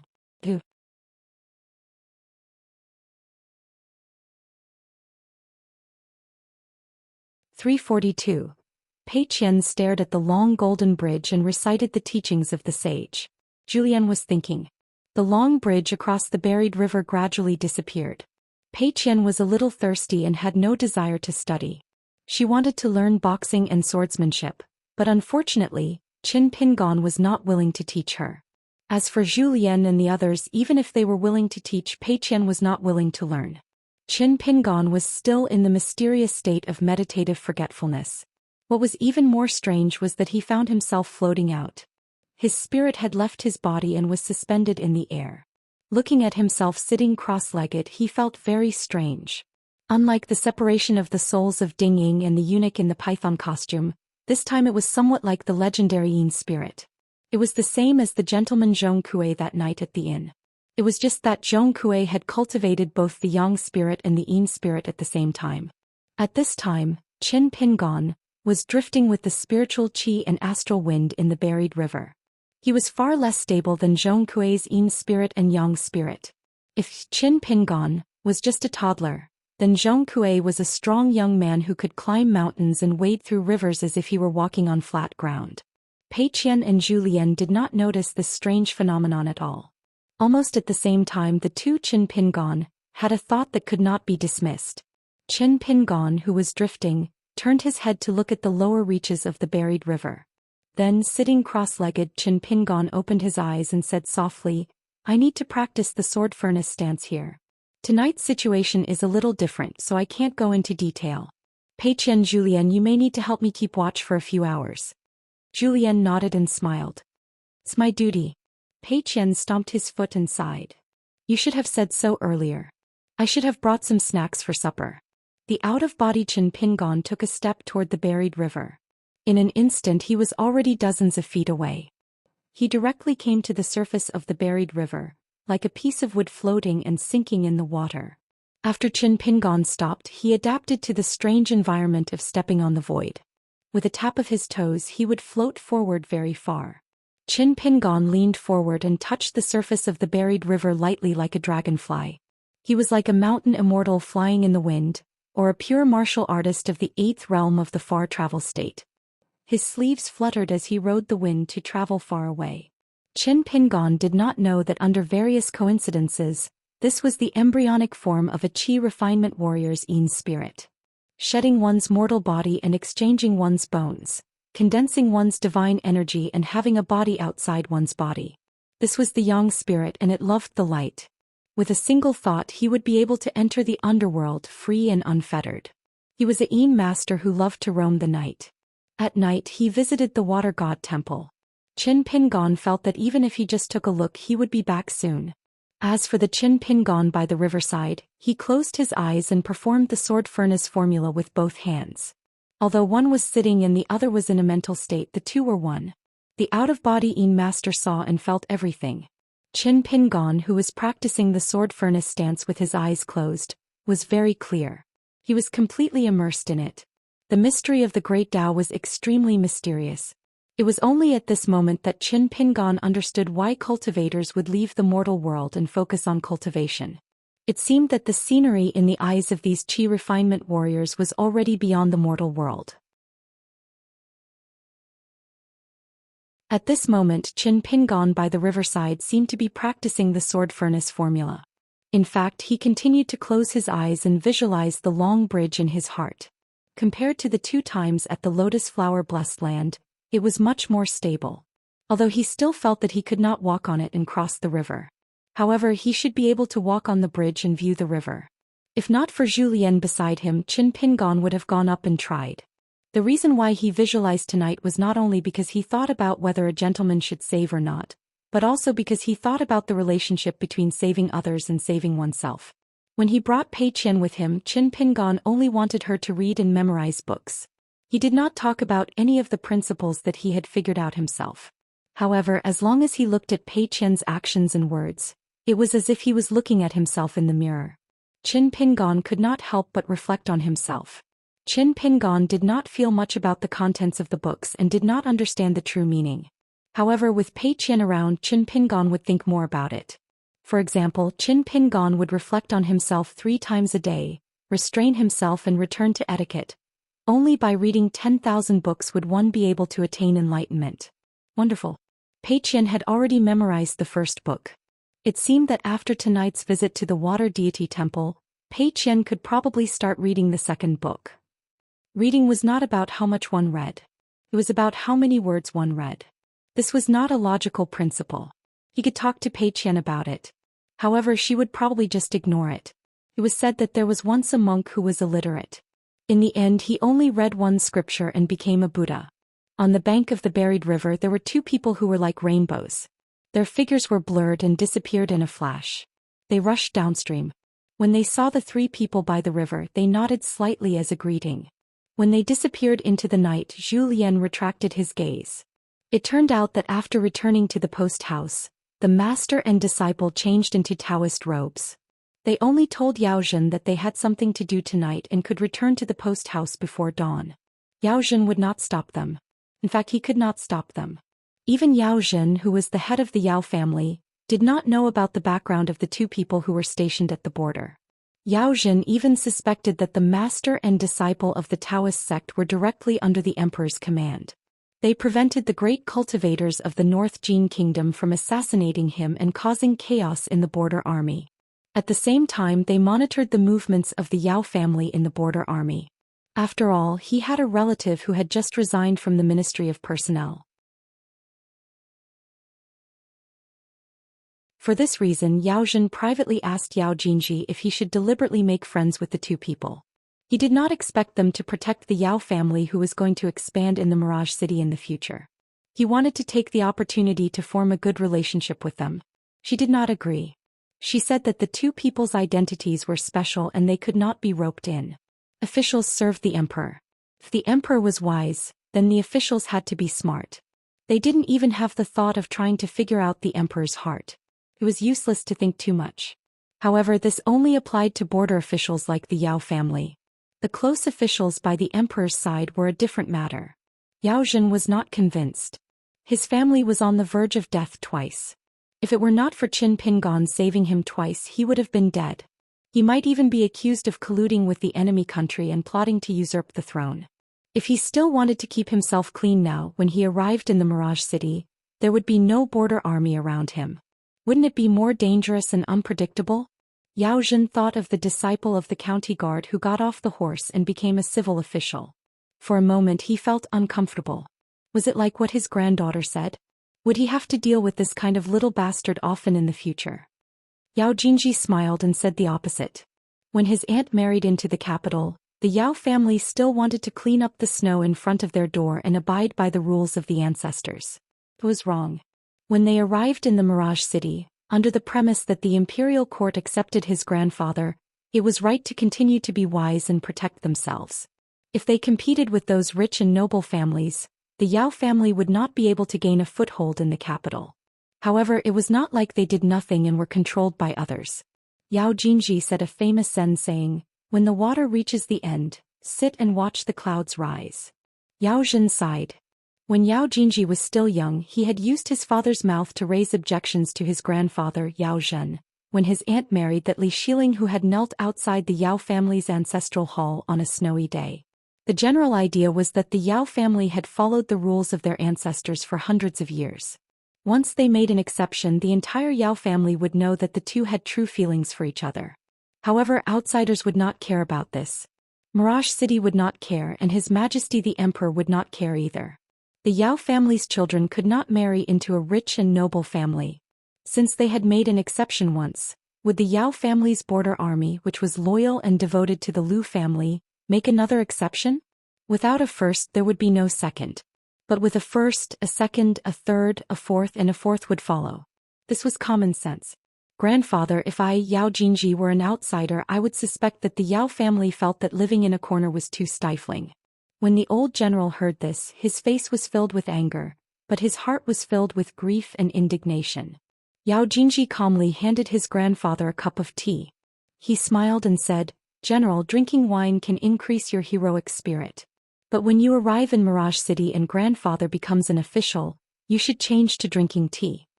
Yao Zhen angrily took the teacup and drank it all in one gulp. He was still drinking wine. "Blue sea tonight," Yao Jinji smiled sweetly.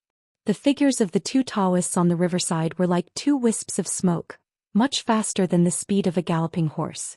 This pair of Taoist master and disciple, the old man came from an unorthodox Taoist sect called Golden Peak Temple. Don't think that unorthodox Taoist sect is not pleasant to hear. In fact, it is already very impressive. There are not many Taoist cave sects that are qualified to be listed as unorthodox in the entire continent. The Taoists of the Golden Peak Temple like to cultivate their minds in the secular world. There were not many of them, less than 100 of them. Once they entered the secular world, they would often conceal their names and identities. They did not like to rely on their backers or ancestors. The current master of the Golden Peak Temple was already 500 years old. He was a genuine nascent soul earth immortal and had a great reputation in the northern part of the Tongyi continent.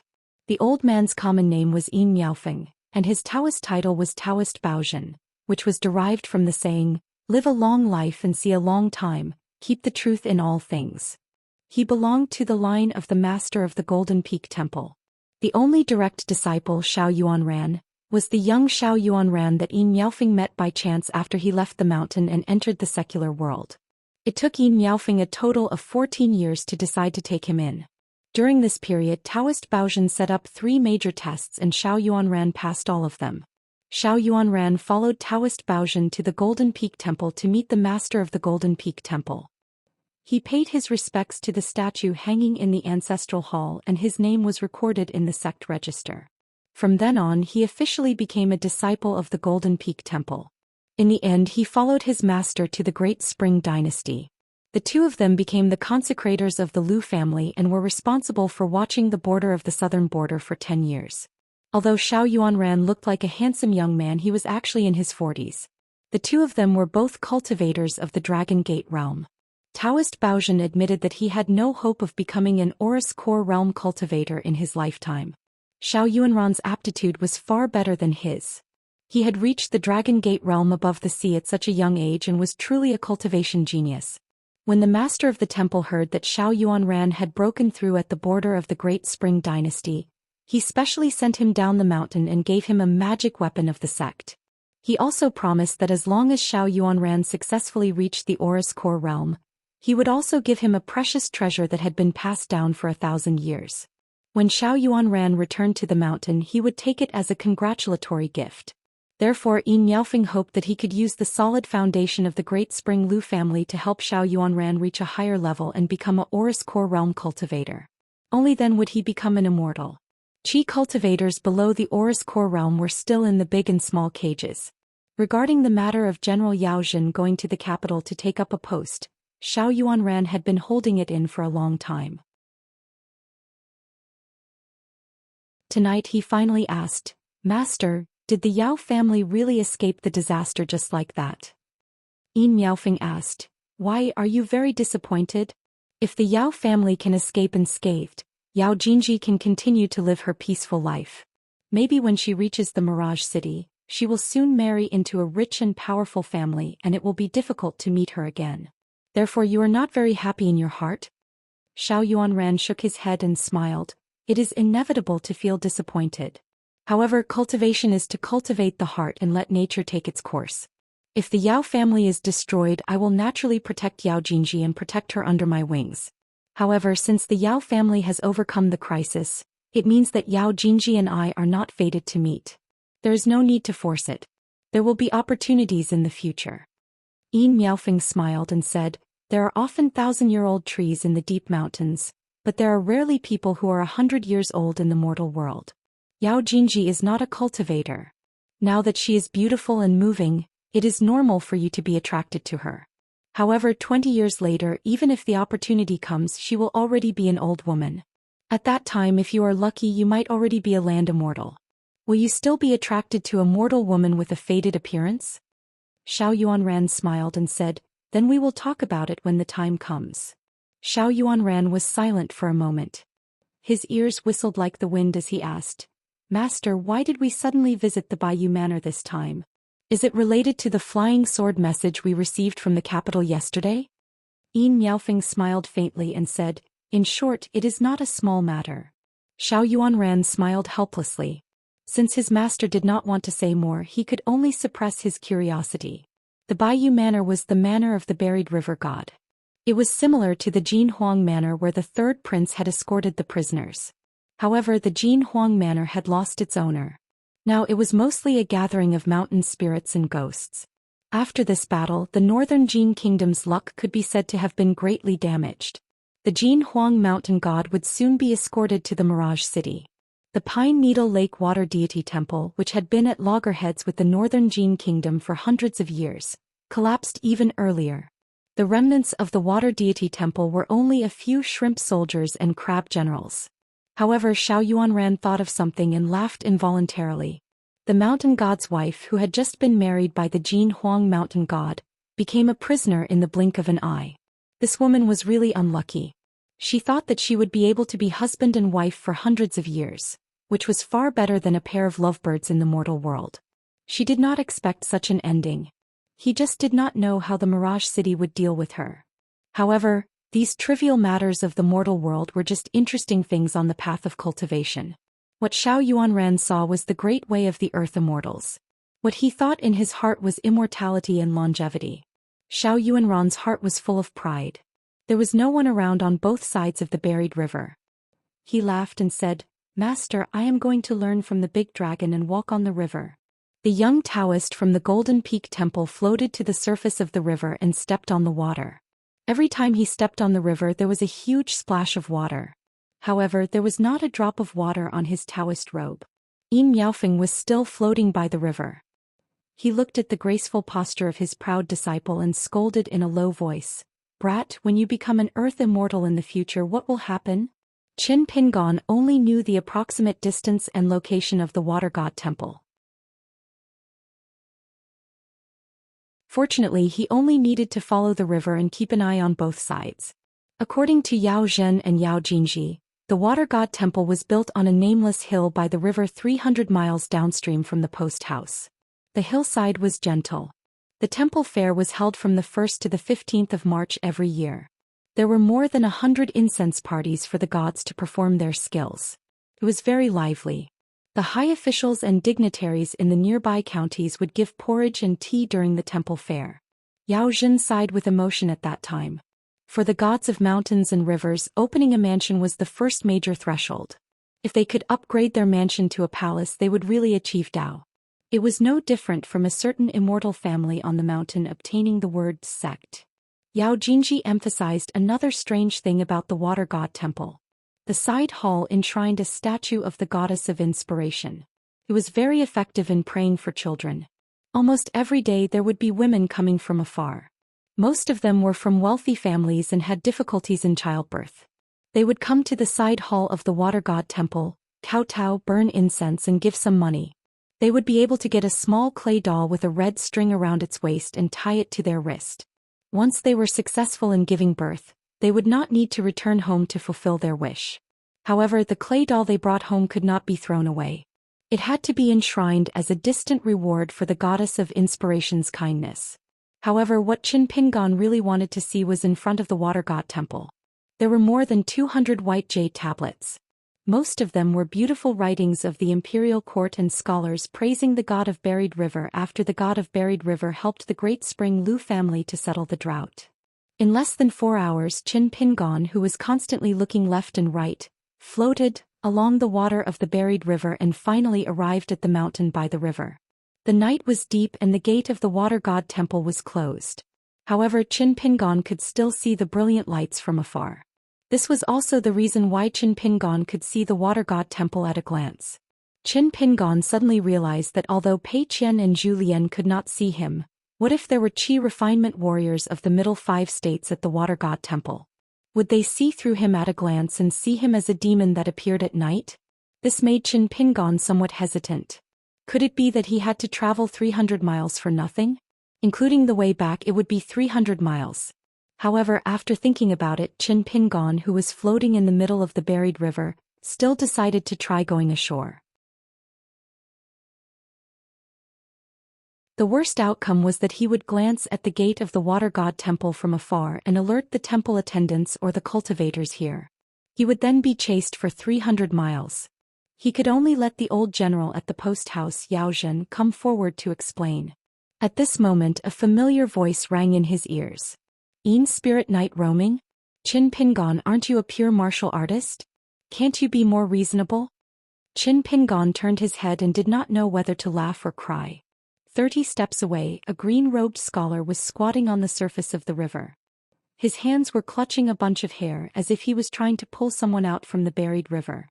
It was Zhong Kui, the desert mad saber that laughed proudly in the pugilistic world. Qin Pingan came to Zhong Kui's side and asked, "This is?"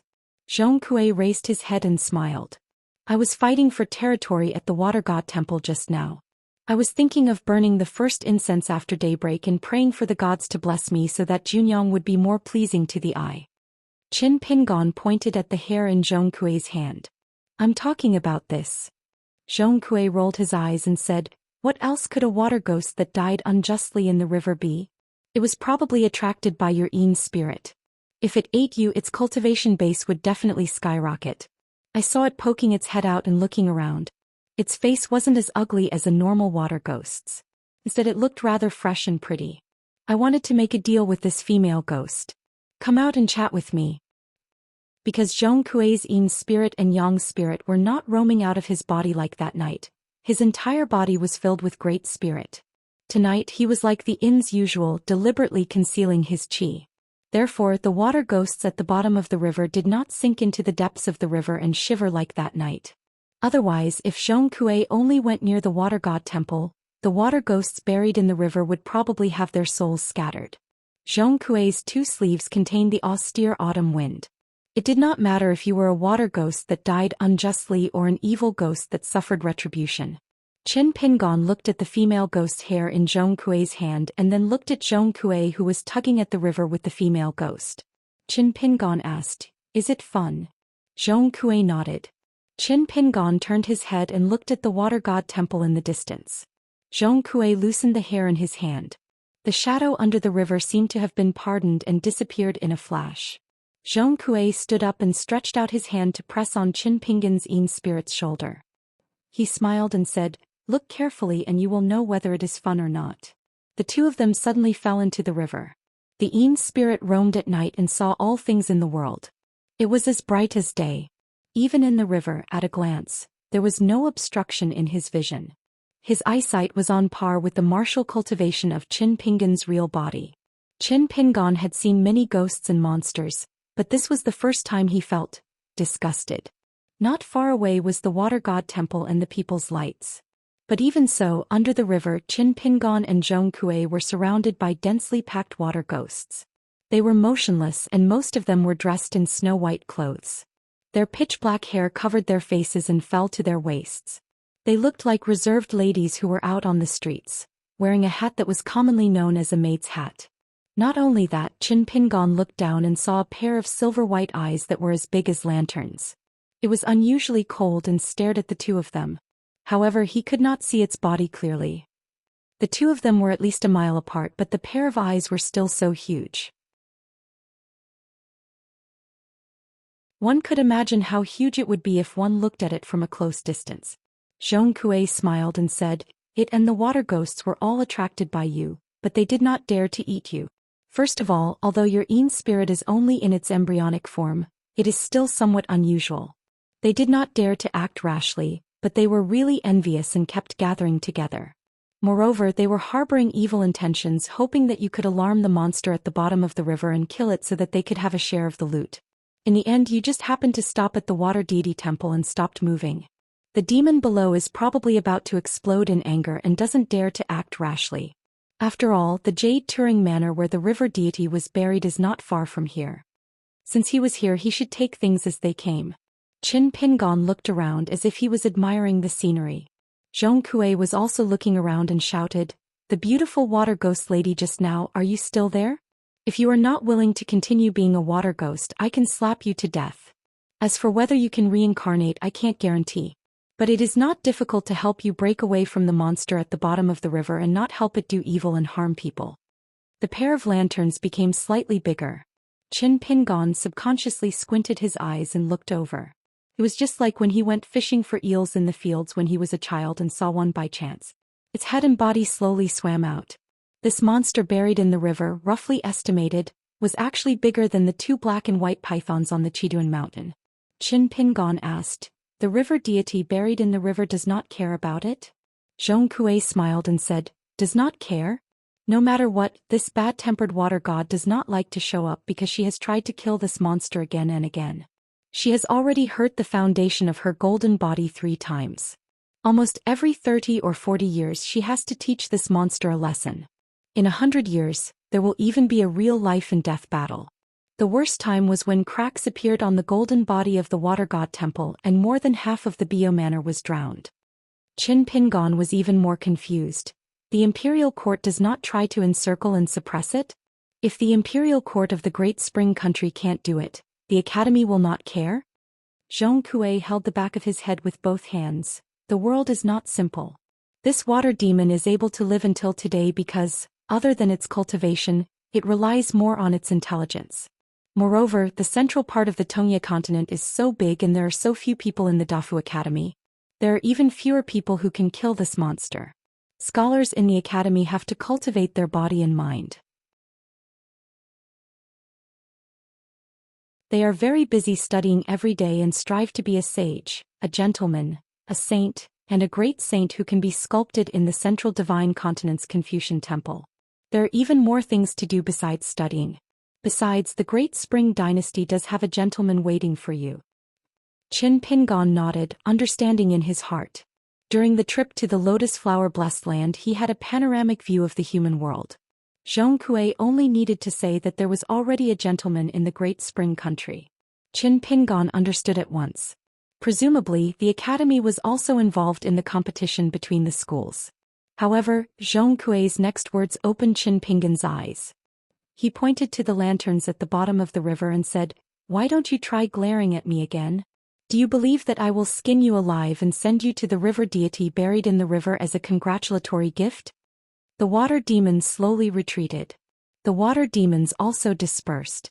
Qin Pingan asked, "Congratulatory gift?" Zhong Kue nodded and said, The reason why I came here is because I received news that the Mianhe River Bio Mansion is going to be promoted to the Bio Palace. The Great Spring Country's Lucia's decision is acknowledged by the Academy. In fact, the Great Spring Country is not qualified to confer the title of Palace. I guess it is the gentleman in the Mirage City's way of mending the pen after a sheep is lost. A river deity who obtained the title of Orthodox must first be recognized by the imperial court. The monarch would confer the title, and the Ministry of Rights would bestow golden letters, jade archives, silver tokens and iron certificates. After being recorded in the country's imperial registry, the deity would be qualified to set up an ancestral temple, build a golden body and receive incense from the human world. At the same time, the deity would have to obtain the approval of the neighboring academies of the continent. Otherwise, it would still be an orthodox temple of a country, but an obscene temple of a continent. Some small temples of local water deities could be ignored, but large temples of water deities would be regarded as incomplete. They would try their best to plead the emperor to ask for a book from the Confucian Academy and worship it. As for which saint the Confucian book was written by, it could be determined at their discretion. Usually, the Academy would give it to them, but there were also a few stubborn water gods who would openly ask for a certain classic of a certain saint.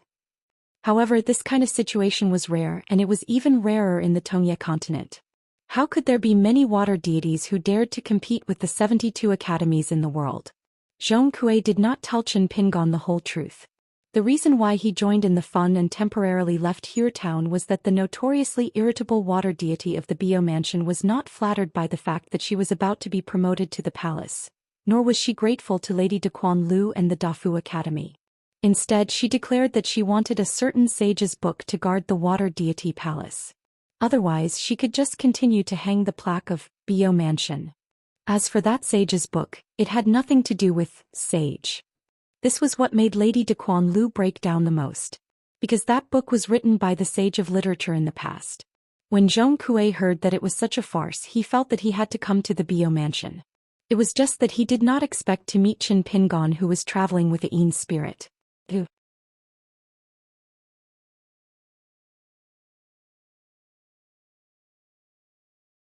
343. Chen Pingon was a little annoyed. He thought to himself that he should not have done as he pleased. The 300 miles of waterway had attracted the attention of these water demons and water ghosts. If there was a conflict, the blade's strengthening gourd was still with his body. Previously, when he practiced the 6-step stance on the river, he was very inexperienced. When he threw a few punches, they were weak and powerless. The Yin spirit seemed to be born not good at martial arts. When he thought of the pair of lantern eyes at the bottom of the river, Chen Pingon felt a little scared. Zhong Kui seemed to have seen through Chen Pingon's thoughts. Yin spirits like to roam the world at night. This is your first time out of body. The new Yin spirit came to the buried river temple of all places. According to the Qi cultivators, this may be an opportunity that can only be encountered by chance. You still have to deal with it carefully. When it comes to opportunities, it is not always a good thing. Chen Pingon asked, "Then is the attendant in the water god temple a cultivator? Can he discover my Yin spirit identity?" Zhong Kui said in annoyance. With Empress Berryhe's personality, she would fight the water demon to the death every few days. There are so many vengeful souls and malicious spirits in the river, all of them controlled by the water demon. Do you think that the water deity temple where her golden body is placed wouldn't have an expert guarding it? Otherwise, they would have been swallowed by that self-proclaimed immortal yellow long ago, along with the temple and the hill. Chen Pingon blushed with shame and said, "That seems to be the case." Zhong Kui finally said a piece of good news. "But don't worry, your Yin spirit is very weak. As long as you don't enter the temple to burn incense, no one in the temple will be able to tell." Zhong Kui frowned and walked around Chen Pingon. He clicked his tongue in wonder. "Chen Pingon, have you encountered 2 big disasters? The first time was very early and you hurt your destiny. The second time was a few years ago and you broke the longevity bridge." Chen Pingon hesitated for a moment and nodded. He had always been cautious. Hence, he made an exception and did not deliberately hide it. Something like that. It was not only because this person was a gentleman of the Dafu Academy, but also because Zhong Kui called him Mr. Qi. Zhong Kui rubbed his chin and fell into deep thought. Chen Pingon asked, How can you tell? Zhong Kui was still sizing up Qin Pingon as he slowly said, trees have growth rings so you can tell their age. This person's soul is actually more or less the same. It's just that the human body is a small world while the world is a large human body. The human skin, flesh, blood, tendons and bones are like a wall between the two. Seeing the confused look on Qin Pingon's face, Zhong Kui gave an example. For example, between Hao Ran Heaven and Qingming Heaven, cultivators want to check each other. Even if you're familiar with the divine ability of viewing mountains and rivers from the palm, it won't work even if you're a 12th realm immortal.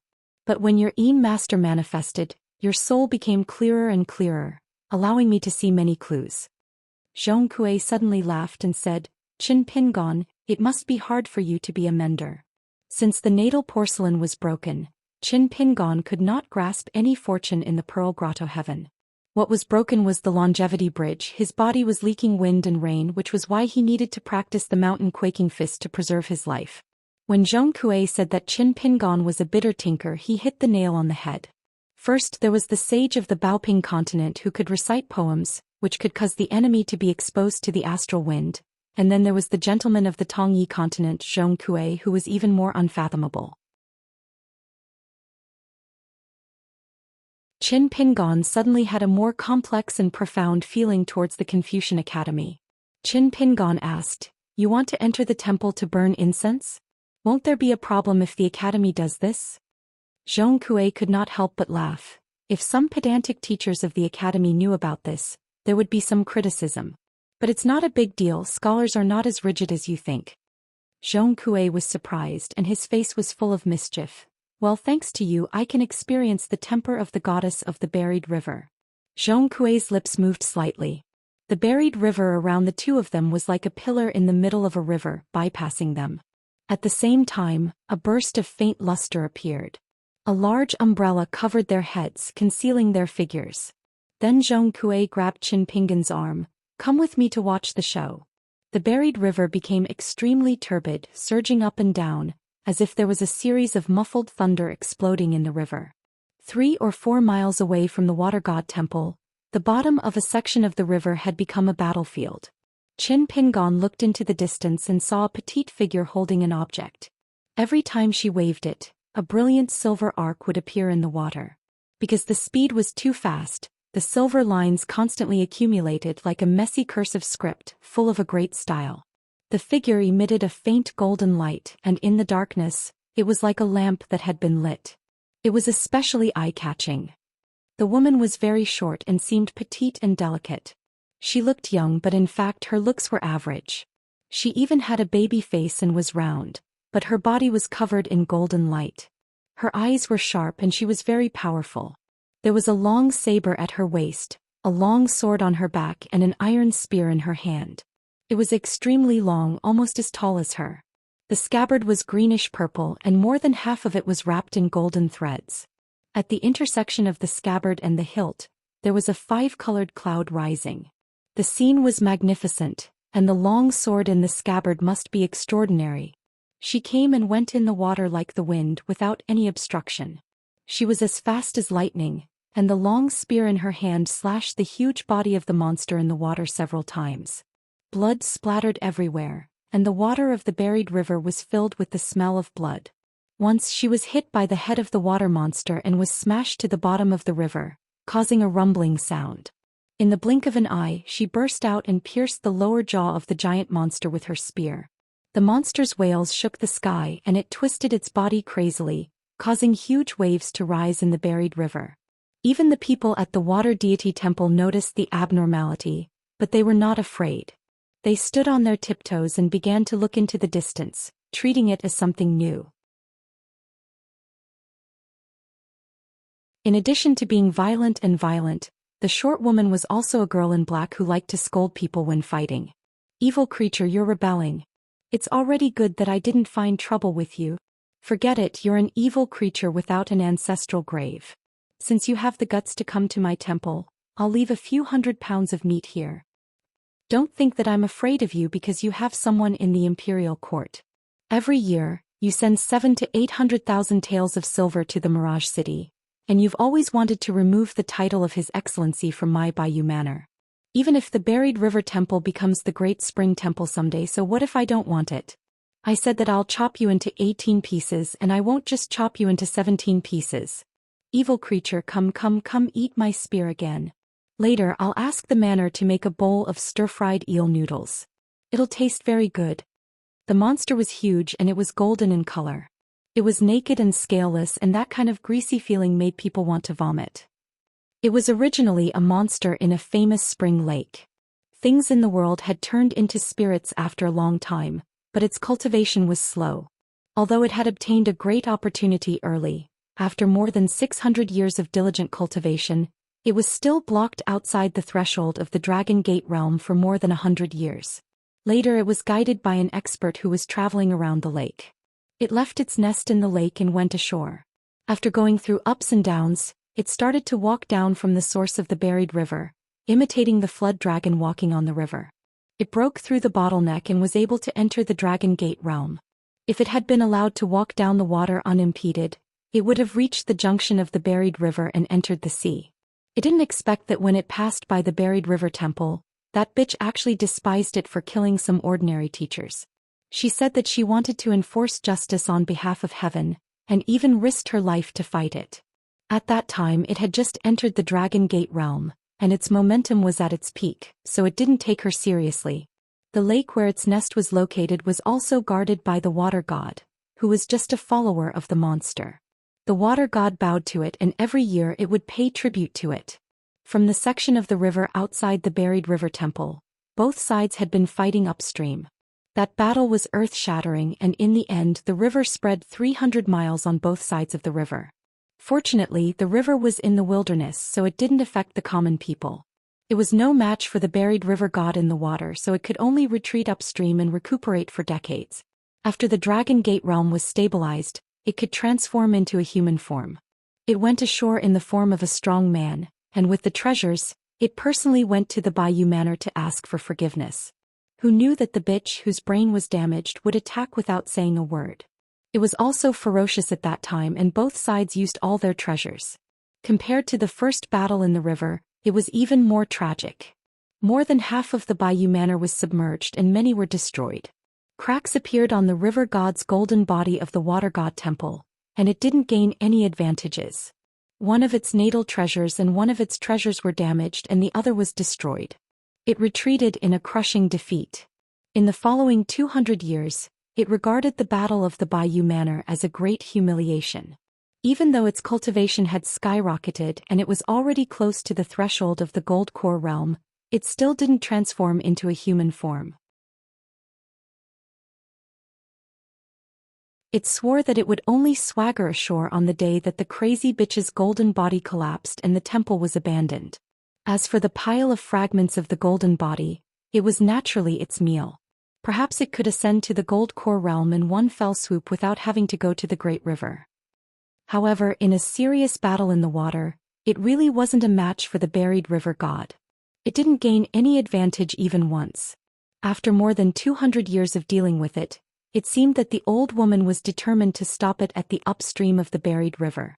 Because of this kind of stupid thing that harmed others without benefiting herself, the progress of her golden body was slow even though she received so much incense from the human world year after year.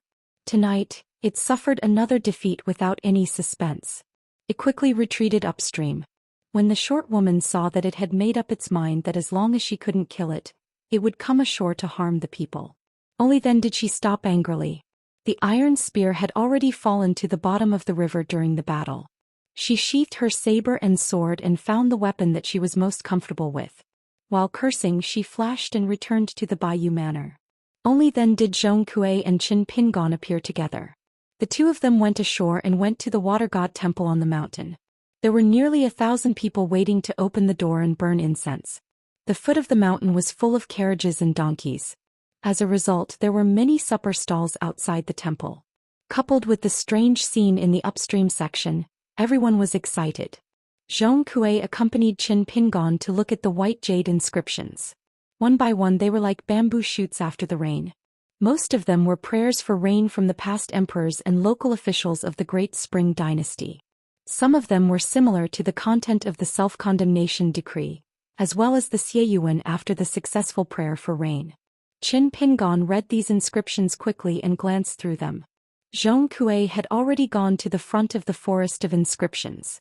He squatted on the ground and looked at an ancient stone tablet that was seriously worn out. There were only a few broken crosses left on the tablet. The content was intermittent and many words were missing. Qin Pingon came to Zhong Kuei's side and found that it was a poem without a signature. Probably because of the long years, wind, sun and rain, only about half of the words were left. Heaven and earth are deaf, the sun and moon are dim. The mountains and rivers are haggard, the grass and trees are withered, the cheerful people in the sky complain. Bound by an iron letter to the Bayou Manor, the thunder god, the thunder god, the thunder god, the old man between heaven and earth, the wind and clouds are swallowed and spat out. Good at martial arts, a drop of golden water from the sky is full of flying lines like a machine, sweeping away the heat of the world. Zhong Kuei asked, "Can you see anything?" Qin Pingon shook his head and said, "Just recognize the words." Zhong Kuei said with emotion, "Teacher once said that the words on this stone tablet are actually a long-lost Taoist cultivation formula." Qin Pingon asked, "Then you see the knack?" Zhong Kuei said seriously, "Just recognize the words." Qin Pingon laughed. The two stood up. The entrance of the ancestral temple was crowded with people. Zhong Kuei complained, "Because of you I can't burn the first incense?" But soon Zhong Kuei said helplessly, "There must be officials or dignitaries waiting at the back door. That small door will open 1 to 2 minutes earlier than the main door. So the ordinary people outside the temple, no matter how many days or years you wait, as long as you don't go to the back door, you won't be able to burn the first incense in your life." Qin Pingon hesitated and said, "In my hometown there is a Buddhist saying, 'Don't ask for help from outsiders.'" Zhong Kuei said, "That's a good saying. Buddhism emphasizes on faith, which is to have a firm belief in the right heart. About the first incense, many pilgrims in the world have misunderstood. The first incense is not the first incense in the incense burner. Like you said, don't ask for help from outsiders. The first incense is the first incense of every sincere person. The first incense of this life, the first incense of this year, and the first incense of this month are all the first incense." Qin Pingon nodded and said, "That makes sense." Zhong Kuei smiled and said, "Do you think it's easy to be a gentleman in the academy? You need a lot of knowledge." Qin Pingon asked, "Then can you write a poem for me? The title is 'What's the Feeling of Looking at the Inscription on the Rain Prayer Tablet?' I often see this in the literates' writing. Why don't you have a try?" Zhong Kuei looked up at the moon and said, "Tonight is a good night to go up the mountain and go into the water to visit the mansion and to get close to the deities. But it's not suitable to recite poems." Qin Pingon laughed again. Zhong Kuei flew into a rage out of humiliation. "Qin Pingon, you're being boring." Zhong Kuei smiled and asked, "Do you want to go to the Bio mansion with me? That's the future water god palace. It's very rare. There are only a few in the whole Tongye continent. If you are lucky, you can see the goddess of the buried river." Qin Pingon said, "Didn't I see her just now?" Zhong Kuei patted his forehead. But this pat made him have a sudden inspiration. "Lucky chance. The lucky chance of your Master's night tour might be with the Bio mansion and her." Qin Pingon shook his head and said, "Forget it, I have to go back quickly." Zhong Kuei looked as if he had seen a ghost. How could there be someone in the world who did not take lucky chances seriously? There was a commotion at the foot of the mountain. Zhong Kuei grabbed Qin Pingon and said, "Trouble is coming. Let's go take a look." The old woman in charge of the temple stood side by side with a sage-like old cultivator at the foot of the mountain. They blocked the path of a woman in white. The people at the supper stall in the distance were pointing and gossiping. It turned out that the woman's face was sickly pale. Not only that, although her dress looked no different from a commoner's, but if one looked closely, the path behind her was like a bamboo basket leaking water. The path was wet and the traces were obvious. The old woman held a dragon-headed walking stick and hit the ground heavily. She sneered and said, "A little water ghost dares to offend the water god temple. You are asking for death." The old cultivator laughed and said, "She is an evil ghost in the water. It doesn't seem appropriate to say that she is asking for death." The old woman smiled sinisterly and stared at the rebellious river ghost. It was just a little fellow. Her soul would be scattered with a single strike of the walking stick. Killing her would be considered a merit. The water ghost woman was trembling. She bit her lips and mustered her courage. Looking at the two high and mighty figures, she said timidly, "Old Immortal in the temple, Immortal Master, I am here to find a scholar. He said that he can help me break free from the river demon's restraints. I don't have to continue being an accomplice to the evil." The old woman raised her eyebrows. "What a joke. You came ashore for no reason. It must be the river demon's scheme." The old cultivator stroked his beard and laughed. "Shall I do it or shall you do it?"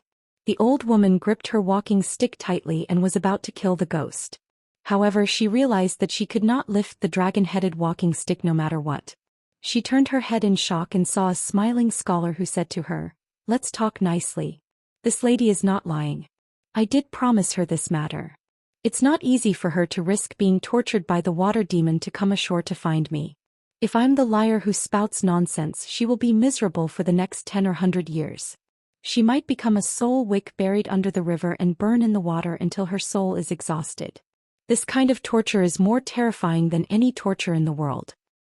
Xianxia smiled at the female ghost who had pulled his hair previously and said, "Lady, you are very brave and have good taste. I'll help you fulfill this wish. Just because you dare to come ashore, I'll fight for the chance to reincarnate." The old woman's face flushed red. She could not move the dragon-headed walking stick in her hand at all. She flew into a rage out of humiliation and said, "Ignorant child, what nonsense are you talking about? You want to protect the river demon's water ghost under the water god's nose." The old cultivator's eyes were gloomy, and his words were even more sinister. "This person has ulterior motives. Perhaps he wants to collaborate with the river demon to harm our water god." Xianxia ignored him and stared at the water ghost's eyes. There was fear, regret, and a hint of guilt towards the downtrodden scholar in front of her. Xianxia smiled and nodded. "Just based on your kindness, even if Sir scolds me, I will make an exception for you. At least in front of me, Xianxia, good will be rewarded. There is no distinction between humans and ghosts. Lady, please wait a moment." Xianxia stretched out his hand and gently pulled downwards. The dragon head crutch, which weighed over 100 kilograms, was nailed directly into the ground and disappeared without a trace. With one slap, the old temple attendant spun several dozen times in the air and fell over 100 feet away. With another slap, the old cultivator fell into the buried river. Qin Pingon smiled and said, "It's reasonable, but it's a little impolite." That was what Xianxia had said to him at the inn. Xianxia laughed and said, "Ask yourself honestly." Xianxia stopped smiling and said shamelessly, "It's fine as long as it's reasonable. The word, etiquette, is too big. I'm just a gentleman, not a saint. I don't need it for the time being." The female ghost buried in the river opened her mouth wide. She could guess that the scholar in front of her was a chi refinement warrior with a high Dao, but she definitely did not expect him to be able to slap the two old immortals to the point that they could not resist. Xianxia's aura was completely different. He strode forward and waved his sleeves. He stood in front of the female ghost and said in a low voice, "Report your name, hometown, and birth date." The female ghost did as she was told. Xianxia nodded, indicating that he understood. He closed his fingers and gently pressed them against the female ghost's forehead. He said calmly, "I'm Xianxia, a gentleman from the Great Fu Academy." Qin Pingon realized that other than him and the female ghost, all the citizens outside the water god temple seemed to have fallen into silence. The river of time seemed to have paused for a moment. Xianxia said slowly, "I hereby announce to Fengdu that this woman has gone to the underworld. No ghosts can invade her and no Yama can humiliate her. All the negative karma will be written off. I'll accept it and let her reincarnate to receive great fortune." Qin Pingon raised his head abruptly and saw that 1,000 feet above the buried river, dark clouds covered the bright moon. He could vaguely see the head of a ghost that was as big as a mountain. It had an astonishing aura, and its appearance was exactly the same as the highest-ranking ghost messenger in Fengdu that was depicted in some of the celestial paintings on the mountains. Then the sea of clouds became thicker and thicker, falling down and covering the water of the buried river.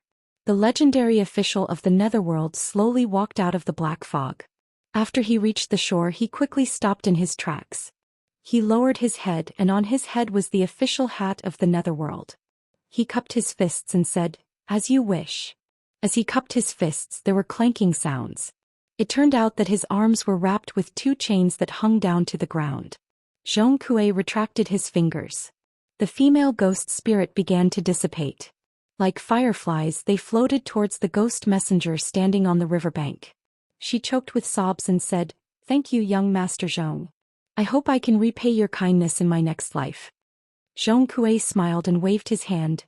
"No need. Don't get involved with me anymore. In your next life you can be a rich young lady." In the end, the female ghost was taken away by the great ghost messenger of Fengdu that was similar to a hunting envoy. The buried river and the dark clouds in the sky suddenly scattered. At the last moment, the ghost messenger intentionally or unintentionally glanced at the Yin god Qin Pingon.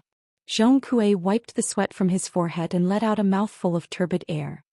He turned his head and reminded Qin Pingon, "Your Yin god is indeed unusual.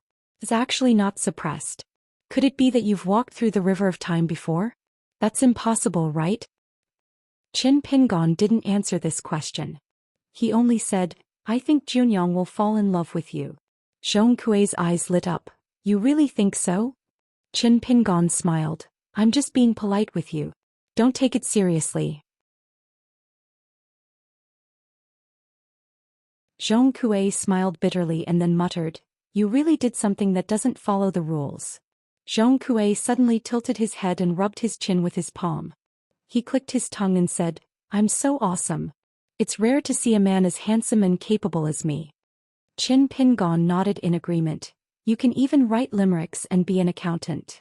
Zhong Kui sighed. "It's so boring to chat with you."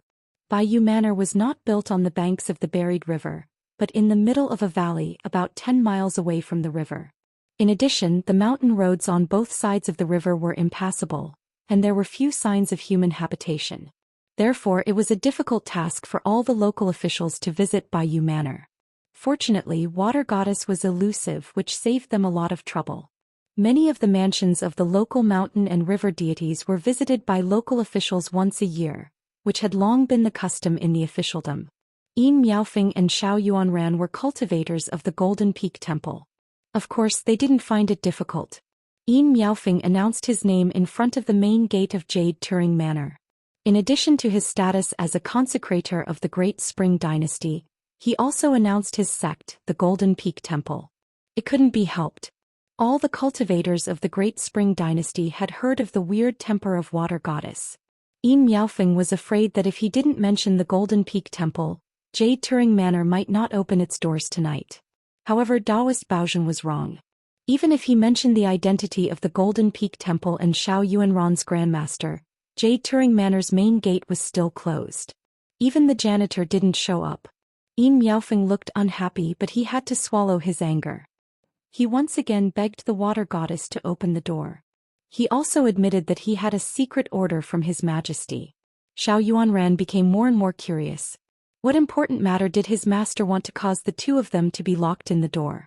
In a huge manor that covered an area of more than 100 acres, in a brightly lit hall, a short girl stepped on a bench and ate a bowl of noodles on the table. To be precise, it was a big bowl. It was bigger than 2 of her heads. It was stir-fried eel noodles. There were quite a few stewards and maids standing in the hall. They were all water ghosts that died unjustly in the burial river.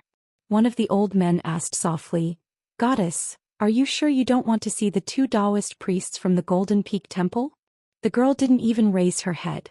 Her chopsticks flew as she ate the noodles, making a clattering sound. She said vaguely, "See my ass. It's just the same excuses. It's so annoying." She suddenly raised her head and said to a simple and honest man who looked like a cook. He was taking off his sleeve, "It's cooked well. Next time add more chili. 3 or 4 ounces of chili. The taste will be even better. Don't forget, it's best if it's the Chaotian pepper from Lu Laosan's shop. That's the most authentic spicy one." The cook seemed to stutter. He nodded and said, Ma. "I know." The short woman rolled her eyes and said angrily, "Mother, your grandpa's mother, I'm still a virgin." Suddenly she was shocked. She slapped her chopsticks and stood up abruptly. Her face was full of murderous intent. Damn it, there's someone who dares to make trouble at the ancestral temple. He's got some guts. A wisp of smoke appeared on the table like someone burning incense. The smoke curled up and an old woman's voice sounded. After listening attentively to the story, she burped with murderous intent. She quickly lowered her head and bent down. She picked up her chopsticks and ate a big mouthful of stir-fried eel noodles. Then she wiped her mouth and strode out. When she was near the threshold, she said to the old steward, "I'm going to the ancestral temple. Send away the guests outside. Tell them that unless the imperial court can get the academy to take out the book, our Bio mansion would rather guard the old horizontal board." The old steward frowned. Although he respected the water god, he was not afraid. He asked directly, "Goddess, what if the two immortals of the Dao sect get angry and beat me up until my soul is gone? What should I do? Then who will buy things for you in the marketplace in the human world?" She spat. "If you're afraid of death, then you're afraid of death. Don't make excuses for yourself." Although she said so, she stepped out of the threshold and disappeared. Only her words echoed outside the Bio mansion. "Speak properly. You're not allowed to kill. No, you're not allowed to kill ghosts." In the temple of the buried river, the figure of a short woman appeared out of thin air. She carried a knife and a sword but did not bring the iron spear. In the boundary of the golden body temple, she came to the two culprits in one step. "You two, what's the matter? Why do you want to cause trouble here?" The words of the old woman in the temple who was forcibly thrown in by the provincial governor can only be trusted to a certain extent. I don't believe her exaggerated words, but I'm clear about the turmoil here. Tell me, I'll listen. She, who was confronting Qin Pingon and Zhong Kuei, quietly retreated as she spoke. She was not afraid of anything, but she felt too embarrassed to raise her head and talk to others. When she no longer needed to raise her head, she stopped and remembered something. "Oh right, I'm the local water god of the buried river." Zhong Kuei told her the process concisely and to the point. The truth of the matter was very clear. After listening, she nodded gently and said, "That's about it. Then you can walk around freely. I'll ask the old woman in the temple to behave and not make trouble for you." Zhong Kuei saw that she was really going to leave, so he quickly urged her to stay. "I really have something serious to talk to you about." She looked dignified. As the orthodox water god who governed the water transportation of the buried river, the previous treacherous movements in this place had concealed the secrets of heaven. It was as if a radius of more than 10 miles was shrouded in mountain fog, causing her to be unable to investigate the strangeness. However, she had a rough idea of the other party's general strength. Compared to that troublesome river demon, he was only stronger and not weaker. Even if she was in the ancestral temple and her combat power was a notch higher than that underwater, but when it came to fighting, she was a girl. She could avoid fighting, then she would not fight. Since that scholar had made things clear, then she would just treat it as a chance encounter. "You go your way, I'll go back and eat my bowl of eel noodles." She did not expect the scholar in front of her to have something serious to talk about. Was it about the Bio mansion's promotion from the mansion to the palace? She asked directly, "Are you from the Da Fu Academy?" Zhong Kuei smiled and said, "The water god guessed correctly." "As expected." "Don't say as expected. Stop. She raised a hand and interrupted Zhong Kuei's polite words. She said angrily, "You scholars like to flatter." "It's true." Qin Pingon found it interesting. Zhong Kuei scratched his head. "Can't I exchange it for a saint's book? Do you know that the emperor of the Lu family of the Great Spring will be in a difficult position if you are so stubborn? The gentleman from the academy in the Mirage City might also be angry at you for not knowing what's good for you. It's not that our Dafu Academy is unreasonable and arrogant. It's just that your request is too unreasonable, water goddess." She nodded and said, "I know that my request is too much, so don't agree to it. I don't care about the Bio Palace. Oh right. I hope that the Academy will not vent your anger on the Imperial Court of the Great Spring. If there's anything, come at me. I'll take responsibility for my own actions. The Bio Mansion still has this bit of responsibility." Zhong Kuei said helplessly, "I don't understand. Why do you have to ask for that saint's book, water god? Could it be that you know that saint?" The goddess of the buried river shook her head vigorously. "I'm just a small water god. How can I know that Wen Xing, who is more knowledgeable than the heavens, I've read his book and feel that his articles are like pearls. They are much better than the Sage of Rites, who is very reasonable, but it's a pity that his wording is dull, and the second saint who is even less knowledgeable. Yes, if the Holy Master is compared to Wenxing, he can barely be considered comparable. Zhong Kui blinked. Water God, aren't you afraid of being struck to death by lightning when you say this in front of a gentleman from the academy? Huh. After all, Zhong Kui was from the most orthodox lineage of the second saints. Moreover, his teacher, the mountain master of the De Fu Academy, came from the second saint's residence in the Central Plains. Zhong Kui was angry, but he did not do anything to the water god in front of him. If he did not scare her, his conscience would not be at ease. Actually, the real reason was that Zhong Kui was worried that his teacher, who was overseeing the Central Plains of the Tongyi continent, would be attracted by the strange phenomenon here and use his supernatural powers to observe the mountains and rivers here. Then, if he did not speak up for justice now and regain some face for his lineage, would he not be scolded to death by his teacher when he returned? She probably also realized that she had spoken without thinking and was already disrespectful. Therefore, she blinked her eyes. I still have a bowl of noodles at home that I haven't finished. I have to go back. It's not delicious when it's cold. Qin Pingon stood at the side without saying a word. His heart was already in turmoil.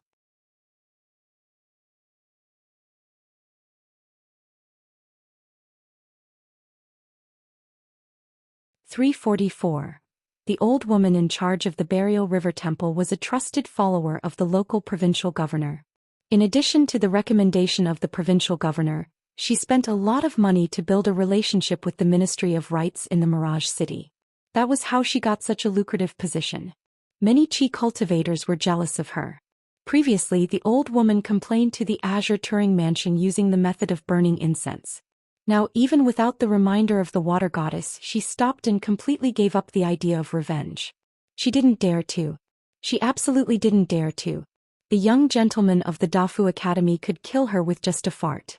Why had the Great Quan dynasty prospered for decades and vaguely had the power to be the leader of various countries in the central part of the Tongya continent? Other than the wise emperor and the gathering of civil and military officials, everyone knew that it was because there was a gentleman in the Mirage City. The traditional strong countries such as the North Jin dynasty and the Southern Qi dynasty did not even have a sage from the academy. The gentleman from the academy in front of them was so young. It was a great deterrent in itself. There was a world of difference between a man in his 40s and a young prodigy who won first place in one fell swoop.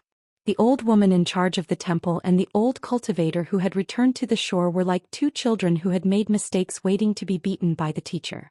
They were old immortals in the eyes of the common people, but their relationship with the Bio mansion was very ordinary. They knew that the water goddess looked down on them from the bottom of her heart. For the sake of the provincial governor's mansion and the imperial court, the water goddess turned a blind eye. As long as they did not go overboard, she would not argue with the water goddess temple. It was just that tonight was a little difficult. Because the water goddess and the ancestral temple were no longer their protective talisman. Zhong Kui scolded sternly. One is in charge of burning incense in the ancestral temple, and the other is a cultivator of the imperial court of the Great Quan dynasty. You have no compassion at all. Without knowing what is right or wrong, you want to use your power to commit crimes. No wonder there are so many ghosts buried under the river. Apart from the scourge of the big demon, the two of you can't escape the blame either. The old woman and the old cultivator were so scared that their faces turned white. The words of the teacher of the academy after tidying up his clothes were as heavy as 10,000 pounds. They were not empty words. The short woman said in a low voice, "The flood of ghosts in the river is mainly my fault." Zhong Kui waved his sleeve and did not give the water goddess any face. That's two different things. These two people's duties were so important, yet they wanted to save time and effort. They were unwilling to ask even half a question, unwilling to think even the slightest bit. What kind of dereliction of duty was this? They aren't rich men who can just lie down and enjoy life. Here their every move is related to the fate of the imperial court. The two of them were about to be torn apart. Judging from the situation, the righteousness of the imperial court was already involved. If the young gentleman continued to lean on the academy's principles, wouldn't the two of them be doomed eternally? The old woman was the first to kneel down and beg for mercy. It was nothing more than some words that she would never do it again. The old cultivator also bowed and said that he had let down the imperial court's trust and that he would do his best in the future. Zhong Kuei snorted coldly and said, "Since it's your first offense, I'll let the water god deal with you." The two of them hurriedly stood up to thank her and apologize to the water god. Zhong Kuei felt that the two of them were an eyesore. He waved his sleeve and reprimanded, "Why aren't you returning to the ancestral temple to reflect on your mistakes? Don't make a fool of yourself here." The two of them left awkwardly. Zhong Kuei turned his head and said to the short woman seriously, "As the water god of the buried river and worshipped by thousands of people, you should at least take care of the people below you. Don't always stare at that river demon. The incense of the divine path is not just about fighting and killing. If the people who burn incense are sincere, even if there is only one incense stick a year, the incense will not stop burning. However, if the people under your jurisdiction are blinded by greed and come here to burn incense only for the sake of asking and do not have much sincerity towards you, what can you do? After hundreds of years of incense, the sky is filled with incense. Even in the middle of the night, there are hundreds of people waiting outside to enter the temple to burn incense. The momentum is even greater than that of the Confucian Temple and the City God Pavilion in the Mirage City. The true amount of incense and how much it weighs every day is unknown to the ordinary people and the temple attendants. However, as the water god of the buried river, how can you not know? If not for the existence of the Hall of the Goddess of Inspiration, which helped you to attract a large number of sincere women to burn incense and worship, you would have long been destroyed by the talented river demon and the water god temple and Bayou Mansion." For the first time, the short woman felt guilty and embarrassed. Zhong Kuei did not speak anymore. Qin Pingan's heart had already calmed down. During his 2 travels to the vast world, outsiders had only mentioned Mr. Qi and the Sage of Literature 3 times. City god Shenwen of the beautiful clothes nation of the Aquarius continent and the old Daoist of the Lotus Blossom Blessed Land had mentioned the theory of order. Then there was the water god in front of him. She had actually studied and became the Sage of Literature's worshipper. Furthermore, it was not just a normal admiration, it was close to obsession. Even Qin Pingan did not dare to say that the old man's knowledge was on par with the Sage of Literature's. When Cui Dongshan talked about his teacher in the past, he only said that the Sage of Literature was extremely knowledgeable and was like the sun in the sky in the eyes of the scholars in the world. He did not compare him with any of the statues of the Confucian Temple. Moreover, to ask the Dafu Academy for a book of Confucian classics and worship it in the ancestral temple was related to the foundation of a god's golden body. Moreover, it was related to the palace that the gods of mountains and rivers dreamed of. Qin Pingan was shocked and puzzled by the short woman's decision, but he was also happy from the bottom of his heart.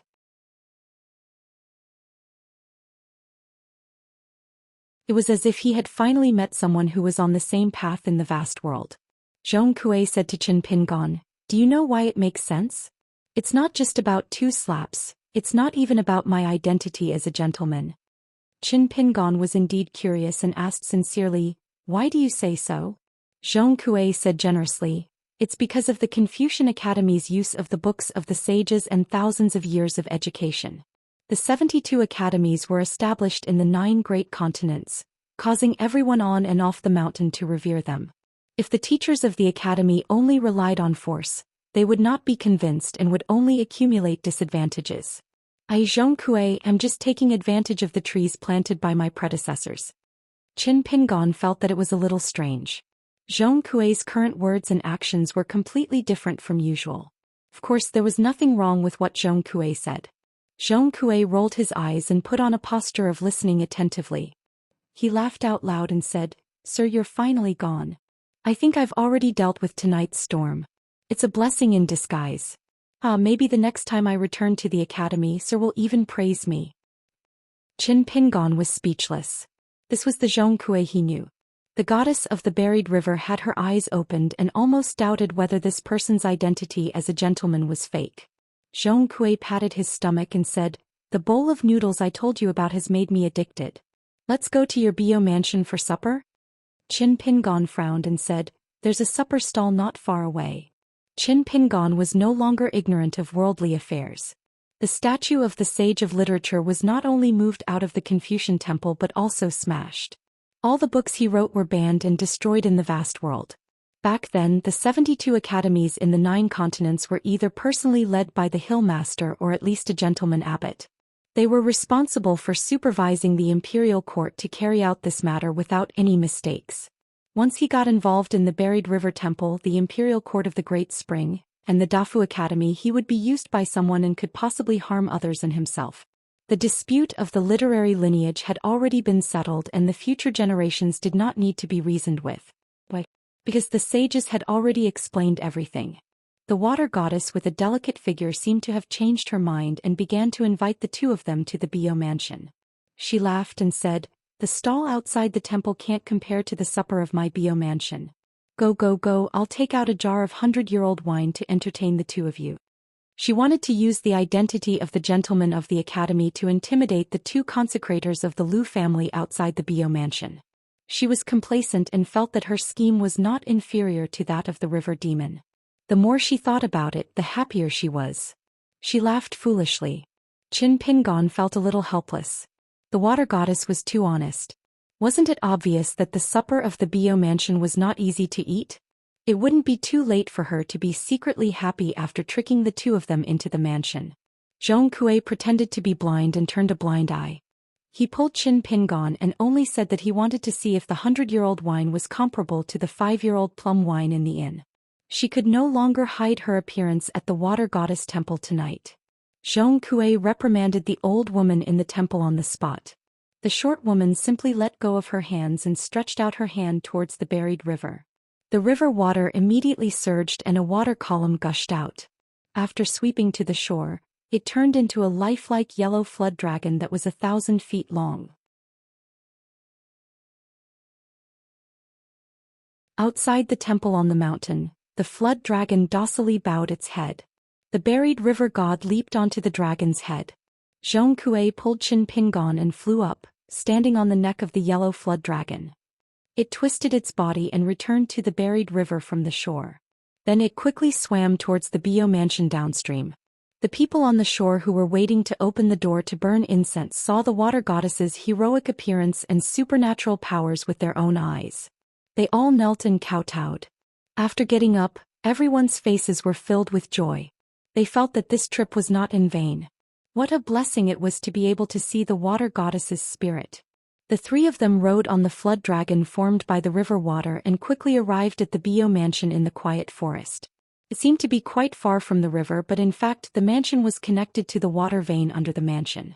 The mansion was located at the center of a formation. It could gather the essence of the buried river and absorb the fate of incense from the entire buried river. This was the foundation of the water goddess. The golden statue in the ancestral temple was only an external manifestation. The Daoist master and disciple from the Golden Peak Monastery, Daoist Baozhen Yin Miaofeng and his disciple Xiao Yuan ran. Other than being refused entry by the water goddess, they also had supper. The old butler had asked the chef to make some specialties that looked, smelled and tasted good. In addition, there were 2 pots of fine wine to entertain the 2 consecrators who had said that they would not leave until they saw the water goddess. The old butler felt a little guilty. The 2 guests who had come from afar had extremely good tempers. They did not barge into the mansion, nor did they speak harshly. The old Daoist Baozhen only smiled at them and asked for supper. This made the old butler, who was afraid of being beaten to death, feel very touched. The flood dragon turned into a stream and rapidly disappeared outside the mansion. Zhong Kui understood and glanced at the short girl beside him. The water goddess laughed dryly and pretended to be stupid. When the master and disciple saw Zhong Kui, they immediately stood up to welcome him. After walking down the steps, they bowed and introduced themselves. Although they had not personally seen Zhong Kui leave the inn to teach the 2 princes a lesson with his yin and yang spirit, Yin Miaofeng had long heard of Zhong Kui's name. The 2 of them had first discovered that every time the Yao family's cavalry fought a great battle at the border, a slovenly green-robed scholar would appear far away from the battlefield. He would watch the battle from afar and never interfere. After the battle ended, he would quietly leave. Later on, when another great battle broke out, a green-robed scholar would quietly arrive. Yin Miaofeng used his identity as a consecrator to inquire about this matter in the Mirage City, but no one could find out about this person's background. Later, with the help of the Golden Peak Temple, they found out that Zhong Kuei was the youngest gentleman in the history of the Dafu Academy. He was a sage at the age of 12 and a gentleman at the age of 18.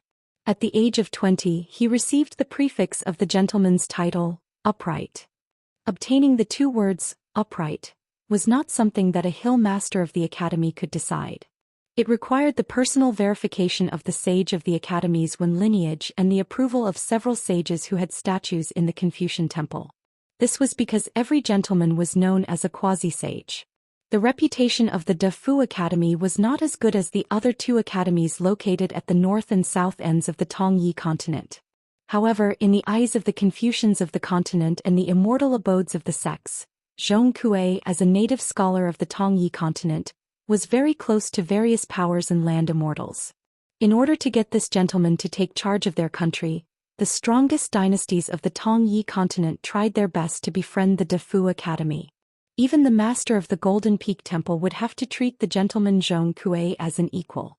Therefore, Yin Miaofeng and Xiao Yuanran did not dare to show any disrespect. Xiao Yuanran felt that his master, Daoist Baozhen, was deliberately showing respect and flattery to Zhong Kuei. This cultivation genius of the Golden Peak Temple felt uncomfortable in his heart, but he did not show it. Yin Miaofeng had to show such a humble attitude. The matter of the Azure Turing Mansion had reached a critical juncture. As the proud disciple of the Mountain Lord of the Dafu Academy, Zhong Kuei might be able to play a decisive role. When the time came, not only would he complete the secret mission in the Mirage City, but he would also be able to help De Quan rope in a future Confucian sage. Then his most valued disciple Xiao Yuanran would have a backer outside of the Golden Peak Temple. Naturally, Zhong Kuei had seen this pair of Daoists before and more than once. His impression of them was not bad, but it was not good either. Otherwise, he would have greeted them long ago. After Yin Miaofeng explained the purpose of the night visit to the Azure Turing Mansion, Zhong Kuei found that the buried river god did not seem to be involved, which made him angry and amused. However, he came to the buried river tonight for this matter. Moreover, the matter of the river demon bribing the Mirage City was not simple and had violated his taboo. Therefore, he simply said to Yin Miaofeng, "I will persuade the water goddess about the matter of the Azure Turing Mansion's books. You can rest assured and report to the Mirage City. Of course, you can be more flexible in your wording. If the matter is successful, you will be rewarded.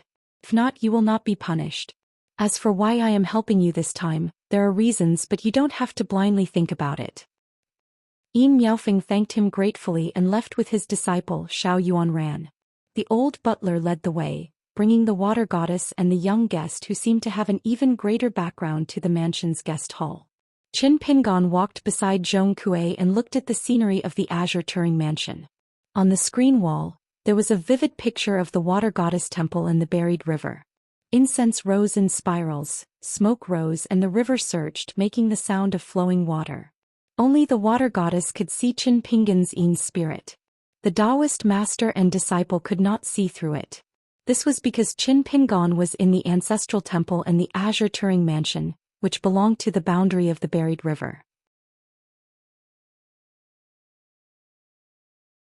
As for the river demon and the water ghost, as long as the former was in the rivers and lakes, its attainment was profound, especially in the buried river that it chose to walk on. In fact, it had already obtained a supernatural power close to that of the water goddess, so it could also see it. As for the water ghost with shallow attainment, it was more like the drunkard had smelled the fragrance and was naturally attracted. They came to a bright hall with candles as thick as an arm. The bowl of stir-fried eel noodles was still on the table. Qin Pingon looked at the big bowl and was stunned speechless. Zhong Kuei's expression was normal. He sat down at the table and said to the water goddess with a smile, "Come with me too. There's no need for such a big bowl. A small plate will do." She nodded and looked at Qin Pingon. "Young master, do you want supper?" The Yin spirit was not like the Yang spirit of a cultivator's external body. It could not eat delicacies in the human world and only used the spiritual energy of heaven and earth as nourishment. Qin Pingon smiled and shook his head, saying that there was no need. The water goddess and the gentleman sat at the same table, eating the eel noodles in their bowls and basins. Zhong Kuei's voice sounded in Qin Pingon's heart lake. "This water goddess is good at refining weapons. I don't know what kind of opportunity she had, but she obtained an ancient inheritance. She used the poem on the stone tablet to pray for rain as a refining technique. It's said that the quality of this chant is very high. It's the foundation of the Tao of that immortal in the upper 5 realms. Therefore, some people are very concerned about it. However, due to their reputation, they can only take it slowly. As Zhong Kuei said, the goddess of the buried river had refined a total of 9 weapons. 2 of them were ranked as Dharma treasures. In the process of fighting with the river demon, 3 of them were destroyed. Those were the Dharma treasures that allowed her to firmly suppress the river demon for more than 200 years. It was just that she had too many weapons. When women in the world went out for an outing, they would change their makeup and clothes. When the goddess of the buried river patrolled the territory, she would choose a weapon based on her mood. After eating supper, the water goddess spoke frankly to Zhong Kuei. I'll have to trouble you to give me a definite answer. If I insist on asking for the book of the Sage of Literature, will the Dafu Academy find an excuse to destroy the Bio Manor? Or will they deliberately make things difficult for the Lius of the Great Spring? Sooner or later, the kingdom of Northern Jin and Southern Qi will be destroyed? Qin Pingon looked at her in a new light. Zhong Kuei shook his head and smiled. The Dafu Academy won't be so unreasonable. At most, the Bio Manor will destroy its own future. In the future, no matter how much you and the Great Spring Kingdom contribute, there will be no hope for you to be promoted to a palace. You must know this in your heart. Today, whether it's because you feel that the Bio Manor is unjust or because you really admire the Sage of Literature's moral writings, you have rejected the Dafu Academy's good intentions.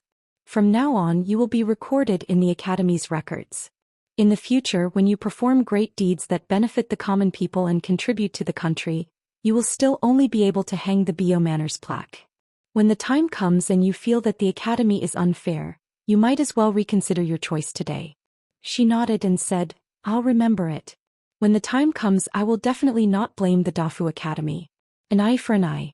Actually, it's me who offended the Dafu Academy's dignity. Zhong Kuei sneered. You still know? The little water goddess of the Bio Manor dared to reject the Dafu Academy's conferment. In the eyes of the other 3 academies in the Tongyi continent, wouldn't it be the biggest joke? Zhong Kuei's seemingly understated conclusion carried a lot of pressure and risk. Scholars were the most concerned about face. Perhaps it would not be a big deal if they suffered a big loss, but if they were to be slapped in the face in public, they would most likely be killed. Therefore, Zhong Kuei's words tonight were the biggest protective talisman for the Bio Manor and the Buried River Temple. After all, Zhong Kuei was without a doubt the next hill master of the Dafu Academy. There were even rumors that Zhong Kuei had a chance to become the Grand Chancellor of a certain academy. She smiled awkwardly. Do you want another bowl of noodles? Zhong Kuei clicked his tongue. A bowl of noodles to protect the Bio Manor. A bowl of noodles to protect the Great Spring Empire. Water Goddess, you have a good plan. Zhong Kuei's mouth was unforgiving, but he still ordered another bowl of noodles. Because it was really delicious, she even asked for 2 jars of good wine. The aroma assailed the nose, and it was much better than the wine Qin Pingon had drunk. Excluding the Forgotten Worries wine from the inverted hanging mountain, perhaps only the osmanthus wine could compare. However, drinking and eating noodles had nothing to do with him. Before drinking, Water Goddess repeatedly said that this century-old wine should not be drunk too much. One person could only drink 3 big white bowls at most. If one drank too much, even an immortal would be drunk. Then Qin Pingon saw Zhong Kuei and her drink 4 big bowls each. 1 jar of wine was emptied and not a single drop was left. Water Goddess even asked the servants to bring another jar to the table. Therefore, Qin Pingon saw 2 drunkards with terrible alcohol tolerance. Zhong Kuei wailed about Jianyang. Water Goddess spoke loudly and slapped the table from time to time to help boost her momentum. At this moment, she stepped on the chair and gave herself a thumbs up. She asked Zhong Kuei, who she had just acknowledged as her brother, "What do you rely on to survive in the martial world?" Zhong Kuei was still talking about his Jianyang. She then asked and answered her own question. Backbone. You have to have a straight spine and hard fists. You have to be open-minded when you talk and behave. Brother Zhong Kuei, I think you are a good person. You are responsible like a big man. I will acknowledge you as my brother. In the future I will do anything for you. Qin Pingon sat at the side in boredom. He thought that if the little boy in green from the river water snake was present, He would probably say that it must be that friend who was loyal and patted his chest loudly. Zhong Kui pointed to the opposite side of the table. The direction of his finger was far away from Water Goddess's seat. He said with drunken eyes, "Isn't surviving in the martial world the business of martial artists? You're a water god." No, it seems that the water god calling herself a martial artist is the most legitimate. Alright, you are right. However, backbone can't be eaten. Water Goddess raised her eyebrows and took a big gulp of wine. She said with a slurred tongue, "I usually have food to eat. I am very full: stewed snake meat, stir-fried eel noodles. It is said that my chef used to cook for the emperor. His skills are superb, so I still have to have backbone." Zhong Kui shook his head. "You have your backbone. It has nothing to do with me. I only want Junyang." Qin Pingon stood up and was about to go to the entrance of the hall to enjoy the scenery. He could not drink the good wine that was close at hand. In the end, it was annoying to look at it. At this moment, Zhong Kui sat up straight in horror. His green robe suddenly trembled, and the smell of alcohol disappeared from his body. Water Goddess knocked her head on the table with a bang. Her head tilted and she fell into a deep sleep. Qin Pingon turned his head to look. There was only a figure of medium height wearing a Confucian robe. Zhong Kui bowed. "Disciple Zhong Kui greets teacher." That person's voice was deep as he said slowly, "I am an outer disciple of Fushang sect. Some time ago I accidentally encountered a disaster. After the news was passed to the academy, the other party seemed to have sensed that something was wrong. It was a great demon of the upper 5 realms. It destroyed half of Fushang sect's mountain gate. Of the 2 pure jade realms in Fushang sect, one died and the other was injured. The great demon was seriously injured and tried to escape to the West Sea. Fortunately, it was stopped by the leader of Taiping Mountain who rushed there first. However, most of the demons that Taiping Mountain suppressed at the bottom of the well for thousands of years just happened to escape at this time." Zhong Kui's face was solemn. "Teacher, what should I do?" That person sneered. "It is not to drown your sorrows by drinking in the middle of the night." Zhong Kui lowered his head. "I know my mistake." That person sighed. "Before dawn, leave for Taiping Mountain. At that time, you and all the other academy disciples will have to listen to the Daoist priest of Taiping Mountain. Do not rely on the academy's identity to act on your own. Do you understand?" Zhong Kui nodded. "I understand." Zhong Kui wanted to say something but stopped. He should be the Dafu Academy's mountain master. The scholarly man shook his head. "Only cultivators of the upper 5 realms are qualified to encircle and annihilate that great demon." Zhong Kui was silent. The scholarly man finally said, "Zhong Kui, you have to be careful. In this disaster, everyone has the possibility of dying. Even I am no exception." Zhong Kui nodded. He suddenly realized something. "Here town?" The scholarly sage hesitated for a moment. "We can put it aside for now." Zhong Kui's eyes were complicated. The Dharma image of the sage arriving at the Azure Turing Manor had already dissipated in an instant. Qin Pingon stood at the door dumbfounded.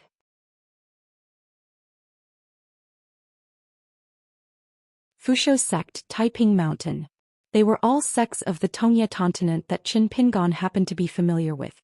Especially the fairy of the Mirror Heart Chamber in the Lotus Flower Blessed Land. Her real identity was the female Taoist priest of Taiping Mountain named Huang Ting. The most inconceivable thing was that the great demon had actually caused one of the immortal couples of the Fusho sect to die and the other to be injured. Zhong Kui stood up and looked at Qin Pingon. Qin Pingon was puzzled. "What's wrong?" Zhong Kui smiled bitterly. "I might have a difficult request." Qin Pingon immediately understood Zhong Kui's thoughts. "Is it that little snow cone?" Then Qin Pingon shook his head. Zhong Kui's expression dimmed, but he felt that it was reasonable. Qin Pingon smiled. "I can't give it to you, but I can lend it to you." Zhong Kui asked, "Really? Have you thought this through? The battle this time is extremely dangerous. Not to mention me, Zhong Kui, even my teacher may lose his life. Aren't you afraid that by borrowing my little snow awl and helping me to write with spirit, it may be destroyed in the battle formation one day? Aren't you afraid that even if I, Zhong Kui, don't die, I won't pay you back?" Qin Pingon blinked and extended 4 fingers. Zhong Kui laughed. "I understand. Ask yourself." Qin Pingon suddenly thought of a problem. Let my real body come to the Azure Turing Manor? 300 miles of water will take a lot of time. Zhongkui, why don't you go to the post house and get the little snow cone by yourself? Zhongkui thought for a moment. You can get the water goddess to bring your real body here. It'll be quick because there are some things that I need to do in the Azure Turing Manor. It's not suitable for outsiders to see. Zhongkui walked to the table as he spoke. He tapped the table with his fingers. Water goddess, are you still pretending to be asleep? She smiled and sat up, leaving the table. I'll go and fetch this young master's real body now. However, I'll have to trouble your real body to jump into the buried river after I count to 10. As the water goddess counted, her figure swept towards the buried river near the Azure Turing Manor to fish someone out. This was the unique ability of a god. After counting to 10, Qin Pingon smacked his head, feeling helpless. After a moment, the water goddess brought back Qin Pingon's real body and a little follower. Zhongkui laughed heartily. Qin Pingon asked, how does the Yin god return? Zhongkui waved his sleeve and shook a gust of wind. He gently blew Qin Pingon's Yin god into his real body and reminded him, before you can have a Yang god to protect you, don't roam the night with your Yin god so easily in the future. Qin Pingon let out a long breath. He took out the small snow cone from the square-inch object and handed it to Zhongkui. After Zhongkui took the small snow cone, he asked, how do I return it to you in the future? Qin Pingon smiled and said, you can send the small snow cone to Qin Pingon of Luopa Mountain in the Dali dynasty of the Aquarius continent. After Zhongkui nodded, his expression became stranger and stranger.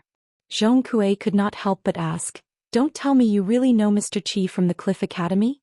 I know a lot of things about the Pearl Grotto Heaven. Qin Pingon neither nodded nor shook his head. The water goddess drank a mouthful of wine to calm herself down. Then she asked carefully, then do you know Mr. Qi's teacher? Qin Pingon scratched his head, took off the blade's strengthening gourd and drank the wine. It seemed that the old man was the one who taught him how to drink. At that time the old scholar was carried behind a young man. The old man patted the young man's head with all his might and shouted that the young man wanted to drink. First, set a small goal such as 1 second. Remember, scholar's residence, F.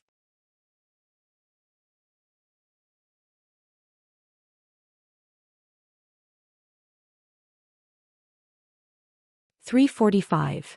Pei Qian said that he wanted to go to the entrance to look at the screen wall. The incense in the temple would float and there would be a fragrance. The water would move and there would be sounds. It was too interesting. The water goddess waved her hand and summoned a young maidservant to bring Pei Qian over to enjoy the scenery. Remembering that a scholarly sage from another lineage had just left, Qin Pingon put down his wine gourd and said, my hometown Longquan County was actually the earliest Lizhu Grotto heaven. Mr. Qi was a teacher in the school, but I was poor when I was young and did not go to school. My neighbor next door was Mr. Qi's student and often mentioned it. But Mr. Qi has naturally seen it before. After all, the town is only so big. Zhongkui sat back at the table and poured a cup of wine with a smile. Of course, he did not completely believe Qin Pingon's words. A young pure martial artist had the blade's strengthening gourd and 2 natal flying swords, and could even travel at night. Even if there were hidden dragons and crouching tigers in Lizhu Grotto Heaven and Qin Pingon had other good fortune, Zhongkui would not believe that Qin Pingon and Qi Jingchun had only met. However, Qin Pingon had some reservations, so Zhongkui did not probe further. Although the knowledge of the literary sage had been banned by the major academies, it was not a big deal for the private library to have a few works of the literary sage. Not to mention knowing Qi Jingchun, it did not matter even if he had gone to that school.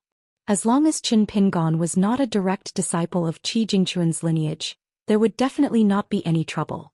Even if it was true in the territory of the Dafu Academy in the Tongye continent, it did not matter. There was Zhongkui and his teacher.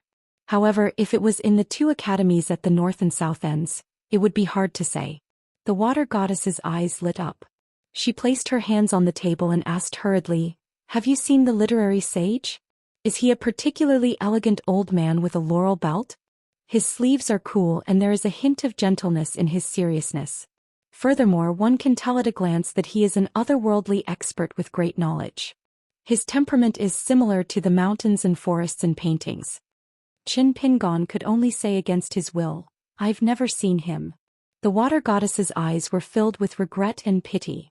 The former was for herself while the latter was for Qin Pingon. She slumped back into her seat and gulped down a large bowl of wine. After wiping her mouth she sighed, "That's truly a regret in life. To think that you've never met an old man like that. Try to meet him in the future or else your life won't be complete." Qin Pingon smiled helplessly. "Alright, I'll fight for it." She recalled something. "Then have you seen a guy called Cui Shi? He's a bastard who betrayed his master despite being the eldest disciple. There's also that sword Immortal whose sword skills are divine. His name is especially domineering. He's called Zhou. It's said that his sword skills are invincible. There are also people like Mao Xiaodong. There are so many disciples of the literary sage. You should have seen one of them, right?"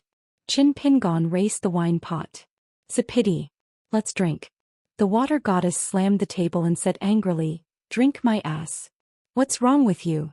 If I were born and raised in the Dragon Pearl Grotto heaven, the first thing I would do after leaving my hometown would be to visit the literary sage. If I can't enter the merit forest of the academy, I'll settle for the next best thing.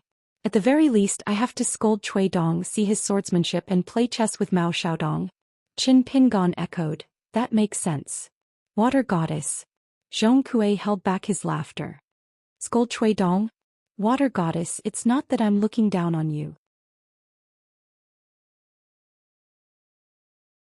Even though that Dali Imperial Tutor's realm is rumored to have plummeted, he can still crush your golden body with 2 fingers. The water goddess said confidently, "Can he hear me scolding outside Dali's capital?" Zhong Kui rolled his eyes and said, "Then he really can't hear you." The 3 of them drank their wine. The atmosphere gradually became solemn. After the great demon lurking near the Fusho sect was exposed, it went on a rampage, killing one and injuring the other of the unpolished Jade Realm couple who were experts in joint attacks. The battlefield was still on the Fusho sect's mountain. Even if that great demon had the advantage of an innately strong physique, it would still need to be at the 12th realm. A great demon of the Immortal realm who should have been famous had actually been hiding in the central region of the Tongyi continent for countless years. The Fusho sect and the academy did not notice it at all. Moreover, coincidentally, when the leader of Taiping Mountain went to stop it from entering the sea, the prison that suppressed the demons in Taiping Mountain suddenly opened and successfully escaped. In addition, there were ancient treasures and immortal weapons in the Hassa continent, the Tongyi continent and the Fuyao continent. The 3 continents had already attracted countless cultivators to fight over them. The water goddess asked carefully, "May I ask if your mountain master is really not afraid of dying after leaving the academy and taking the lead to kill the demons?" Zhong Kui laughed angrily and said, "Can you think of my husband a little better? Besides, anyone in the world can ask this except you, water goddess. In the past 200 years, you took the initiative to leave the Green Turing Manor and the Water God Temple. How many battles have you fought with that demon?" The water goddess took a sip of wine. "That's different. I'm just a small water goddess. Your husband came from the residence of a saint in the Confucian temple." Zhong Kui glanced at her and said, "Is that the logic you saw from the sage's books?" The water goddess flew into a rage out of humiliation. It was fine if he scolded her for being short-sighted, but she could not allow it to involve the sage of Wen. She slammed the table and stood up. "Zhong Kui, if you continue to speak so strangely, spit out the noodles and wine." Zhong Kui took a sip of wine. "I'll drink your wine." He took another sip. I drank it again. "It's delicious." The water goddess was so angry that her face turned livid and her body trembled. Qin Pingon said softly, "There's a memorial arch in my hometown. One of the 4 plaques says "Do not pass on." This is probably the reason why Mr. Zhong Kui made such a choice. Previously, Zhong Kui had said why the world was willing to abide by the rules set by the Confucian school. Mr. Zhong Kui's actions today, regardless of whether he lives or dies in the end, the 3 of us, not to mention Zhong Kui who is a student, at least you and I will feel that the learning style of the Great Fu Academy is enough to make people look up to you. If I have children in the future and they go out to travel the world, I will definitely let them come to the Tongyi continent and go to the Great Fu Academy. Zhong Kui nodded and raised his wine bowl to toast Qin Pingon. The water goddess nodded and agreed. She also toasted Qin Pingon with a bowl of wine. All good things must come to an end. Zhong Kui put down his wine bowl and prepared to leave the buried River Jade Turing Manor after finishing the last thing. Pei Qian ran all the way to the threshold of the hall and cupped his hands in water. His face was filled with joy. He shouted to Qin Pingon as if he was presenting a treasure. I fished out a handful of water from the screen wall. Do you want to take a look? She lowered her arm and closed her fingers between her hands. There was really a pool of green water. Qin Pingon looked at it and said, Return it. Pei Qian nodded and returned the way he came. Behind him was the maidservant who was covering her mouth and laughing. The water goddess felt that her youngest daughter was quite interesting. She smiled and said, It's just a handful of buried river spirits. It's not worth much immortal money. Young master, you don't have to ask her to put it back. Qin Pingon shook his head and did not explain in detail. Zhong Kui also carried a Fengxuan item with him. It was a small and exquisite bronze paperweight divine beast called Xieji. He took out the small snow all that was engraved with the words, with spirit, and 3 golden talisman papers. The background was a faint seal script. Qin Pingon did not know what was good for him. He only felt that it was slightly different from his golden talisman papers. However, the water goddess was an expert in these talisman papers. She said in surprise, Wind Thunder Paper? They are the Dragon Claw Seal, Jade Tendon Seal and Lingji Seal. These are valuable. When my Green Turing Manor first opened up the manor, we only talked about talisman papers. The Great Spring Imperial Court only rewarded us with a piece of Wind Thunder Paper with the Dragon Claw Seal pattern. Seeing that Qin Pingon's expression was calm, as if he did not know how precious the talisman paper was, the water goddess explained, The talisman written on this talisman paper is the best at impeaching ghosts.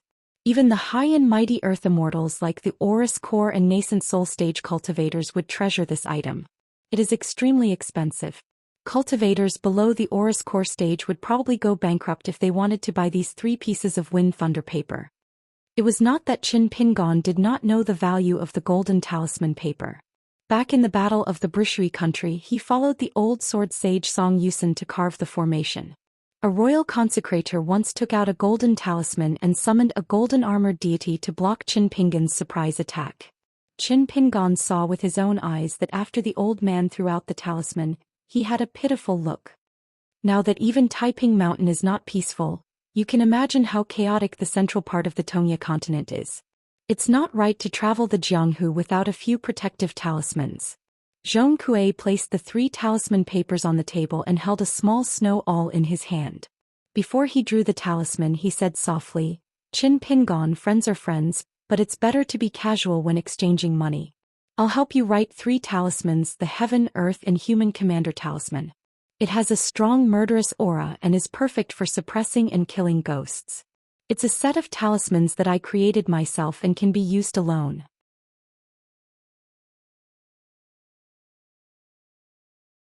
It's enough to scare off ghosts in the Aurus Core stage and even ghost kings in the nascent soul stage. Qin Pingon patted his shoulder and smiled. Since it's so valuable, I can lend you the small snow awl for a few more days. Zhong Kui shook his shoulder and shook off Qin Pingon's hand. He rolled his eyes and said, I'm not familiar with you. The water goddess was speechless. She could not guess what kind of relationship the two of them had.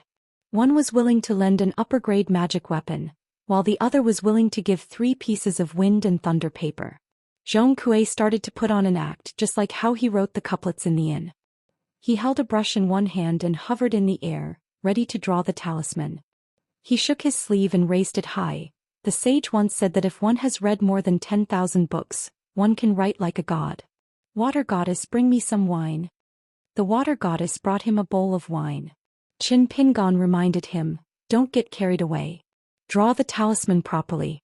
If it doesn't work, you can make another piece of wind and thunder paper for me. You said it yourself, friends are friends, but money is more important. Zhong Kui put down the bowl of wine resentfully. Qin Pingon said again, I'm just joking with you. Zhong Kui's face was full of resentment. The water goddess was a little impressed by this young master who wandered in the night. Do you really not take the gentlemen of the academy seriously? Zhong Kui took a big gulp of wine and burped. Then a mysterious scene appeared. Wisps of snow-white spiritual energy, which seemed to be the righteous energy of the scholar, were exhaled by Zhong Kui. The wisps of righteous energy wrapped around the tip of the small snow cone pen. Zhong Kuei's drawing of the talisman was even more unorthodox. He did not put his pen on the talisman paper. Instead he recited a poem. Feng Zhang Ci Feng Gu Iron Cavalry encircle Dragon City. Then he shook his wrist gently and a string of small people the size of rice grains fell from the tip of the pen. Upon closer inspection they were actually horse-riding generals in silver armor. More than 100 cavalry quickly arranged themselves on the wind and thunder talisman paper and stopped their horses. Zhong Kuei, who was holding the pen in his right hand, pointed at the talisman paper with 2 fingers on his left hand and said in a low voice, "Freeze." The silver-armored cavalry instantly melted and turned into the golden talisman paper. In an instant it turned into a talisman. The other 2 talismans were similar in terms of talisman drawing. They were worthy of the reputation of having ghosts and gods under my wrist. The water goddess was greatly impressed. As expected of the quasi-saint of the Great Fu Academy. Not to mention moral essays, just this talisman attainment was probably enough to make a talisman warrior of the unpolished jade realm slap the table in admiration. Zhong Kuei handed the 3 talisman papers to Qin Pingon.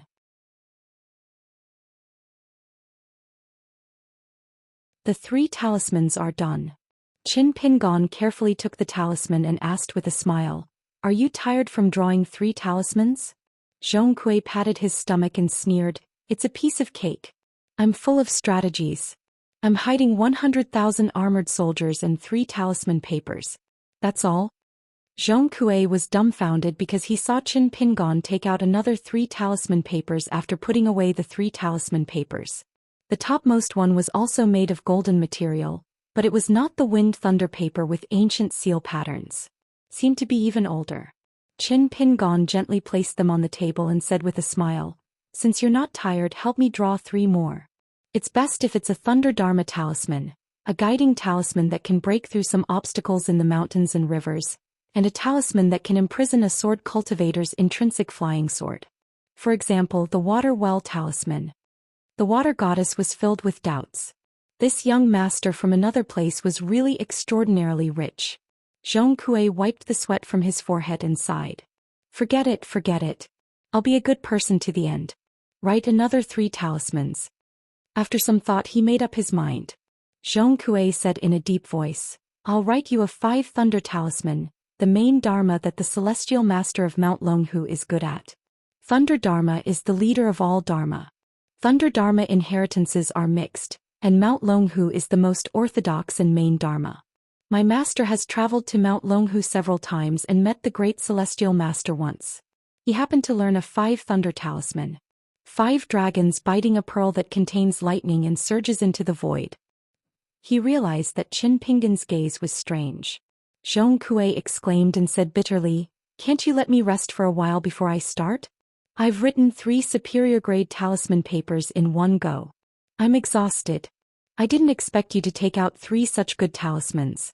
If I had known, I would have pretended to be humble." Qin Pingon smiled and sat down. "It's not too late to draw talismans after drinking. I won't rush you." Only then did Zhong Kuei heave a sigh of relief. He drank a large mouthful of wine and took out the golden talisman paper at the top and placed it properly. The small snow all that was hovering more than a foot above the talisman paper had lightning flashing and thunder rumbling at the tip of the brush. Purple lightning and white lightning were so close that there was a vast heavenly might. The water goddess's heart trembled in fear. After writing the astonishing 5 dragons biting a pearl talisman, Zhong Kuei wrote a barrier-breaking talisman. Then he sat down on the chair and stared blankly at the last talisman paper made of green material. Qin Pingon understood. He reached out to pick up the talisman paper and said with a smile, "Forget it, I won't scare you anymore. The 2 talisman papers from before were enough." Zhong Kuei's expression was solemn as he grabbed Qin Pingon's arm that was holding the green talisman paper. "I must draw this talisman. However, I need to prepare it properly and be careful when I write. If I make a mistake, even if you, Qin Pingon, don't hit me, I will scold myself." Qin Pingon asked, "Can you draw it?" Zhong Kuei retorted, "What's there to be afraid of? Of course I can draw it. I just feel that drawing an ordinary well talisman would be too wasteful if it could only imprison the flying swords of sword cultivators below the nascent soul realm. Qin Pingon praised, Zhong Kue, your talent in talisman drawing is much stronger than mine. Zhong Kue said helplessly, you are a pure martial artist. Do you think I should be happy that you are inferior to me in talisman drawing? Qin Pingon was speechless. After a moment of silence, he did not disturb Zhong Kue's recuperation and the noble qi in his chest. However, he made a decision in his heart. Zhong Kue took a deep breath and said to the water goddess, send all the ghosts out of the Green Turing Manor. Let them return after I succeed in drawing the talisman. Although she did not know why, she still used the river-burying god and the Green Turing Manor lord's unique spells to expel all the stewards, maidservants and servants in the manor. Zhong Kue stood still with one hand behind his back and the other holding the small snow awl. A cool breeze blew in his sleeves. In an instant the Green Turing Manor began to tremble. The underground water veins surged. The water goddess found it difficult to breathe. She retreated and tried her best to distance herself from the gentleman from the Great Fu Academy. However, she still felt extremely uncomfortable. She only felt slightly better after she left the hall. She bit her lips and her eyes were in a daze. This scholar named Zhong Kue was definitely not as simple as a gentleman from the academy. When Zhong Kue put down his brush, he chanted softly, the sword rises, the river clears, the mountains collapse in all directions, the sea of the 9 provinces boils. After the talisman was completed, the talisman gallbladder that would only be hidden in the talisman appeared on the spot. It was a white-robed sword immortal that was a finger tall. It floated above the talisman and drew its sword agilely. Sword qi circulated and moved as fast as lightning. Zhong Kue's face was slightly pale. He kept the small snow awl and took a big gulp of wine. Although he was exhausted, he was all smiles. This talisman is also self-created. It's a talisman that I'm most proud of. It's named the Sword Suppression Talisman. It uses the majestic sword intent of an ancient sword immortal to suppress all intrinsic flying swords below the upper 5 realms. The talisman paper is excellent and my talisman is also drawn well. It's unlike the water well talisman that only traps a flying sword for a moment. Once this sword suppression talisman is used, it can directly deprive a golden core realm's intrinsic flying sword. The flying sword of a nascent soul realm sword immortal cannot be trapped for too long. It will break out of the talisman sooner or later. Remember, this talisman must not be taken out easily. If outsiders see it, my master has warned me that this sword suppression talisman does not follow the rules. It's too targeted at sword cultivators and will easily bring trouble to yourself. Qin Pingon felt a little guilty. You've worked hard. Zhong Kue smiled and waved his hand. He spoke to Qin Pingon telepathically. This talisman paper is the manuscript of the sage's family's fundamental knowledge. Do you know how rare it is?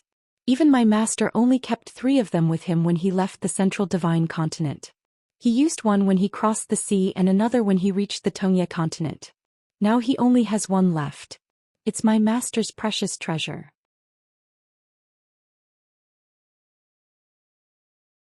Even I can only look at it and not touch it.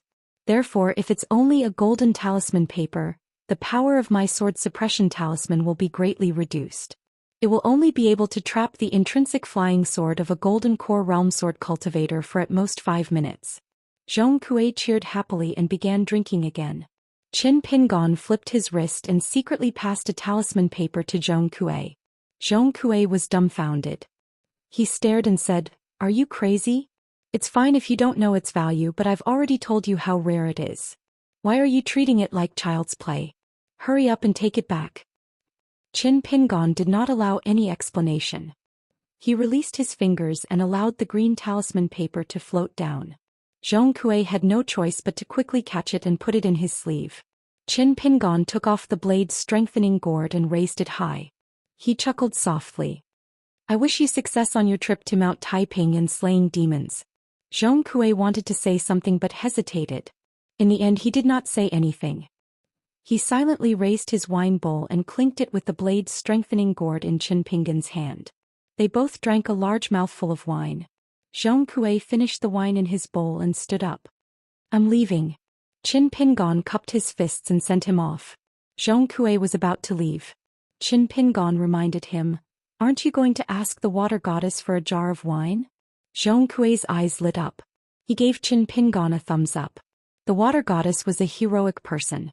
Naturally, she would not be stingy. She brought 2 jars over, but Zhong Kui kept one and gave it to Qin Pingon. Qin Pingon did not stand on ceremony. Coincidentally, the inn's green plum wine was finished. He slowly poured the 100-year-old wine from the azure Turing mansion into the blade's strengthening gourd. Zhong Kui carried the wine jar and his figure flashed. He flew through the air and came to the shore of the buried river. Just as he was about to cross the river, he suddenly stopped. It turned out that he saw his master's Yin spirit as if waiting for him on the shore. Zhong Kui quickly hid the wine jar behind him. The hill master of the De Fu Academy was a middle-aged man with a wooden expression. He walked slowly on the shore of the buried river. Zhong Kui followed behind him. The 72 academies in the world had 72 hill masters. Their realms were different. The highest could be in the immortal realm. However, there was no lack of hill masters who were only in the nascent soul realm. For example, Mao Xiaodong of the Great Sui Kingdom's New Cliff Academy was only in the nascent soul realm. However, with the hill master overseeing the academy, a nascent soul realm cultivator was comparable to a jade pure realm cultivator. No one dared to underestimate him. This scholar who came from a saint's mansion was not high or low among the hill masters of the academy. He was in the jade pure realm. In the De Fu Academy he was in the immortal realm. However, this time he went to the seaside in the west of the Fuho sect to pursue the great demon. After leaving the academy he was only in the jade pure realm. The hill master said softly, "The other party may have a backup plan. Therefore I don't want you to shrink back. I just want you to plan before you act. Even if you are subduing demons around Taiping Mountain, you cannot let your guard down." Zhong Kui nodded and said, "I understand." The hill master stopped in his tracks and extended his palm. A green talisman floated in his hand. "Keep it and protect yourself." Zhong Kui did not reach out to take it. "Mister, did you not use your supernatural powers to check on the Bayou Manor when you were by the river?" The hill master reprimanded softly. "Previously you summoned the ghost servants of the underworld without permission. As the hill master of the De Fu Academy, it is my duty."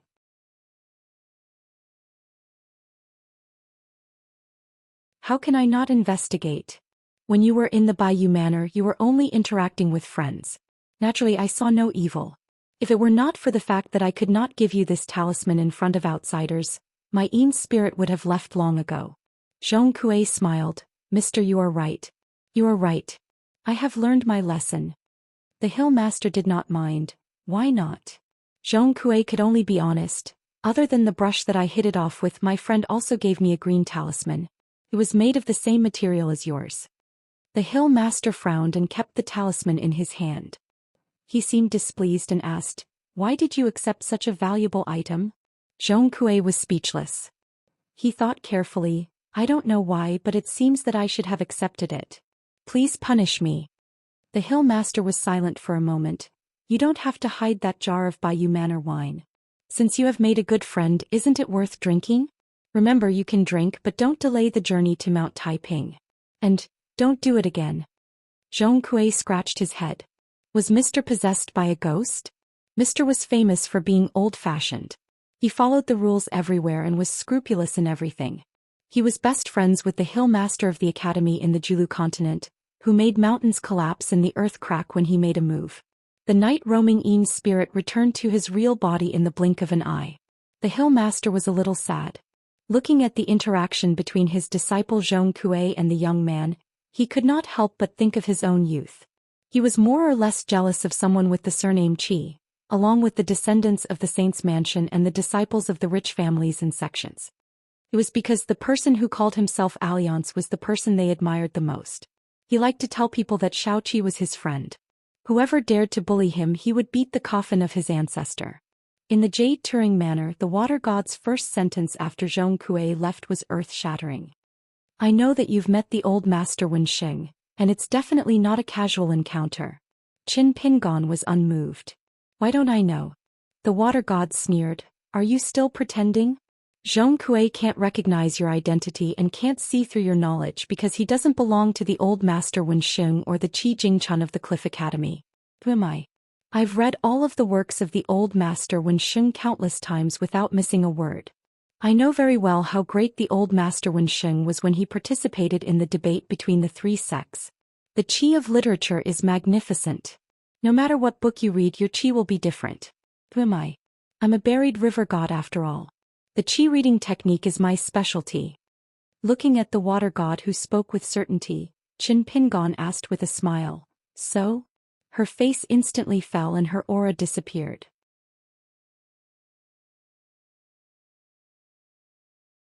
Have you really never met the old master Wen Sheng? Qin Pingon nodded. I have. The water god lay on the table with a resentful look in her eyes. He suddenly jumped up. You have. Qin Pingon extended a finger and gestured for us to speak softly. The water god looked at the young man who really knew the old master Wen Sheng in a daze. Oh my god, how can there be such a handsome young man in the world? Otherwise, after getting him drunk, we'll become sworn brothers, right? If that was the case, wouldn't it mean that he had some sort of relationship with Lord Wenxing? She wiped her mouth and laughed foolishly. She thought to herself that her schemes were indeed unparalleled. As expected of someone who had read so many books about the old master Wenxing. He had not read the books for nothing. She would definitely not embarrass the old master Wenxing. Qin Pingon regretted saying that he knew the old master Wenxing.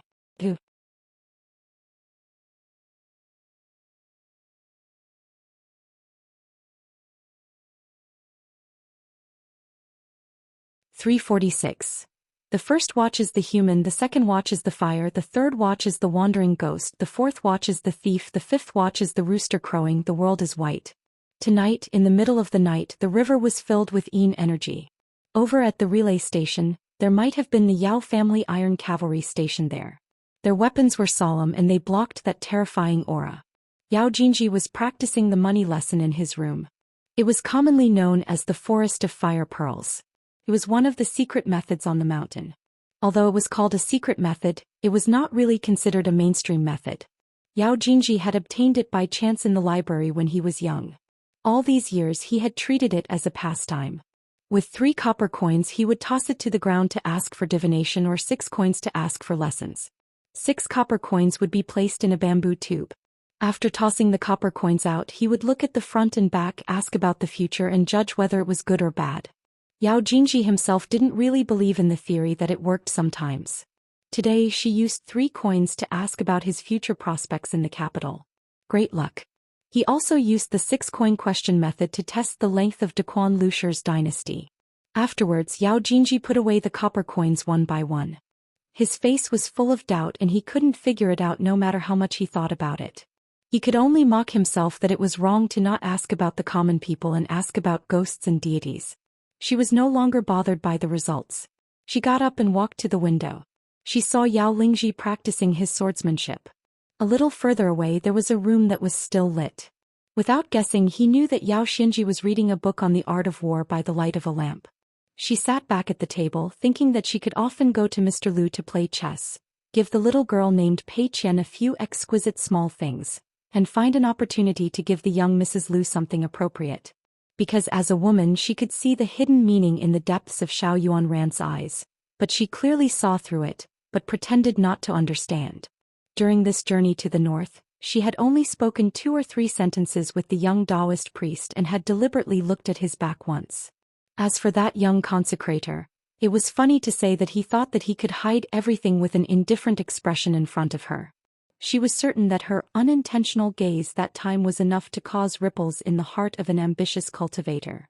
Yao Jinji had always believed that this was more important than 1,000 words.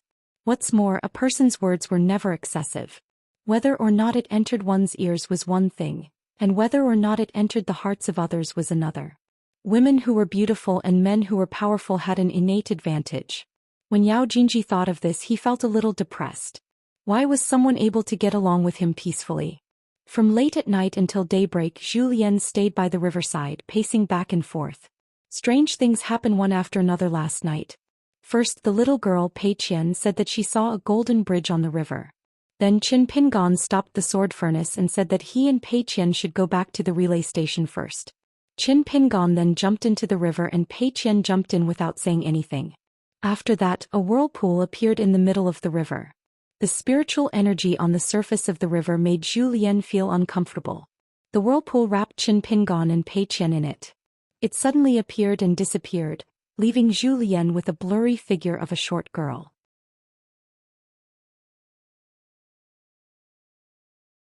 It was said that the Tongyi continent was only one of the 9 great continents in this vast world. The world was vast. How big was it? Cultivators were incredibly powerful. Earlier, Zhou Xian was a little depressed. He was like a rich gentleman who suddenly entered the capital and found that he couldn't buy anything with the money in his pocket. He was still a little disappointed. However, Zhou Xian cleaned up these thoughts very quickly. Instead, he was filled with a heroic spirit and fighting spirit. Zhou Xian might be all smiles all day long, following Qin Pingon everywhere. However, he had not wasted a single moment in the past few days when his martial arts cultivation had been advancing bravely and ferociously. The other 3 were not inferior to Zhou Xian. Wei Xian was carefully examining the world, seeing the world in detail. Sui Yu was in seclusion in the carriage, comprehending the sword. Lu Baixiang was a genius, skilled in zither, chess, calligraphy and painting. This was the most intangible advantage of Zhou Xian, Lu Baixiang and the other 3. Without exception, they were all once invincible in the world. As pure martial artists, their state of mind was almost flawless, and they were most worthy of the word pure. Between the 4 of them there was a secret competition. The bottleneck of the 7th level depended on who broke through it first. As long as they entered the golden body of martial artists, the 8th level of the Imperial Wind Realm and the peak of the 9th mountain were no big barriers to them. It was just a matter of time. Zhou Xian looked up at the sky and began to return along the path he came from. He weighed a pebble in his hand, gently rubbing it. The pebble was constantly blown away by the wind by the riverside. Other than the bottleneck of the martial way, the 4 of them were naturally dissatisfied with their own shackles. Wei Xian was the founding emperor of the Nanyuan kingdom, Lu Baixiang was the founder of the demon sect, and Sui Yu was a female sword immortal who even wanted to break the rules of the blessed land. To say that the 4 of them were wholeheartedly convinced by the young man holding the 4 scrolls and were willing to work like cattle or horses, not to mention Qin Pingon, even the child called Pei Qian wouldn't believe it. However, the 4 of them had a deep impression of Qin Pingon after the incident at the inn. Zhou Xian clenched the pebble in his hand and muttered to himself, looking at Qin Pingon's natural attitude now, Lu Baixiang should be the first to reveal the truth. Is that why the 2 of them are so close and relaxed? After Zhong Kuei finished drawing the stunning sword suppression talisman, he left the buried river with his teacher one after the other. The fate of the mountains and rivers of the Bayou Manor gradually stabilized. The young female servant brought Pei Qian back to the main hall. Previously, Pei Qian was at the projector wall.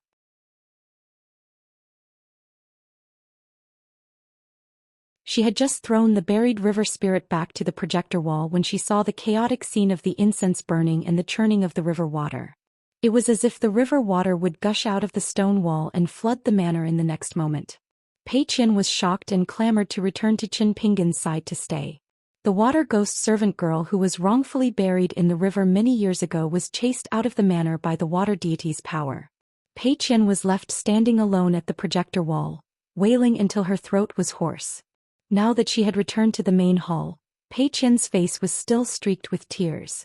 She stood timidly at the threshold, not daring to enter. She still had some eyesight.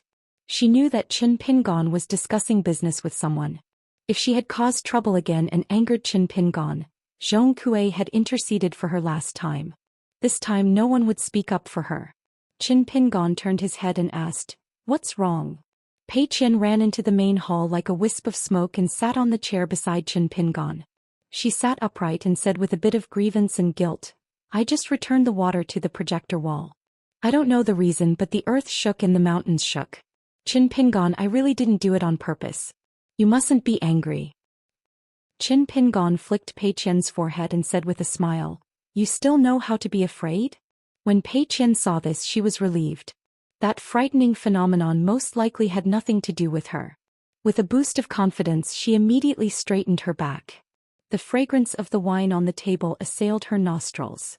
He was really hungry. Besides, she had seen many supernatural beings. In the past, Pei Qian had heard the storytellers under the bridge tell those supernatural stories in the lotus flower-blessed land. They always talked about how a cup of wine and a peach in the underwater dragon palace and the immortal mansion could increase one's lifespan after eating. She asked tentatively, "Can I have a sip of wine?" Qin Pingon glared at her. Pei Qian immediately pretended to be enlightened and said, "I'm still young. Why would I drink wine? Qin Pingon, you should drink more." The water goddess, who was straightforward by nature, was amused by this mischievous little girl. "There are still many 100-year-old water flower wine in the residence. I'll give you a jar later. As for whether Qin Pingon snatches it away to drink or leave some for you, I don't care." Staying by Qin Pingon's side, Pei Qian was not afraid of anything. She said in an old-fashioned manner, "If you really want to give me wine, I'll have to thank you. However, I'm still young and can't drink wine. Otherwise it will affect my learning. Next time we'll come to your house as guests. When we can drink wine, don't be stingy. Otherwise you'll be letting down your identity as an immortal." The water goddess clicked her tongue in wonder. She carefully sized up Pei Qian's features. The more she looked, the more moved she was. She said to Qin Pingon half-truthfully, "What a spirited little girl. Why don't you let her stay in the roaming jade manor? I'll help you take care of her. In the future she'll take over the position of the buried river goddess of the roaming jade manor. I promise to teach her everything and refine 2 magic treasures for her. In at most 200 years, she'll become the most powerful water goddess in the Great Spring Dynasty." Pei Qian stood up in a panic and said angrily, "Don't talk nonsense. I still have to go to the Dragon Spring County of the Aquarius continent to help my family put up spring couplets."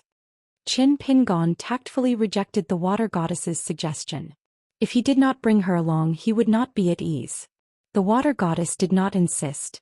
However, she was not joking when she said those words just now.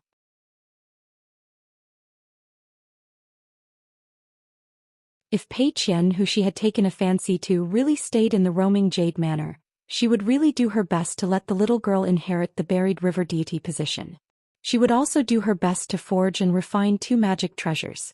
Even if it went against her nature and she had to feign civility with the Great Spring Dynasty and the Great Spring Academy, she would still win the title of Palace for the roaming jade manor.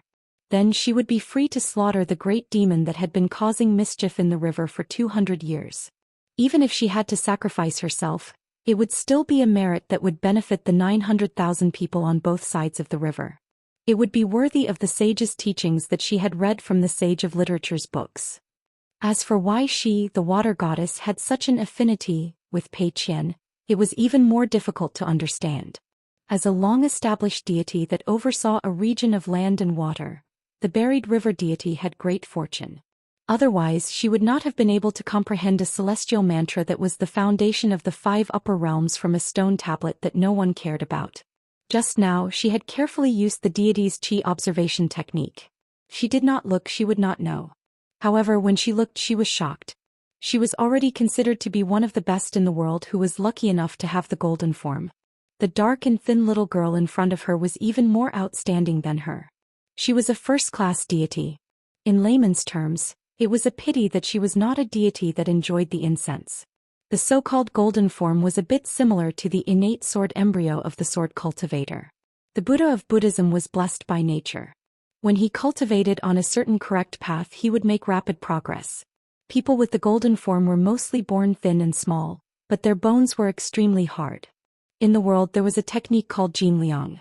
It focused on how much a person's backbone was. The golden form was the most important kind in the world. Their temperament was tough, easy to be impatient and decisive in killing. Especially in the 5 elements, the golden form was solemn and dignified. Therefore they were born to be officials and generals.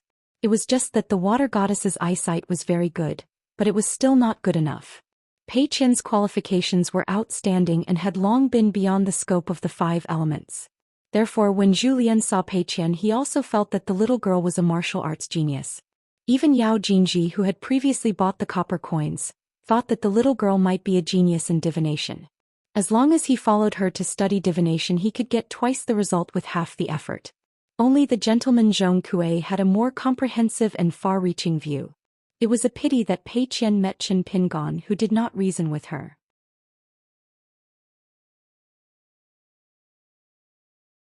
As for practicing martial arts or cultivating the Tao, Pei Qian did not even think about it.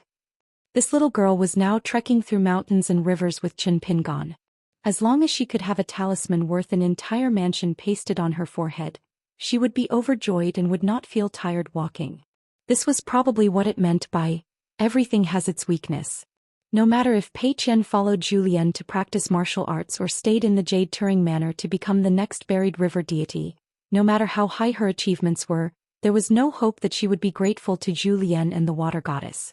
Perhaps one day there would be a conflict and she would be slapped to death by Pei Qian. After that she would feel that it was natural. You guys have angered me and I am more capable than you.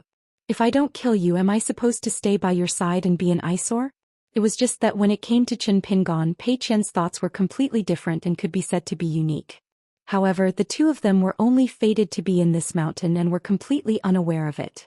The water goddess waved her hand and the maidservant silently retreated. Only then did the water goddess ask, Qin Pingon, I am a straightforward person and you are even more so. Otherwise, Zhong Kue would not have interacted with you in such a manner.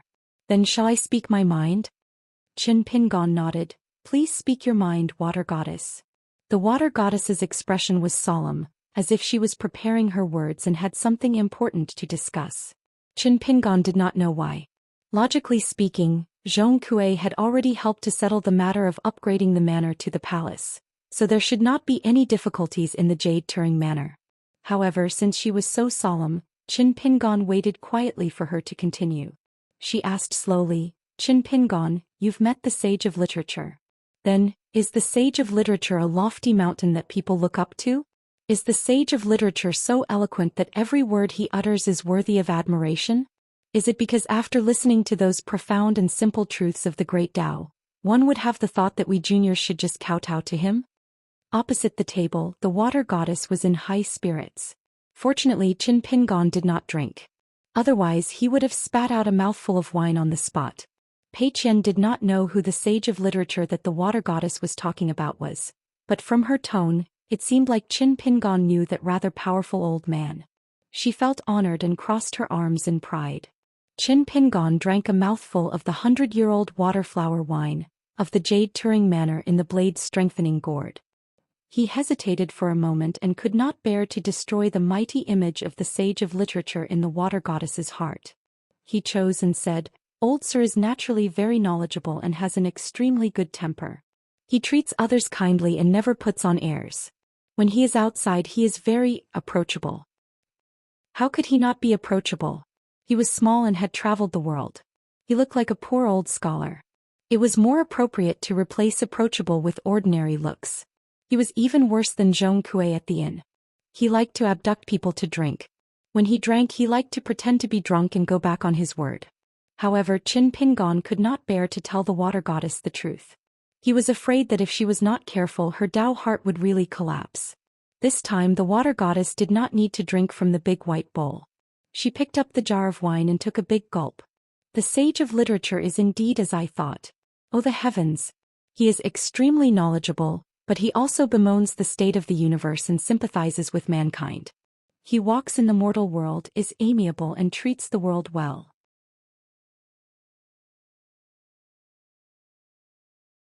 Back then, the Sage of Literature was only ranked 4th in the Confucian Temple in the Central Plains. He was not allowed to accompany the Saint Master. How preposterous! The water goddess chattered non-stop and kept defending the Sage of Literature that she respected greatly. Qin Pingon did not reply, but he thought of many true scholars and people who yearned to be scholars. Mr. Qi's husband, Mr. Qi, the lotus flower blessed land, Zhong Qiu, who looked like Mr. Qi, Qin Pingon, and the child Chao Qinglang, who looked like him. Everything in the world, reasonable and unreasonable, will eventually land in one place. Where my heart is at ease is my home. Qin Pingon didn't say anything. He just drank the wine. The wine was so delicious that he thought of those wonderful people and things. The old elementary scholar Wen Xing's theory of order, Mr. Qi's not disappointed, Zhong Qiu's clear conscience and Chao Qinglong's hope. Qin Pingon would definitely not become a drunkard today. Perhaps as Alliance had said he would really become a wine immortal. One was talking to himself while the other was thinking to himself. They both drank and did not need anyone to persuade them. The so-called cellar storage of the water-flower wine of the Azure Turing Manor was hidden in the river Essence. After 100 years, it would naturally age and become sweet. It was easy to drink, but the after-effects were not small. The water goddess was really drunk. She sat cross-legged on the chair and shook her head. She said that she envied Qin Pingon to death. He had seen the sage of literature and was so familiar with the sage. He had achieved the great fulfillment in his life, but she did not have such luck. She sat on the altar every day. It seemed that the water goddess temple was filled with incense, which was even more exuberant than the Mirage City. However, there were so many selfish desires mixed in the incense. He did not like many of them. She wanted to ask the sage of literature face to face. The sages had said so many principles. There were so many statues of gods in the Confucian temple. There were so many scholars who had read the books of the sages.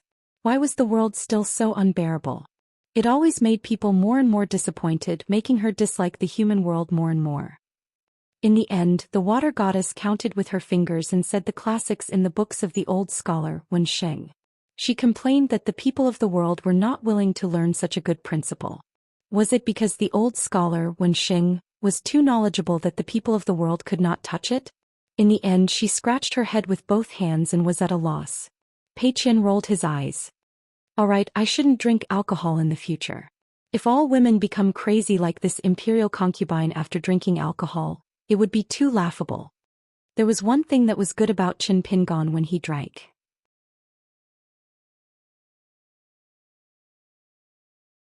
Before he was drunk to death, his eyes would always be brighter as he drank. He looked completely new and his eyebrows would be raised. It was as if his fist technique was no longer restrained but released. It was as if the lethargy of his youth was suppressed by the pressure of the wine. However, this did not mean that Qin Pingon was becoming more and more sober as he drank. It was just that when he was drunk he would not be able to suppress his nature. Before drinking he would be cautious. For example, he would always cover the surface of a bronze mirror with both hands or a lamp in a shabby room with both hands. He did not want others to see it. After drinking, he would release his hands and let out a bright light. Qin Pingon placed the blade-strengthening gourd heavily on the table and said loudly, "Why is old Mr. Wensheng's knowledge too high? Isn't it useful? It's very useful. I want to tell you that this theory is applicable everywhere. Good people can learn it, evil people can learn it, emperors can learn it, commoners can learn it, immortals on the mountain can learn it, demons and ghosts can learn it, and even the gods of the mountains and rivers can learn it. As for whether you are willing to apply it or not, that's a matter for after you learn it. Learning this knowledge first is beneficial." Qin Pingon subconsciously sat up straight and imitated the gentleman Zhong Kue.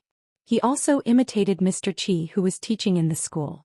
After learning the true knowledge of the world, one will have the source of living water in one's heart. I feel that old Mr's knowledge, the word, order, is great knowledge. True knowledge can be learned by everyone. Do you want to learn it? The water goddess's eyes were in a daze. She slammed the table and said, "I'll learn it if you say it." Qin Pingon leaned forward slightly and wrote the word, order, on the table with his finger. The purpose of this knowledge is the word, order. Apart from the order of etiquette and rules, there is a huge river that benefits the common people. I, Qin Pingon, don't know much. I'll only say what I know and what I'm not wrong. Now I'll use the content that old Mr. told me that night to tell you the meaning of the order. Qin Pingon recounted the opening content of the old master's discussion of the Tao that night in detail. Fortunately, Qin Pingon had a good memory. Even though he was drunk, he did not make a mistake. The first chapter was divided into order. Everything in the world had a sequence of events. He could not skip any link. He could only choose what he wanted to talk about. Otherwise, everything in the world would never be able to tell right from wrong. Otherwise, there would only be positions and no right or wrong. It would be as if everyone in the world was pitiful and hateful. How could he really be reasonable? Could it be that he could only rely on his fists to speak after he could not reason with them? That would be ridiculous. The second chapter was about judging big and small. There were big and small differences between right and wrong. He had to use the good techniques of the legalists and the techniques of the Daoist. The third chapter was about determining good and evil. Using etiquette and rules as the basic yardstick, combining local customs and people's morals, he had to determine good and evil. The fourth chapter was about combining knowledge and action. If one was wrong, he had to correct it. Qin Pingon took 2 hours to explain the contents of these 4 chapters in detail. This knowledge of order is the best knowledge. However, it is extremely difficult to start and act according to the purpose of this knowledge. I don't know why old Mr. Wenxing advised me to drink. I don't know why he cut down the Rainmaster's statue and flattened the Flood Dragon ravine without reason. I also don't know why Zhong Kue, a gentleman, is not like a gentleman of the academy.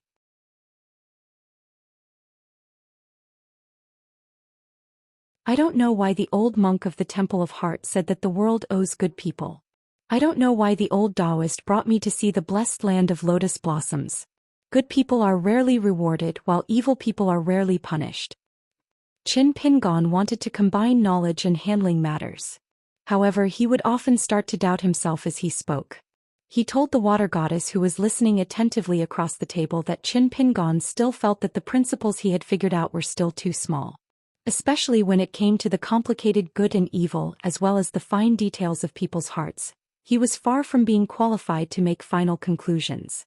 Qin Pingon sat there and talked to himself most of the time. Another 2 hours passed. Time slowly flowed by like the river outside the green Turing Manor. The water goddess had already stood up and stood respectfully. She bowed slightly like a student listening to the teachings of a teacher. She engraved it in her heart and did not dare to miss a single word. Pei Qian seemed to have heard it, but she also seemed to be absent-minded. She lay on the table with her face pressed against the table. She looked at Qin Pingon, who had spoken so many principles in one breath. In her memory, other than the battle with Chao Qinglang on the street outside the alley, he had fought the imperial tutor, the great demon Dingying, and Qin Pingon without much words. After leaving the blessed land of lotus blossoms, he had killed the big green water buffalo with one strike near the Jin Huang residence at the border of the northern Jin kingdom. On the second floor of the inn, he had asked to search his conscience and killed the arrogant and despotic young duke with 3 punches. Qin Pingon said that he did not understand many things in the past. Actually, the little girl Pei Qian did not understand either. Why was it that Qin Pingon, who was reasonable and kind to everyone in the world, was the only one who treated her badly and had the worst temper towards her? She still felt that staying by his side, even if she was scolded and beaten, she still felt that she didn't feel wronged. She felt at ease and felt that she could do whatever the guy beside her wanted her to do. She did not need to think too much about anything. Of course, she still felt very irritated and troublesome. However, these emotions were much better than when she was alone in the capital of the Nanyuan kingdom like a little lonely ghost, drifting here and there year after year. She always felt that one day she would freeze to death or starve to death. It was probably because of tonight's situation that Qin Pingon would still say what she approved of the most. What he said might not be the most reasonable and right.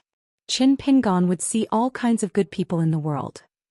Pei Qian only wanted to see all kinds of evil people in the world.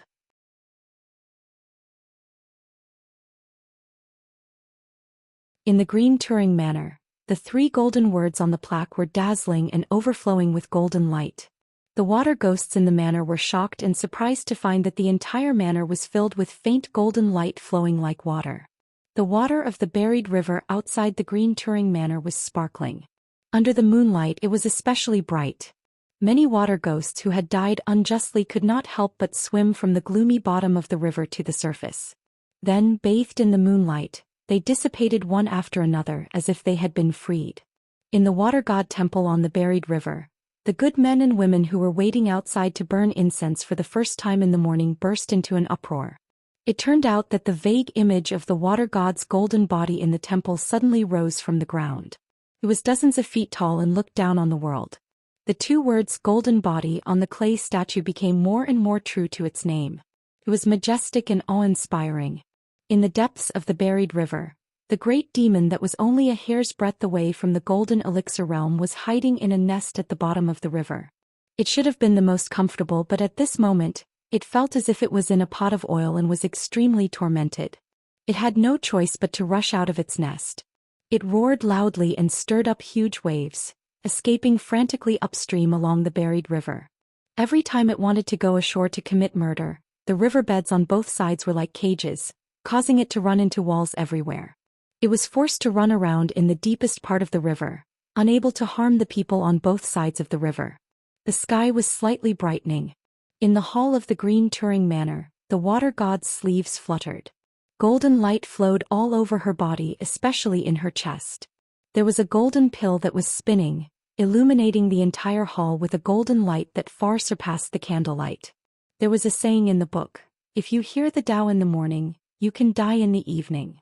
She had never thought that she would have such good fortune, to hear the Tao in the night and form the golden elixir in the morning.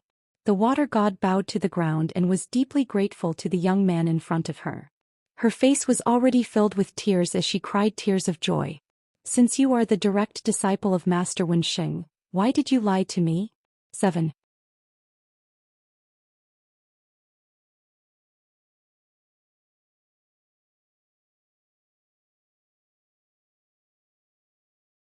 (347). After the water god finished speaking, there was no answer for a long time. She looked up and did not know whether to laugh or cry. The little teacher had actually fallen asleep while sitting. There was only a slight snoring sound. She smiled knowingly. The little teacher's freedom and relief did not seem to be very particular, but in her eyes he was not inferior to the human heroes who could kill people in 10 steps and travel 1,000 miles without leaving a trace. The river god thought for a moment and was about to carry Chen Pingon to the residence to rest. Pei Qian was facing a great enemy.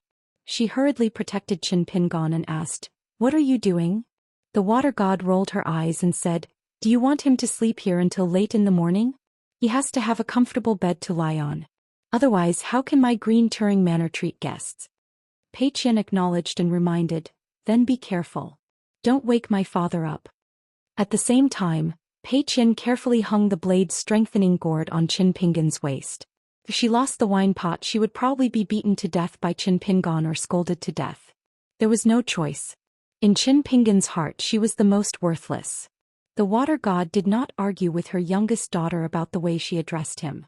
She could naturally tell at a glance that little teacher Chen was definitely not related to the little girl by blood. As for why the old and the little girl would travel the pugilistic world together, it was probably fate. Fate met and separated. Fate came and went. It was the most wonderful thing. Just like tonight, who would have thought that Chen Pingon, who was visiting the Green Turing Manor for the first time, would bring her such a great opportunity? One had to know that on the path of the divine path, one could only rely on the accumulation of incense. Compared to Qi refinement warriors and pure martial artists, it was harder to improve. Think about it, for the gods of the mountains and rivers to advance, other than the imperial court's conferment and the emperor's decree to use the destiny of a country in exchange for the ascension of a god, they could only collect the incense essence from the good men and women in the ancestral temple bit by bit. The water god's movements were gentle as she carried the young man who had the best alcohol tolerance in the world. He was not heavy, and she did not use her divine ability to shrink the ground into an inch to directly go to the small courtyard. Instead, she carried Chen Pingon and walked step by step. For the impatient river god, this was unprecedented patience. He was very curious. How could such a young man have so much knowledge in his stomach? How could he be regarded as the successor of the Wenxing in Qi Jingchun? At that time he should still be a young man. If he was really a young man, how good was his background and how good his talent? Could it be that he was the reincarnation of the legendary god, the proud son of heaven who was born with knowledge? However, thinking about it, she felt that something was amiss. The Wenxing had seen all kinds of geniuses. He should not be as tacky as her. Pei Qian walked beside the water god and kept looking up at her expression. Seeing that the owner of the mansion was smiling strangely, the little girl finally could not help but ask, "Don't tell me you like my father?" The water god shook her head and said gently, "No, I don't like him and I don't think he's worthy. If I have to choose a scholar from the world to be my husband, I would probably prefer that sloppy gentleman. Only by marrying such a man can I live. It's difficult for someone like young Master Chen." If she fell in love with Chen Pingon, Pei Qian would be angry. However, when she heard that the river god said that she did not like him, she was even angrier. She blurted out, "Are you blind?" The water god turned around and looked at the angry little girl.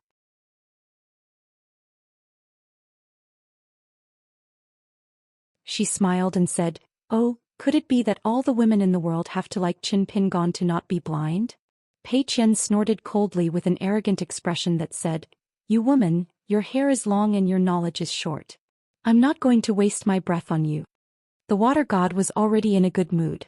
When she saw Pei Qian's expression, she laughed out loud. Pei Qian, who felt that she had underestimated him, became even angrier. "What are you laughing at? My father is your benefactor and I'm his daughter. I'm your little benefactor.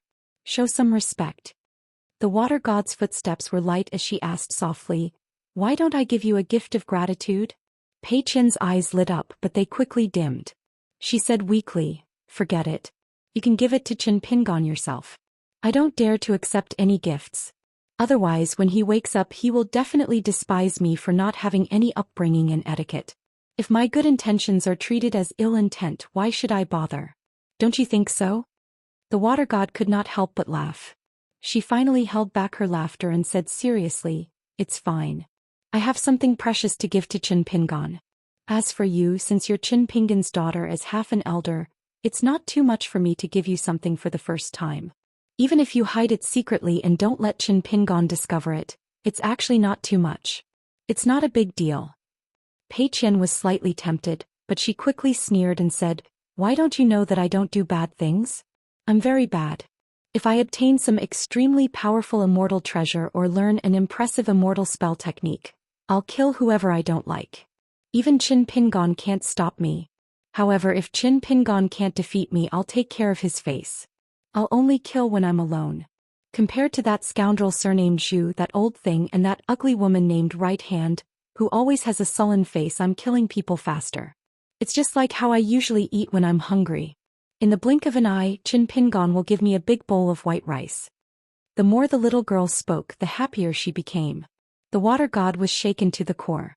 It was only at that moment that she realized what a little freak Qin Pingon had brought along. She made killing sound as if it was eating. Furthermore, it was not the kind of words that ignorant children like to pretend to be terrifying. The water god's expression changed as she observed Pei Qian carefully again. Pei Qian suddenly said angrily, "Goddess water god, you're really evil. You repay kindness with ingratitude. Are you deliberately tricking me?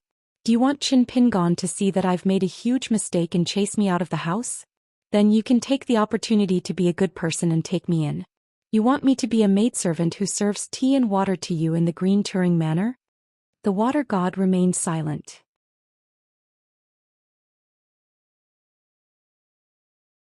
As she carried the sleeping Qin Pingon, she lowered her head and sized up the tanned and petite girl. She deliberately made her gaze turn cold. She deliberately concealed it and revealed it. She smiled and asked, "Is that how you look at me?" Indeed, Pei Qian immediately took a step back and pretended to smile casually. "Water god, I'm just joking with you." The water god understood. This little girl who had a golden heavenly appearance definitely had a powerful background. Furthermore, there was almost no need to hope to control her personality. For some reason, the water god recalled that when Pei Qian had brought water over, Qin Pingon had said something softly. The little girl had immediately returned and placed the water essence back. Furthermore, she seemed to be following her heart and did not have any intention of disobeying him. The water god finally figured out something. Then she praised the young man behind her in her heart. Pei Qian was amused. "You were scaring me just now." The water god was a little helpless. Does this little girl really have a sharp intuition that can see through the ups and downs of people's hearts? If someone were to spend time with her day and night, how tiring would it be? After sending Qin Pingon to the most elegant courtyard in the green Turing manor, the door to the courtyard opened automatically. After placing him on the luxurious bed, Pei Qian shouted and moved aside. She helped Qin Pingon take off his boots and cover him with a blanket. Only then did she sit by the bed and stare at the water god. The latter smiled and said, "You have a place to sleep. I'll bring you there now." Pei Qian shook her head vigorously and said, "I have to keep watch for my father and guard against bad people." The water god joked, "All right, stop trying to flatter me. Qin Pingon is already asleep." Pei Qian was skeptical. He turned around and looked at Qin Pingon. Only then did he stand up and say with a smile, "Then take me to sleep for a while. I'm so sleepy. However, you must remember to greet me immediately when my father wakes up. We still have to hurry on our way. We agreed to catch up with the group after dawn. My father has always kept his word." The water god was completely convinced by this little rascal. After leaving the house with Pei Qian, she asked curiously, "Large group? What's going on?" Pei Qian hesitated for a moment and roughly explained the situation of the Yao family's team. The water god nodded. "No problem. Sleep in peace for 4 hours. When the time comes, I'll send you to the upper reaches of the buried river just like last night." Only then did Pei Qian feel relieved. He followed the extremely rich short woman to her residence. It was in a nearby courtyard. Although he was picky and had a look of disdain on his face, he was already envious in his heart. He thought to himself that when he had a lot of money in the future he would definitely have such a huge residence. Such a luxurious and imposing house. He also wanted to use gold and silver to pave the floor. Then he would paste the yellow paper talisman in the house. After settling down Qin Pingon and the mischievous little girl, Green Jade Immortal Gate opened. Water Goddess arrived outside Green Turing Manor's entrance in a single step. She looked up at the plaque and fell into a daze. She took another step back and instantly arrived at the Water God Temple where her golden body was enshrined. There was still about 15 minutes before the door opened to welcome the devotees. She strode into the main hall. Previously, when she formed the Golden Core Realm, there was a natural phenomenon. It caused the hundreds of devotees outside the door to bow their heads and worship with extreme sincerity. She also sensed it in the distant Green Jade Immortal Gate and gained some understanding of the divine Tao's incense.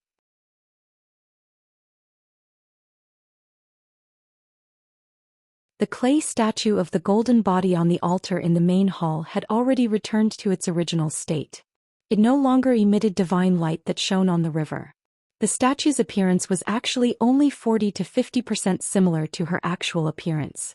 Moreover, the statue's woman had a graceful figure. Her sleeves fluttered and her lines were agile. She was like a deity wearing heavenly clothes. She had always felt that it was not her at all. She had overly beautified her description and beauty. However, this was the rule of the mountain and river deities and the statues in the ancestral temple. The earliest temple attendant was a woman who was hell-bent on being saved by her from drowning. She gave up her wealthy status in the secular world and became a temple attendant in the water god temple. She worked for 50 years and slowly turned from a young woman to a white-haired old woman. Because she did not have the talent for cultivation, she only lived to the age of 80 before passing away. It was this temple attendant who was diligent and reluctantly traveled everywhere to help her gather believers. Year after year she opened a porridge shop to help the people. On her deathbed, the old woman held the water god's slender hand that was like fine jade and laughed hoarsely. The goddess was still so beautiful. The golden statue's craftsmanship was not good enough and could not compare to 1,000th of the goddess's looks. In the end, the old woman's eyes were filled with tears as she asked the water god a question.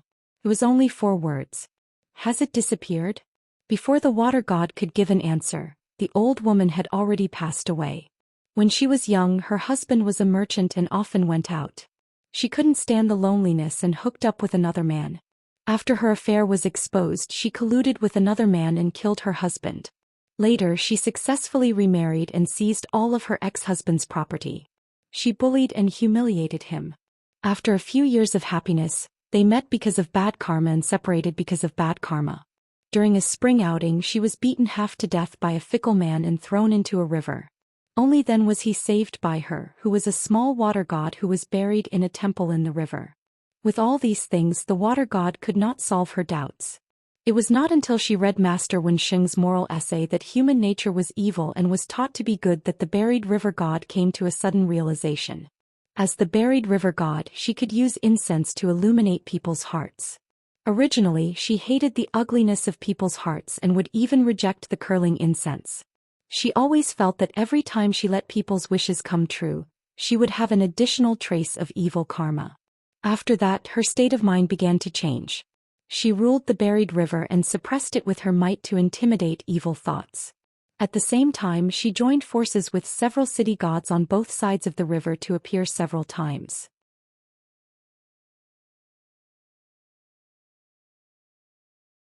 She also prayed to the imperial court for rain and spared no effort to use her supernatural powers. Even if her cultivation was weakened and her golden body dimmed, she had to strive to grant all requests. Regardless of whether the incense was good or greedy, At least she had to make herself have a clear conscience. However, after hundreds of years, there would always be a time when her patience was exhausted. She began to walk into the water god temple less and less. She became more and more fond of staying in the bayou manor that refused guests. She wholeheartedly relied on the Immortal's incantation to refine one weapon after another in order to pass the boring life of a god. There was an even more important inside story. It was because the incantation passed down from ancient times could not only be used to refine weapons, it could also refine the water of the buried river and even refine incense in the human world. It was truly a great supernatural power of Immortals that could be used to refine everything. She originally thought that since the young lady named Pei Qian was fated to come here and had such good qualifications, it might be the will of the heavens that Pei Qian could inherit her deity position and this supreme incantation. Unfortunately, it seemed that this was not the case. He could only wait. The inheritance of deity position was the same as the Qi cultivator taking in a disciple. It was never a small matter. If one was not careful, not only would the disciple suffer a disaster, the master would also be implicated and die. Otherwise, she would teach an ingrate who was not familiar with the teachings and betrayed the teachings, deceiving the master and destroying the ancestors. For example, the master Wenxing that she admired the most. How knowledgeable was he? Didn't he still teach a Cui Dong? The morning sun shone into the main hall through the window. The water goddess retracted her gaze and sighed softly. The old woman in charge of the temple stood at the door. Her wrinkled old face was filled with tears of excitement and joy. It was truly a piece of great news. The water goddess had ascended the deity position. Naturally, everyone in the temple buried by the river would follow her. From now on, not only would the river demon have to tuck its tail between its legs and not dare to stir up trouble, but everyone from the provincial governor's mansion, the county governor's mansion, and the county yamen would probably have to change into a more respectful expression. Even the arrogant provincial governor who thought that he was her benefactor might have to be more polite to her in the future. The old temple attendant asked nervously, "Your Highness, the Lord City God, the Earth Lord, and some small river Hebo near the buried river have all rushed over to congratulate your Highness. They know your Highness's temper, so they don't dare to disturb the Bayou Manor. They have all prepared valuable gifts and are waiting outside the temple. Will you see them or not? If you're tired, I can help to reject them. They won't dare to say anything." The water goddess said indifferently, "I still have some time. Let's meet them." Protecting the fate of the mountains and rivers and educating 900,000 people in the area isn't something that our water goddess temple can do. We need to work together. The old woman was extremely surprised. She didn't know why the mischievous water goddess had changed her personality. However, it was still a good thing. She immediately turned around to pass down the order. As long as the water goddess was willing to put in some effort to recruit the gods of the mountains and rivers, the buried river temple would definitely be able to respond to her call and become the #1 great spring water goddess. Ever since the first female temple attendant died, the buried river temple had been replaced one after another. However, she didn't have any feelings.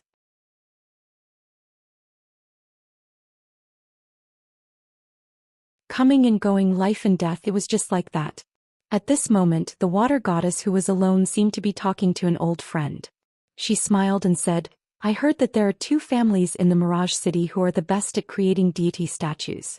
The Zhang family is known to be short and beautiful, adding to their elegance. The Chao family is known to be floating in the air like an immortal. Which one do you think is more suitable for me? Which family's craftsman would you prefer?" The corners of her mouth curled up and she smiled. She waved her hand and said, "You don't have to think about it. Whichever family has a big mouth and offers a high price, pick them. Now we don't have to worry about money." At dawn at the Riverside Post House, the old General Yao Zhen found that Qin Pingon didn't appear for breakfast and felt a little strange. Zhu Lian smiled and explained that the young master hadn't returned from his travels. Last night he suddenly had an idea to visit the buried river temple. The old general might as well hurry on his way. The young master would definitely follow. Yao Zhen laughed and said that this guy was really not loyal. If he had known, he would have dragged him along last night. What was a delay of 1 or 2 days? Julien didn't say anything more. He smiled and left, sitting at the same table with Lu Baixiang and the other 2. Lu Baixiang looked at him. Julien shook his head and smiled. "Don't ask me. The young master didn't ask me to follow at that time. He only said to return as soon as possible and asked me to inform the post house. Wei Xian just lowered his head and ate the porridge, his chopsticks flying. Whether it was sitting posture or eating, Sui Yuyu was the most unique of the 4 retainers. Even the most simple-minded of the Yao family retainers felt that this beautiful woman with a sword on her back was definitely not an ordinary person. She wasn't a retainer that any young master of the Great Spring aristocratic family could have. Lu Baixiang frowned. Julian smiled. What, you don't trust me? Even if I have that kind of thought, do I have the ability? Seeing that Lu Baixiang wasn't willing to talk to him, Julian's smile deepened. The Taoist master and disciple sitting in the corner, Yin Miaofeng and Xiao Yuanran, looked at each other and didn't say anything. But in the lake of their hearts, each of them had a voice.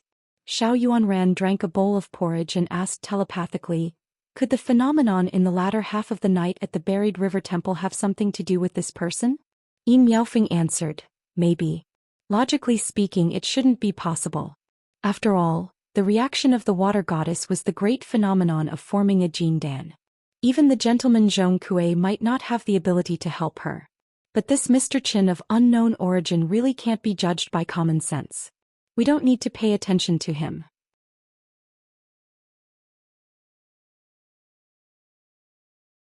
As long as he doesn't cause any trouble, we can already report to the Great Spring Lu family. Regardless of whether the Bio Manor ascends to the imperial palace or not, it is already fortunate that there is a gentleman from the academy supporting it. Now that the buried river deity has advanced through his own ability, we can actually talk about our visit last night and benefit from it. Perhaps I can help you get some benefits. Xiao Yuanran nodded. He glanced at the Yao girl who had put on the veil hat again and didn't say anything else. Although Yao Xianji and Yao Lingji were the direct descendants of the Yao family and were highly regarded, they still didn't have the qualifications to sit at the same table as their grandfather, Yao Zhen. The 3 seats were occupied by old soldiers who had followed Yao Zhen for most of their lives, regardless of rank. Yao Zhen took it as a matter of course, and the 3 old soldiers also didn't feel that there was anything wrong. Yao Xinji blinked at Yao Lingji and pouted. Yao Lingji asked, do what? Yao Xinji lowered his voice. Do you think Mr. Qin met some blind guy and went on a killing spree to kill demons? Think about it, Mr. Qin used his own strength to defeat the demons within hundreds of miles of the buried river. They were all crying like ghosts and howling like wolves. Isn't this scene very heroic? Yao Lingji said unhappily, are you still asleep? Do you like to dream during the day? Yao Xinji raised his eyebrows. You think Mr. Qin can't do it? Yao Lingji said, I don't think there are so many demons in the buried river. After all, there is the water deity temple suppressing it. Yao Xinji laughed heartily. Didn't I say so? You actually believe that young Master Qin has such capabilities? Yao Lingji frowned. Eat your porridge. Yao Xinji smiled happily. Today's porridge is especially delicious. Which young man didn't admire a true hero? Qin Pingon suddenly woke up. He sat up on the bed, sweating profusely. After thinking about it carefully, he felt slightly more at ease. In his memory, he only talked about the order of old Mr. Wensheng, and did not talk much about the fight between the 3rd and 4th places. He also did not talk much about Mr. Qi. However, even so, when he saw the goddess of the river-bearing god later, he still had to remind her. If they were to chat behind closed doors, they could speak and act without restraint, but if they were to open the door, they should not talk about this matter anymore. Otherwise, Qin Pingon would have left and returned to the Aquarius continent long ago, but the water goddess would not be able to move from the green Turing Manor and the golden body of the ancestral temple. Glancing at the pair of boots under the bed, he was stunned. The boots were placed with the tips facing inwards. Qin Pingon shook his head. Fine, are you afraid that I don't know that you helped me take off the boots? He was really clever. Why didn't she spend more time on her studies? After leaving the house, Qin Pingon stood in the middle of the courtyard. It was about the end of the 7 o'clock in the morning. The Yao family's entourage should have already set off. He and Pei Qian needed to hurry on with their journey. Not to mention the 300-li buried river route to the courier station, they had already been delayed for more than 2 hours. But after drinking the 100-year-old waterflower wine last night, he felt refreshed. His body had more or less recovered from the battle at the inn, and his state of mind was more relaxed. It was like an old house that had accumulated too many miscellaneous items. even if the owner treated them as treasures, but if he tidied them up one day, it would definitely be more pleasing to the eye. At the entrance to the courtyard stood a young female servant.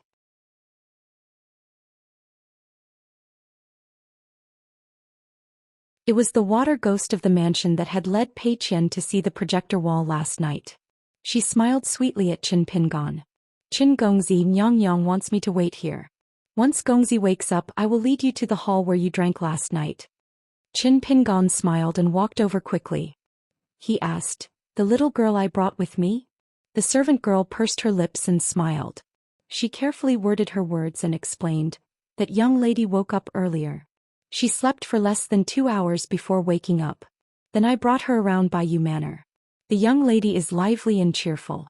Everyone in the manor likes her very much. Qin Pingon hesitated for a moment, but still asked directly, she didn't ask for anything from Bayou Manor, right? The servant girl quickly shook her head. No, she really didn't. She also didn't know how to lie.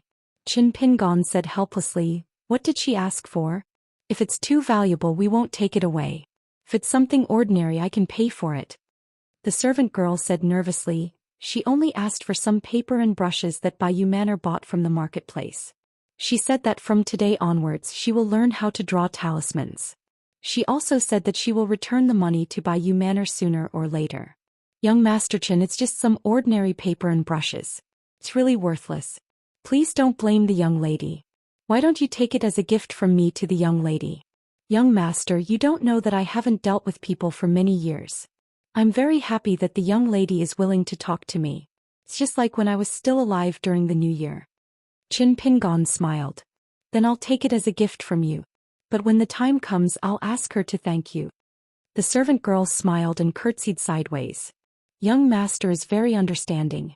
I hope you can visit Bayou Manor often in the future. When she saw Pei Qian, she smiled brightly. Qin Pingon asked, don't you have anything you want to say? Pei Qian glared at the female ghost behind Qin Pingon. She resentfully took out a small writing brush made of bunny hair from her sleeve. Then she lifted her coat. It turned out that she had hidden a large stack of rice paper close to her body.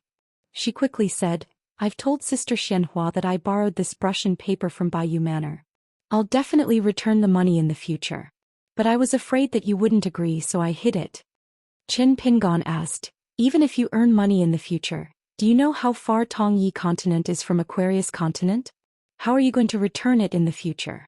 If you let Immortal Fairy help you send it, you can buy a house in Nanyuan Kingdom's capital with that money. Are you sure you can earn so much money? Pei Qian was at a loss. Qin Pingon sneered. Maybe you know this, so you're willing to return the money? Pei Qian smiled awkwardly. Her gaze wandered, but she didn't dare to look at Qin Pingon. Qin Pingon stretched out his hand.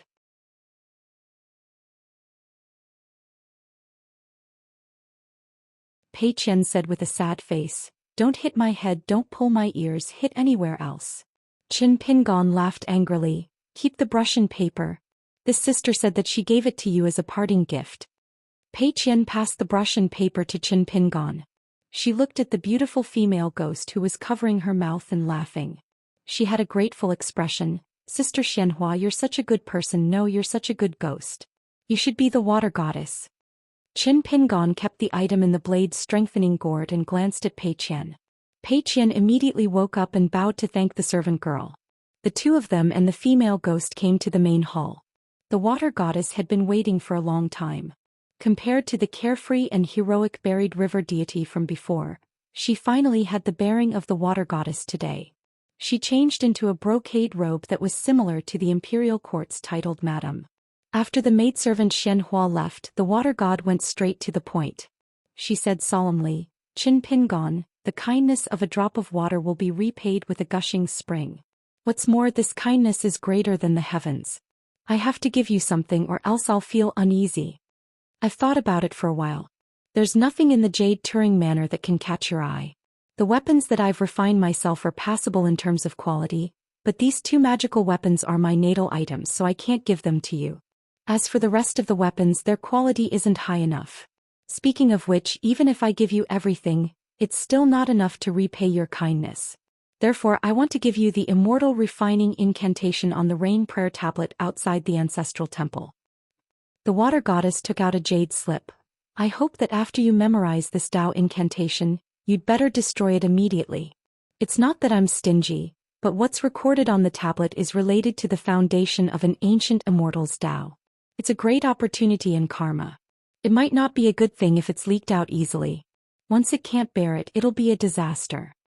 Without another word, Qin Pingon nodded and took it with a smile, keeping it in Flying Sword 15. The water goddess said in surprise, "Aren't you going to refuse and be polite with me? If you exchange gifts, it'll show your true feelings." Qin Pingon held back his laughter. "To tell you the truth, I really do need a top-notch refining incantation. Back then, I inexplicably wandered the night as a Yin spirit. Once the thought came to my mind, I went straight to your water goddess temple. The opportunity that Zhong Kui mentioned should be this. If I don't take it, I'll be punished." The water goddess scratched her head. "That's the logic, but I keep feeling that something's missing. If you reject it righteously and say that you're a gentleman and don't ask for anything in return, I'll cry, throw a tantrum and insist on giving it to you. You'll have no choice but to accept it. In the end, the host and the guest will part happily. How interesting would that be?" Qin Pingon smiled and did not say anything. After that, the water goddess brought the two of them to the buried river. She still used the previous mystical ability to send the two of them to the vicinity of the post house upstream of the buried river. The mountains and rivers moved in a single thought. This was one of the divine Dao spells that Qi refinement cultivators were most envious of. The other should be that as long as a god was in his own ancestral temple, he would have an additional power similar to the scholarly sage presiding over the academy and the perfected one in the Daoist temple. The water goddess probably did not want to part too quickly. She brought them to the gate of the Green Turing Manor.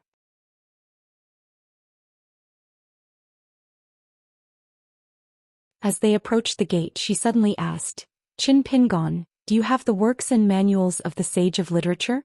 It's best if it's the kind that the Sage of Literature personally gives you. Don't worry, I won't openly enshrine it in the water goddess temple. That would be too reckless. I'll secretly hide it in the Green Turing Manor and put it together with the memorial tablet that I secretly engraved. This is one of my greatest wishes and also my utilitarian heart.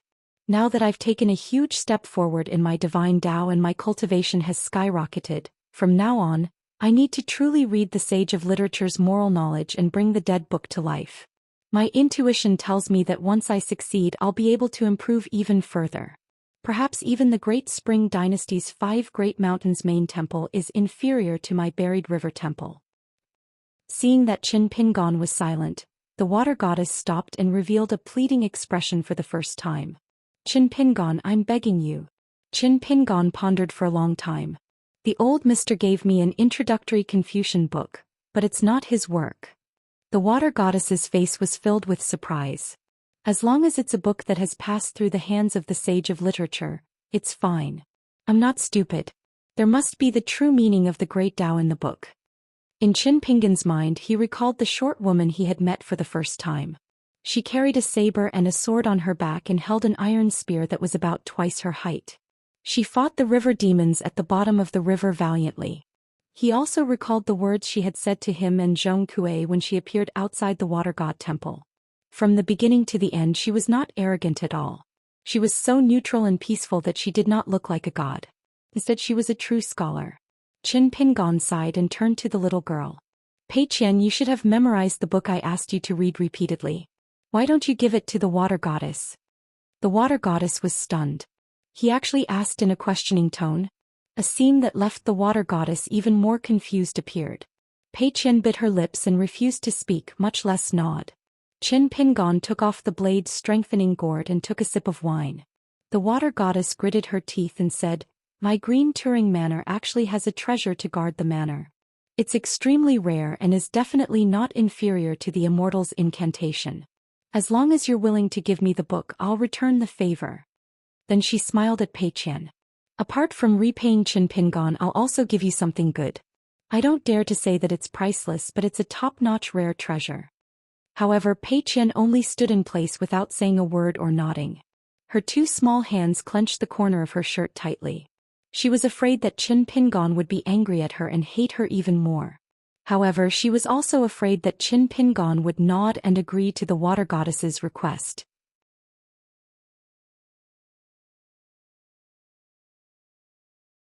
At that moment, Qin Pingon put away the blade's strengthening gourd and bent down. He actually smiled at Pei Qian and rubbed her head. If you're unwilling, forget it. Pei Qian hugged Qin Pingon and started crying. Qin Pingon did not know what she was thinking and why she was crying. He smiled helplessly at the water goddess. I'm sorry, but after I return to the Aquarius continent, I'll try my best to find one for you. When the time comes, I'll send it to you. As for repaying me, there's no need. The water goddess sighed. She looked at Qin Pingon and then at Pei Qian. She wrung her hands and lamented, that's the only way. They came to the side of the buried river. Qin Pingon carried Pei Qian and jumped into the water. The water goddess waved her sleeves and the strange whirlpool that Zhou Xian had seen previously appeared in the buried river. In the next moment Qin Pingon and Pei Qian were already standing in the buried river 300 li away. One of them floated while the other stepped onto the shore. The water goddess stood by the shore. Qin Pingon bade farewell and left. After walking for a distance, he probably said something to Pei Qian. The crying little girl turned her head and waved goodbye to the water goddess. The water goddess smiled and waved back. They walked further and further away. Pei Qian, who was behind him, was still sobbing. Qin Pingon laughed. You didn't do anything wrong, what are you crying for? The little girl leaned her head against Qin Pingon. I'm sorry. Qin Pingon. The little girl was heartbroken. You're right, I'm just a money loser. Qin Pingon laughed angrily. What nonsense are you talking about? Remember to study hard in the future, you have to be diligent. Pei Qian sniffled and nodded his head. Qin Pingon said in annoyance, don't wipe your snot on me. Pei Qian leaned back and helped to wipe the tears and snot on Qin Pingon's back. He laughed. Heh. Until the big and small figures disappeared into the distance.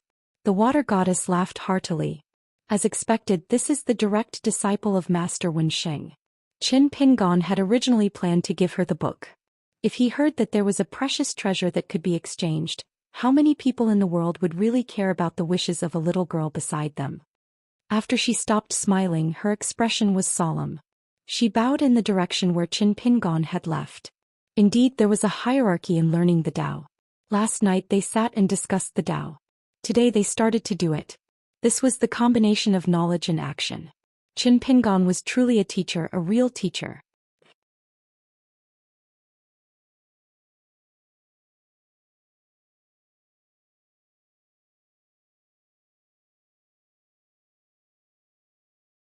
(348). The Yao family was experienced in doing things. There were people waiting for Qin Pingon at the inn. Zhou Xian was among them. The young scout Yao Xianji even shamelessly stayed behind. Qin Pingon apologized to the two old soldiers of the Yao family. The old soldiers laughed heartily. One of them quickly waved his hand and said that young Master Qin was too polite. He was treating himself as an outsider. He could not accept this. The way Yao Xianji looked at Qin Pingon was like looking at a general who had returned victorious from the battlefield. Qin Pingon was a little confused. A group of people rode on horseback to catch up with the main group. Pei Qian and Qin Pingon rode on the same horse. The little girl was very happy. The old general Yao Zhen had already let the carriage slow down. Soon Qin Pingon saw the figures of the group. After a period of rest and recuperation, and with the help of a prince's miraculous medicine, Yao Zhen's injuries from the assassin were almost completely healed. Today the horses slowed down for the journey to the north. After obtaining Yao Jinji's permission, he left the carriage and began to ride. In the end, he was an old man who had spent most of his life fighting on horseback. When he was young, he was already used to the rapid march of long-distance attacks. He would not fall off even if he slept on horseback. Today he was riding side by side with Qin Pingon. The scenery along the way was pleasant. His little benefactor also chatted with him about the scenery of the temple by the buried river. Yao Zhen's spirit was very good and his laughter was hearty. Qin Pingon wanted the old general to help him ask the government for a geomancy map of the buried river basin. Yao Zhen agreed without asking. Pei Qian had already rushed Qin Pingon to the carriage. Once again he was in the same room as Sui Yu. The latter sat cross-legged with his eyes closed. His sword was held horizontally across his knees. Pei Qian had always disliked this cold woman. She looked at everyone as if they owed her dozens of taels of silver. Who was she trying to show her sour face to? Be careful, she might become an old woman next year. Before entering the carriage, Pei Qian had asked Qin Pingon for the small regular script writing brush and rice paper. She sat in the corner and opened the cotton bag by herself. She carefully placed her new belongings inside. From the bottom of the bag she took out a heavily wrinkled book. She glanced at the pair of boots in the bag. They were bought not long ago, but they were covered in mud. She stuck out her tongue and quickly put the bag, not daring to let others see it. Lying down, Pei Qian held the book. She flipped and flipped it over for a long time. She finally put it on her face and fell into a deep sleep. Sound. Before falling asleep, the little girl thought about what that fellow had said. He wanted her to study hard in the future and not just memorize books with her strength. He thought about it. Today was too tiring. She would talk about it tomorrow. She would do it tomorrow. She was so happy that she almost laughed out loud when she thought of the saying, "Tomorrow brings on tomorrow, and there are so many tomorrows." Therefore the little girl slept especially soundly today. Sui Yu opened her long and narrow peach blossom eyes and gently exhaled. She quickly raised her hand and gently waved it, instantly shattering the aura. The 4 people in the picture scroll, except for the taciturn Zhou Xian who was the first to come out of the picture scroll cage, the other 3 came to this vast world on the same day. Zhou Lian had taken the extreme path of external martial arts. Only when he had reached the peak of martial arts did he switch from external martial arts to internal martial arts. Otherwise, this martial madman who had been killed by Ding Ying would not have wanted to kill the other 9 great grandmasters alone.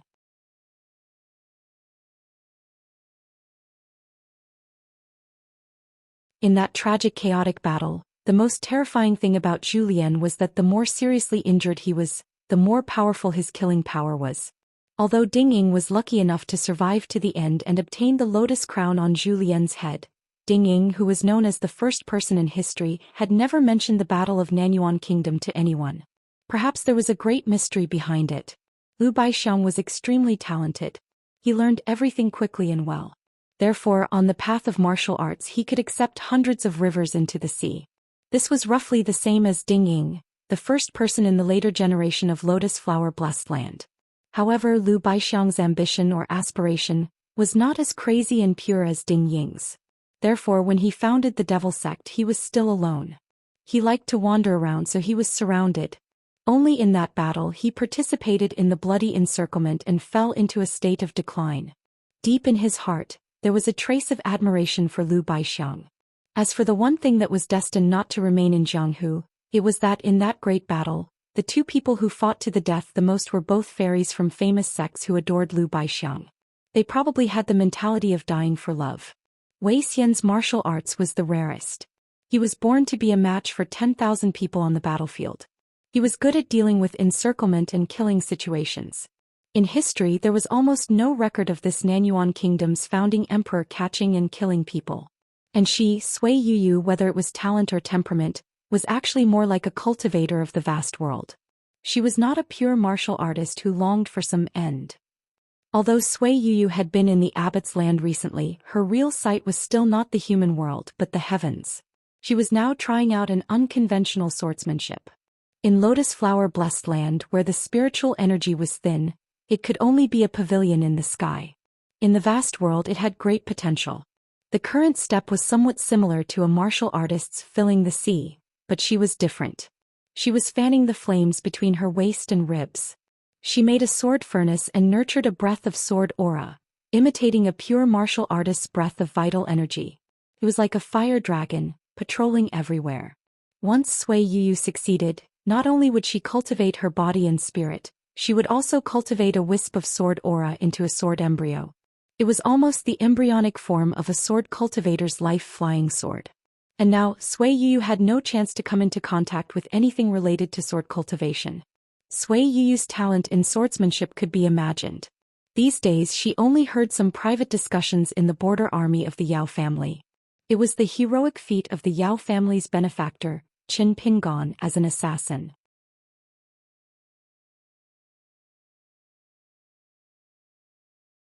Among them they mentioned the elegance of sword cultivation, the fierce and powerful killing power, the mysterious appearance of flying swords, which made her fascinated. This was good. Lotus Flower Blessed Land was too small to accommodate her sword. This world was big enough. One day she must go to the highest place to use her sword. Sui Yu continued to close her eyes. When it came to cultivation, she would never lose to anyone. Her opponents were never Wei Xian and the other two. Outside the carriage, the sound of horse hooves could be heard. The Great Quan dynasty was at the peak of its prosperity. Along the way, many children in the countryside would stop to watch. The couples in the village were not afraid, only curious. Qin Pingon rode the horse, looking at the people of the Great Quan dynasty. Back then, when he brought along the little boy in green and the little girl in pink to pass through the border during the snowstorm, he once met an elite border army scout from Li dynasty.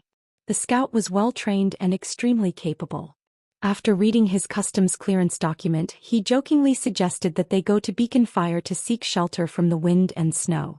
Qin Pingon did not have a good impression of Emperor Dali, King Song Jiangqiang and his neighbor Song Jisin.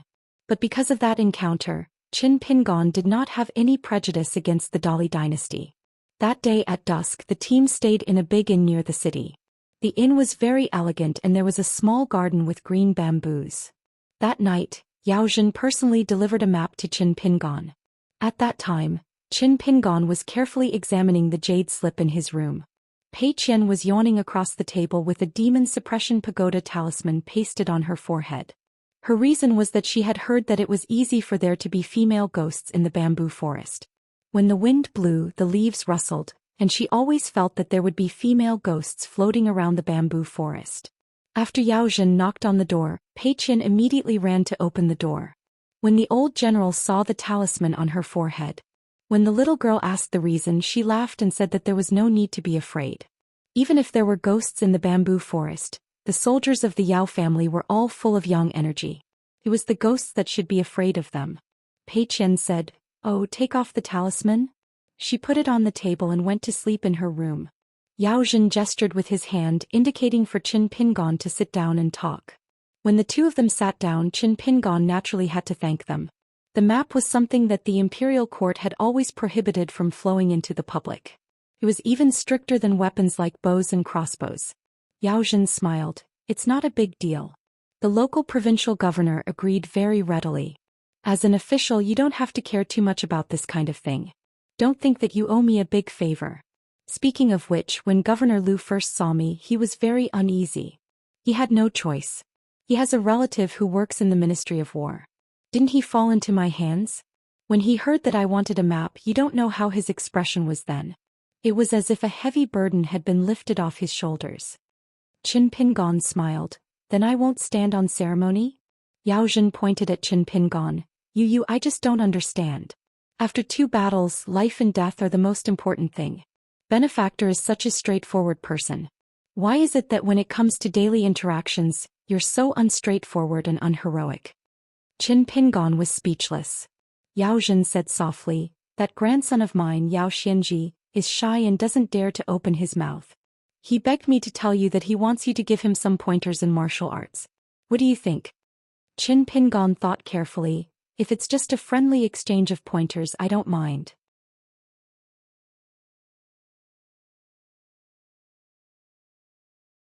But if Yao Xinji wants to gain something, I recommend him to look for Wei Xian. I'll help him greet Wei Xian." Yao Zhen said in all seriousness, "That kid just wanted to be polite." Qin Pingon said helplessly, "Then I'll spar with him tomorrow." Yao Zhen stroked his beard and smiled. "After that I'll have him look for Wei Xian." Qin Pingon nodded. "I'll go talk to Wei Xian later. In this way I'll be able to accept this geomancy map with a clear conscience. After all, the pointers of experts like us can't be bought with money." Yao Zhen slapped the table and laughed. "That's right. You're so shameless now, just like me when I was young. No wonder we hit it off." Qin Pingon smiled bitterly and shook his head. Yao Zhen came in high spirits and left in high spirits. Qin Pingon opened up the geomancy map and took out the water word seal from the Fengtsuan item. He exhaled lightly and stamped it heavily on the buried river deity temple and the roaming jade manor. Only then did he keep the water word seal and the geomancy map. He continued to browse the densely packed words on the jade scroll. The palm-sized jade scroll had more than 5,000 words carved on both sides. The front side was the main text of the Immortal artifact refining technique, while the back side was the water deity's annotations and insights. Although on the surface, it was just an incantation for refining artifacts, It was actually talking about the great Tao of the 5 elements. The content of the words was clean and exquisite, and the purpose was lofty. As the water deity had comprehended it from a rain prayer tablet, she used the water element as the beginning to explain the general context. Water, the 5 organs, the kidneys, the 5 senses, the 5 fingers, the 5 liquids, the 5 sounds, the 5 consciousnesses, the 5 fears, the 5 worships, and the main god, the black tortoise of the north. The meridians were clear and the acupoints involved were involved. As for how to refine them, the water deity had a detailed explanation on the back of the jade scroll. She could be said to have told Qin Pingon everything she knew. She even told Qin Pingon clearly on the back of the jade scroll that this immortal artifact refining technique could refine the golden body and incense flame. Qin Pingon was shocked to the core. Only then did he know that the words, "a drop of water from a golden bottle in the sky," on the tablet had a deep meaning. It said that after the cultivation of the incantation was completed, it was equivalent to the effect of melting the entire golden core into water essence, moistening the internal organs. The flying thread in the sky was the relay road that connected the meridians in the human body. As for the 4 days in the turning into the 4 cool days sweeping away the heat of the world, it was also related to the Daoist heavens.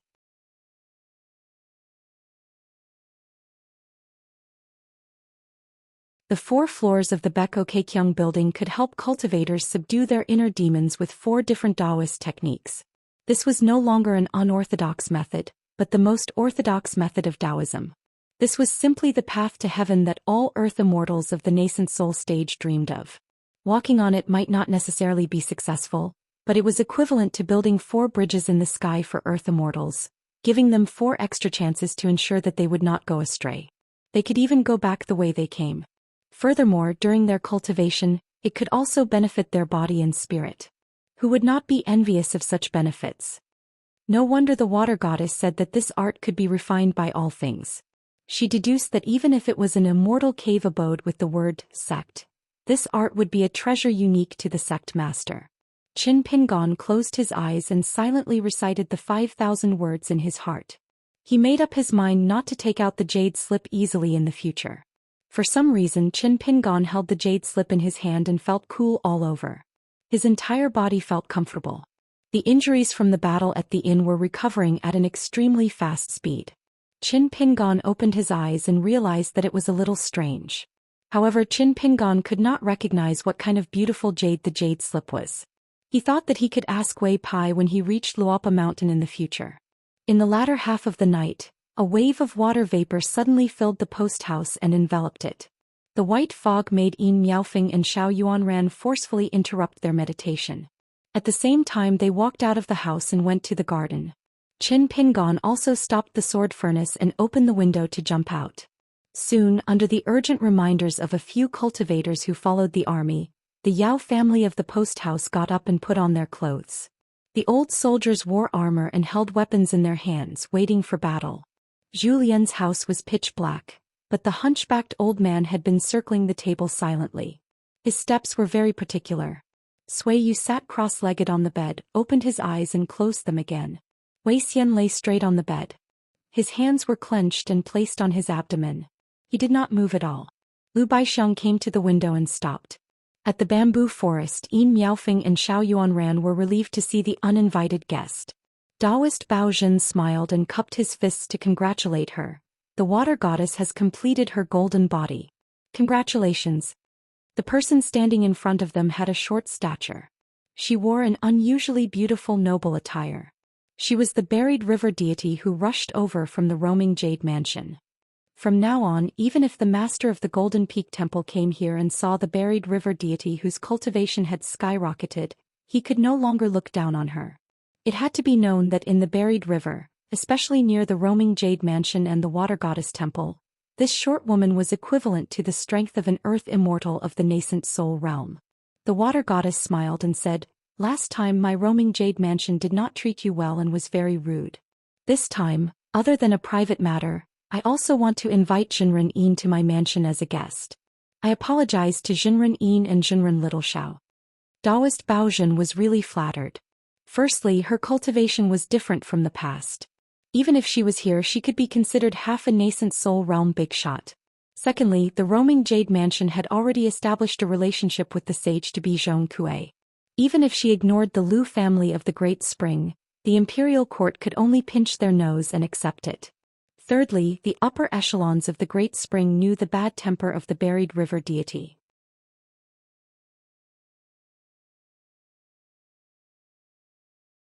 She was willing to express her attitude. Yin Miaofeng was just one of the Lu family's consecrators in the Dragon Gate realm. How could he not be surprised? Even the arrogant Xiao Yuanran had a sincere smile on his face. Qin Pingon came to the side of the master and disciple and greeted them first before looking at the water goddess. Yin Miaofeng and Xiao Yuanran left tactfully. At the same time, they told the old soldiers of the Yao family and the cultivators accompanying the army not to be so vigilant. Yin Miaofeng took the opportunity to expose the identity of the buried river deity. Yao Zhen smiled and cupped his fists at the water goddess from afar. There were many rumors about the buried river deity at the border. Naturally, it was very suitable for the old general's temper. The water goddess cupped her fists at Yao Zhen and returned the greeting. She said something straightforward that made people not know whether to laugh or cry. When the general retires and returns to the border, you must come to my roaming Jade Mansion to drink as much as you want. Yao Xianji and Yao Lingji rolled their eyes almost at the same time. Yao Jinji wore a curtain hat and stood beside Yao Zhen. She was slender and elegant. Finally, the water goddess flipped her wrist and a jar of wine appeared. She threw it to Qin Pingon and told him telepathically, "Keep that jade scroll carefully. The jade scroll itself is a good thing. Otherwise, it would have been blown to pieces by those great Tao words long ago." Following that, the water goddess did not hide her words and everyone could hear her. She laughed heartily and said, "Along the way I've been thinking about it and almost wanted to repay your kindness with my body. Fortunately I held back. I drank half of this jar of waterflower wine when I came. Originally I wanted to boost my courage. I didn't expect that after entering the post house, I was still timid and couldn't say those embarrassing words. Qin Pingon, don't you feel a little regretful that you're missing a beautiful woman? Ah, there's more than half a jar of wine left. Use it to drown your sorrows." This was the water deity. She came and left in a hurry. Qin Pingon stood on the spot and held the wine jar. He felt that it was not right to drink the wine but not to drink it. Yao Zhen laughed in schadenfreude. After Yao Xinji was dumbstruck, he stretched out his hands and gave Qin Pingon 2 thumbs up. Pei Qian stood in the distance in a daze. Qin Pingon kept a straight face and brought Pei Qian back to his residence. When the two of them separated, Qin Pingon said seriously, "In the future, if you see a girl with the surname Ning, you are not allowed to tell anyone about what happened tonight." Pei Qian blinked his eyes. What if I accidentally let it slip?" Qin Pingon said in a deep voice, "After I'm beaten half to death, I'll beat you half to death. Do you understand?" Pei Qian immediately said in a clear voice, "Understood."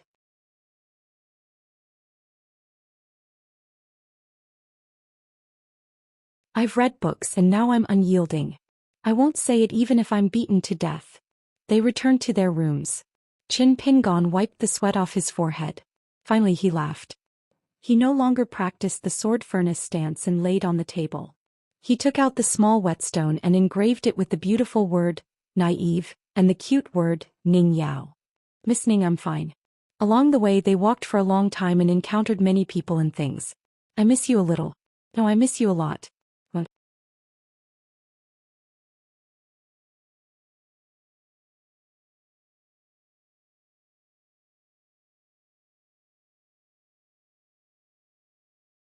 "349. 10,000 Words Chapter. A short woman in a noble dress appeared out of thin air on the bank of the buried river and walked slowly. With the rapid rise of her cultivation, the goddess of the buried river became more adept at controlling the water transportation on both sides of the river. She was like a general who was expanding the territory. The buried river was a large river that almost traversed half of the Great Spring Empire. Previously, she relied on the refined weapons to barely maintain the power of the buried river. It was already difficult for her to deal with a river demon that had not reached the Jindan realm. If she suddenly promoted the Azure Mansion to the Azure Palace, the Great Spring Imperial Court would not be willing to give up part of the fate of the nation to Qintianjian cultivators to bring it to the Water God Temple. This was also one of the reasons why the Water God was unwilling to agree. Once the plaque of the mansion was changed to the Azure Palace, everyone would be envious and covetous. Perhaps the 2 plaques of the Gong Mansion would be burned as firewood one day.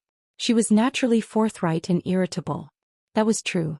However, she was able to guard the buried river for hundreds of years and firmly grasped the opportunities in her hands. Naturally, she was not a fool. She squatted down and scooped up a handful of water from the buried river. Under the moonlight, the water rippled slightly in her palm. Compared to the past, the spiritual aura was much more abundant. In front of the post house, many of the water god temple could not withstand the essence of incense and flowed backward into the ancestral temple. The originally silver-white essence of incense turned pale gold and floated toward the clay golden body in the main hall. The golden body was not a gold-plated craftsmanship of a sculptor, but the foundation of the divine path of a god of mountains and rivers. It was a manifestation of the great Tao. The pale gold incense slowly bathed the golden body of the god on the altar. In the divine path it was known as drawing gold. There were only 2 situations where such a phenomenon would occur. One was when a Qintianjian cultivator carried the emperor's decree and acted according to the decree. He used an imperial brush to draw the golden body of a certain god. Most of the time it was just enlightening. The other was when the Confucian sage pointed at the golden body. These Confucian sages must be at least the masters of the 72 academies. Apart from the buried river divine temple receiving such a great fortune, the Green Turing Manor was even more blessed by the rising water fate. Auspicious clouds gathered to form a canopy. It could almost be considered a paradise for cultivation. This move was regarded as a title bestowal. He was truly recognized by the orthodox heaven and earth. No matter how magnanimous River Goddess was, she knew that this unexpected favor was not inferior to the first time Chen Xiaofu taught her. At the post house she had joked that she would devote herself to him. The reason for this was because she really didn't know how to repay him. The jade slip itself was actually the so-called treasure of the Green Turing Manor. In ancient times, the buried river used to be the main branch of one of the 3 great blasphemy rivers of the Tongye continent. After that, the sea changed into mulberry fields, the river changed its course, accumulated silt, blocked, and other unforeseen events. The rule of the great blasphemy became smaller and smaller. In the end, there was only one section left, which was the buried river. The predecessor of the Green Turing Manor was the ruins of the River Blasphemy Dragon Palace. The jade slip was the most precious treasure she found in the dilapidated Dragon Palace. Its color did not change even after 10,000 years. It was the essence of the river water that condensed into a substance.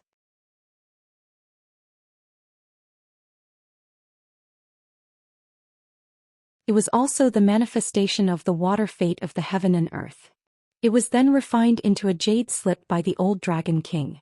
Presumably, in the distant years of the Dragon Palace, this jade slip was also a treasure that the Dragon King loved so much that he could not bear to part with it. She wanted Qin Pingon to immediately destroy the jade slip after he memorized the Immortal Tao formula. In fact, she had the intention of teasing him. Unless Qin Pingon was an immortal of the upper 5 realms, he would not have the ability to destroy the jade slip. However, if he refined it into his natal item, he would possess the Tao formula of ascending to immortality in a single step. She believed that as long as Qin Pingon was diligent, there was a high chance of success. She took a step into the buried river and walked on the surface of the water, like a goddess in a supernatural novel. The only flaw was that the river demon must have colluded with a nearby mountain god. It went ashore and hid in a certain mountain fate, disappearing without a trace. The water goddess fell backward and laid on the surface of the buried river, drifting downstream with the current. The drowned water ghosts in the river followed the water goddess at the bottom of the river and floated towards the water god temple. She suddenly covered her face with her hands, looking as if she didn't have the face to see anyone. How can a virgin say such shameful words? Fortunately, she quickly regained her fighting spirit. She sat up and said excitedly, "Quickly get someone to go to the Mirage City to hire a craftsman to reconstruct the statue. Clothes make the man, makeup makes the god." The curve of the statue's chest can be a little exaggerated. The legs can also be a little longer. Some of the water ghosts wandering at the bottom of the river who had gained intelligence really widened their horizons. There was actually such an interesting water goddess in the world. On the Yao family's journey north, They encountered many things that made them not know whether to laugh or cry. A slightly famous Jianghu hero brought an 8 treasures exquisite spear made of fine iron and came over, saying that he wanted to have a taste of the Yao family's spear that shook the border. This person called for his friends and more than 10 horses whizzed over and stopped on the official road. He sat high on the horse's back and waved his spear in a fancy manner. It couldn't be said that his skills were mediocre. As a second or third-rate martial artist, he still had dozens of years of practice. It was just that the skills of these martial artists were naturally not on the same level as the Yao family's spear. The latter could determine life and death in the blink of an eye. At that time, Yao Zhen was sitting in the carriage and reading military books. He only felt that it was funny and didn't lower himself to the level of these Jianghu heroes who wanted to be famous.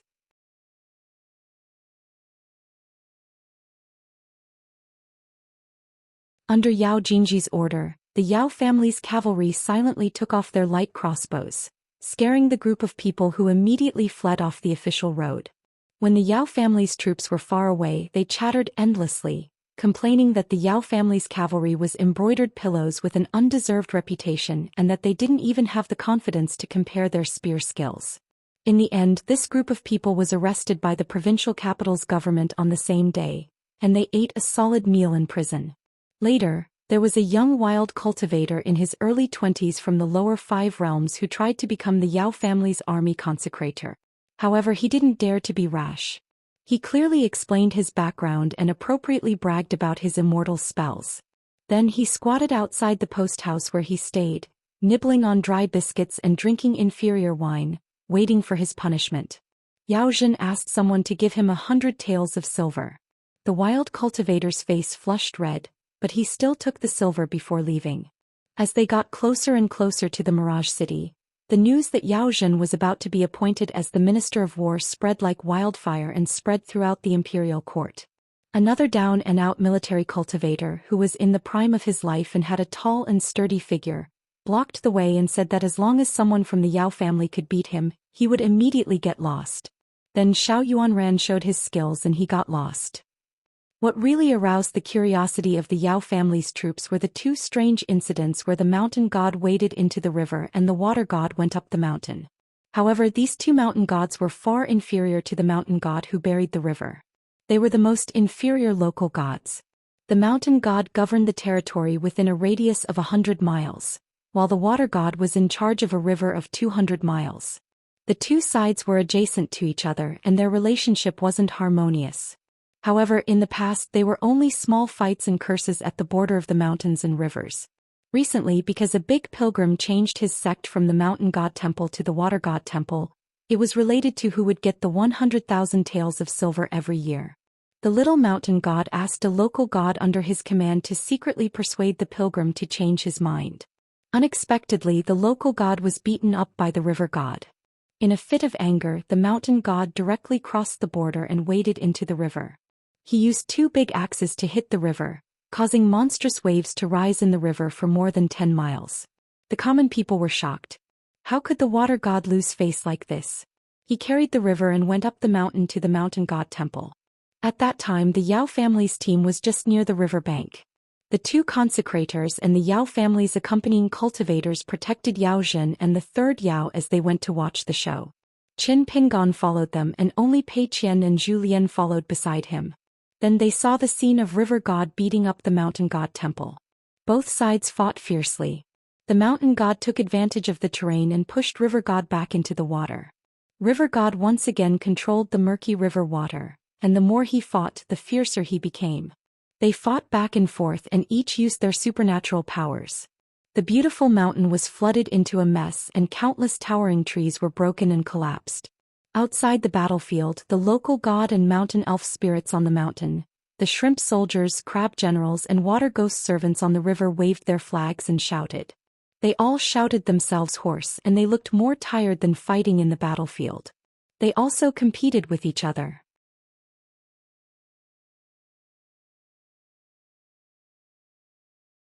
Big red drums were set up by the river to cheer for their master river god. The drums were like thunder, and a flag that was dozens of feet tall was quickly brought out from the mountain and waved with all its strength. Xiao Yuanran stood beside Yao Jinji and explained the inside story of the mountain god to her. His words were humorous, and the young girl Yao Lingji listened with great interest. However, she did not know what her sister Yao Jinji was thinking. Pei Qian was busy picking up the lively river fishes by the river bank. This was much easier than fishing by herself. This farce was interrupted by a pale-faced Lord Xingwang. He came with the wind, hovered in the air and scolded the two gods. This Lord Xingwang was wearing an official uniform specially made by the Ministry of Rights of Daquan. The front and back of the uniform were the same as the official's uniform in the world of the living. The specific rank was the pattern. However, Lord Xingwang's uniform was all black, which meant that he was the monarch of the human world and walked in the underworld to restrain the ghosts and spirits that appeared at night. Compared to the obscene temples that were scattered all over the world, Lord Xingwang needed to be conferred by the imperial court. Moreover, there was almost no improper situation. Any family that ruled the country would naturally have the easiest control over Lord Xingwang, who had to be rooted in the city. Moreover, Lord Xingwang was naturally loyal to the imperial court. Qin Pingon looked at the commotion in the mountains and rivers, and his state of mind was calm. Compared to his experience in Longquan town and what he had seen and heard in his 2 travels, the scene in front of him was ultimately just a small commotion. It could not be said to be laughable, but it was very difficult to climb his hometown's cloud-covering mountain again and see the magnificent river for the first time. Zhou Xian stood beside Qin Pingon. Among the 4 retainers, the Yao family had a deep impression of this person. This was because compared to the other 3, this stooped old man was really too much like a retainer. In addition, they had heard about the performance of the 4 people in the fight at the inn. They vaguely knew that the beautiful woman with the sword on her back was a swordmaster, the dignified Mr. Liu was a master of the saber, and the silent Wei Xian blocked the attack of the imperial family's qi cultivators. As for this little old man with a kind expression, his attacks were the most ferocious. When the battle ended, the ground around the old man was standing was filled with broken limbs and bones. Zhou Xian did not look at Qin Pingon. Many times one did not need to look at a person's heart. Zhou Xian was more and more curious about that Longquan County and the Longquan Grotto heaven before it.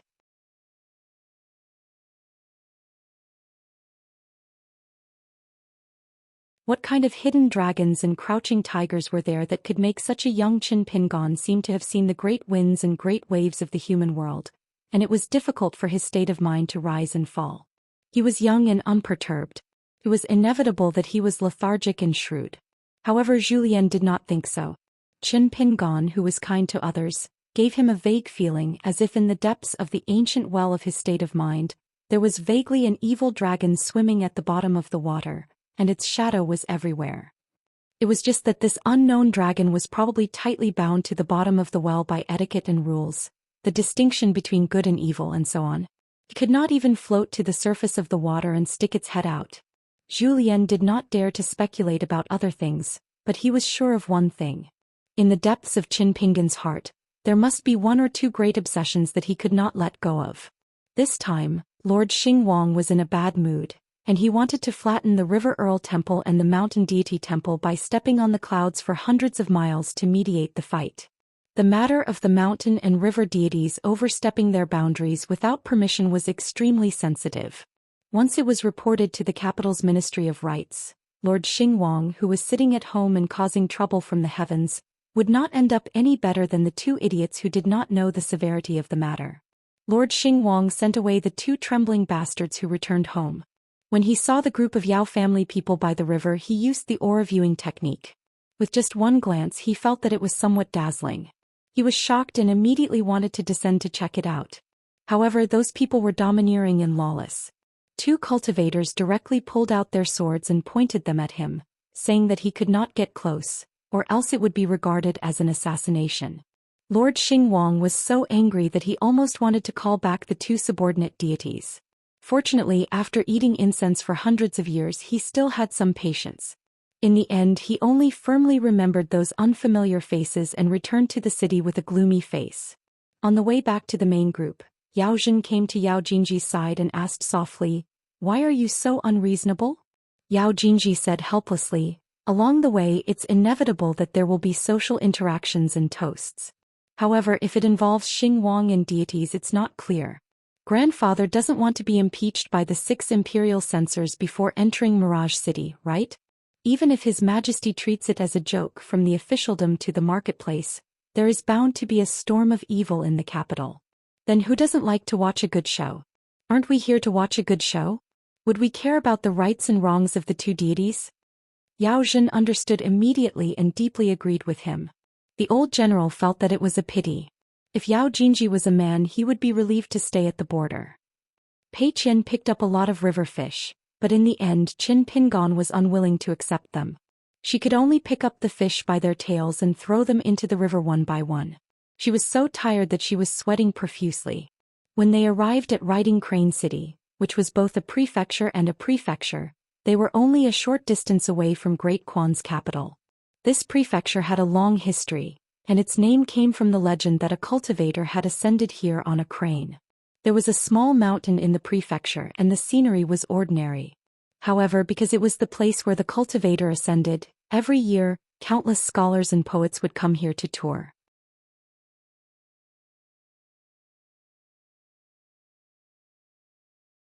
Around the small mountain were residences bought by the nobles of the capital, and every inch of land was worth an inch of gold.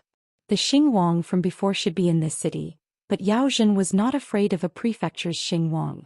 The Minister of Rights, who controlled the promotion and demotion of a country's Xingwang, had the same rank and salary as him.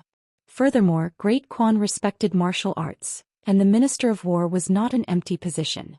Otherwise, he would not have become the #1 position for all the generals to retire. He still stayed at the post house, which was the rule of the imperial court. The post house in the city took up a lot of space and it was not inferior to the residences of nobles. In order to welcome Yao Zhen, the trusted aides of the provincial governor and prefectural governor went to the post house several times, almost emptying the entire place.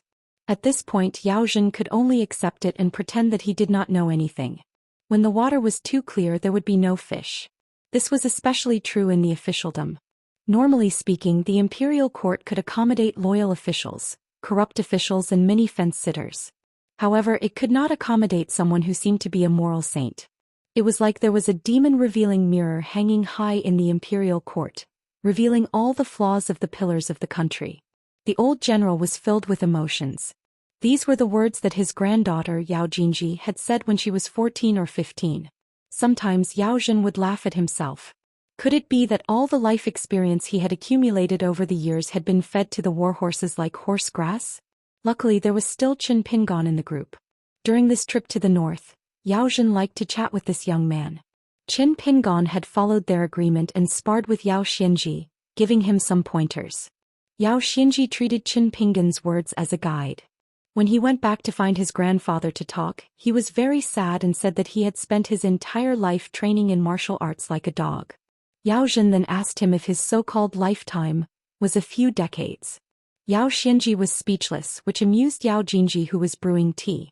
Although Yao Jinji had never won against Liu Baixiang in chess, she could be considered a national expert in tea. In the harsh sandstorm at the border, how could the Yao family, whose men and women had been valiant for generations, raise such a beautiful girl? Yao Xianji suddenly said, "Sister Jinji, I don't like that Xiao Yuan ran. I like Qin Pingon." Yao Jinji smiled and said, "Whether you like him or not, what does that have to do with me?" Yao Xianji wanted to say something, but Yao Jinji glared at him, scaring him into swallowing his words back into his stomach. Yao Zhen's smile did not have the demeanor of a family head. Yao Jinji said casually, "Grandfather, if nothing unexpected happens, the imperial court will send a secret envoy to Riding Crane City soon.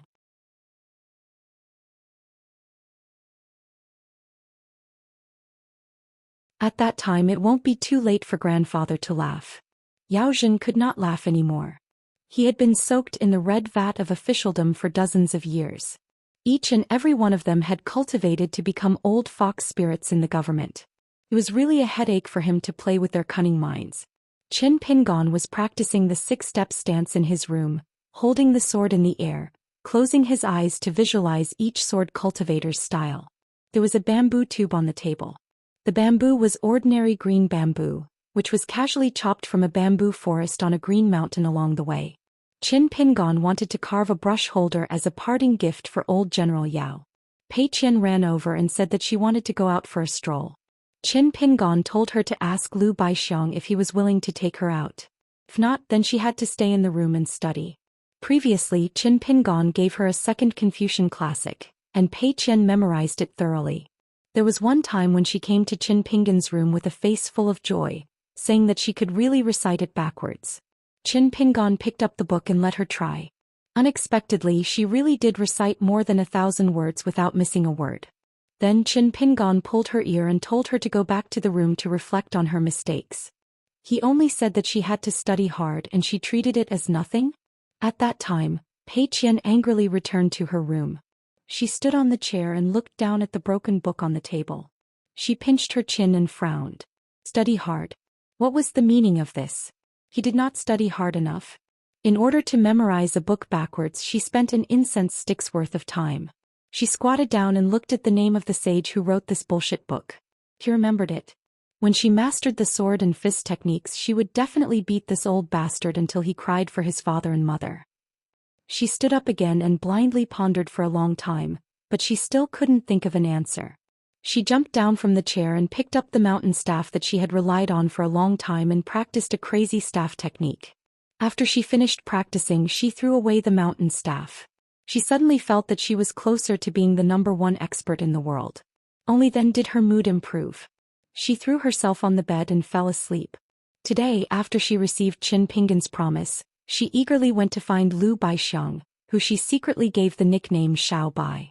However, Lu Baixiang was playing chess with Sui Yiyu and said that he would wait for him for an hour.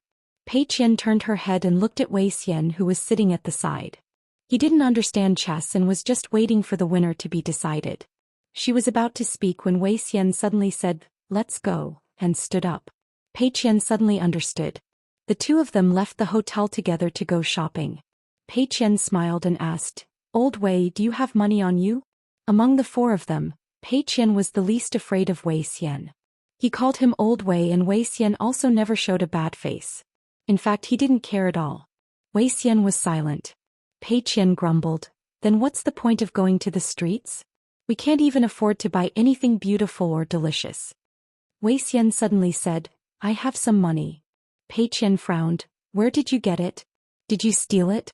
Give me half and I won't tell Qin Pingon." Wei Xian said, "I taught the inn's little cripple a set of fist techniques and earned some money. Recently I taught Yao Xian the fist stance and earned more than 10 taels." Pei Qian's face was full of envy. "Old Wei, you can earn big money wherever you go. I admire you for this." Pei Qian put his hands behind his back and walked with his chest puffed out.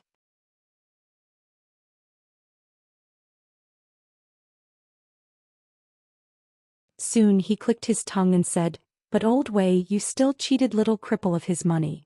That's not kind of you. You might as well cheat Jianyang. She really has money in her pocket. What a pity, Old Wei, you don't look likable. You're not as young and handsome as my father. Old Wei, you were born with such an ugly appearance. Do you blame your parents?" A dignified emperor said this to a young girl. How could Wei Xian be indifferent?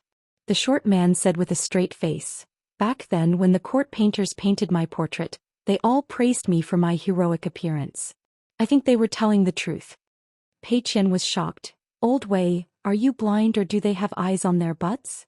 Wei Xian continued to meditate in silence. There was no night ban in Crane Rider City. There were countless rich people in the city who were willing to spend a lot of money. After leaving the post house and turning into a street, the two of them walked in the bustling crowd. Pei Qian didn't have a single coin in his pocket, but his aura was like that of a rich man. This wasn't strange.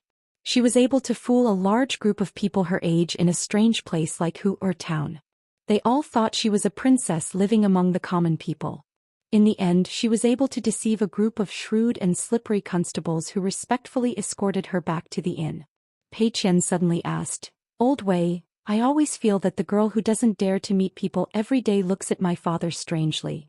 Wei Xian said indifferently, "The emperor is scheming." Pei Qian was confused. "What are you talking about?" Wei Xian didn't say anything. Pei Qian didn't want to get to the bottom of it. He swallowed his saliva and said with a smile, "Old Wei, can you buy me a candy man?"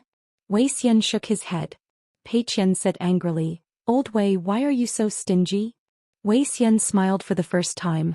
I don't have Qin Pingan's ability and patience. I can't raise you well.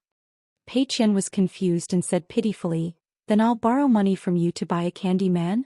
Wei Xian nodded, according to the 30% interest. Pei Qian frowned, although I know the 30% interest rule, I think it's better to forget about it. If you don't want to eat, then don't eat. You won't starve to death. Even though she said that, she ran to the front of a candy-blowing man's stall and rooted herself to the ground, refusing to move no matter what. Wei Xian couldn't just leave Pei Qian here alone. If he lost Pei Qian, someone like Qin Pingan would definitely beat him up. At the stall, the old man was skillfully blowing candy while the young children were drooling with their eyes wide open. Those who had an elder beside them were able to get their hands on a candy man of different shapes. Underneath the rectangular cabinet was a round wooden cage with a small charcoal stove inside. The old man was using a large ladle to pour the sticky golden sugar paste, which he spun around, and in a blink of an eye, all kinds of colored sugar figurines were produced.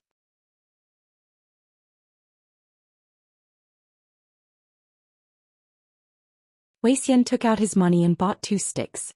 He stared at Wei Xian, who was holding 1 stick in each hand. Wei Xian passed it to Pei Qian. This is your reward.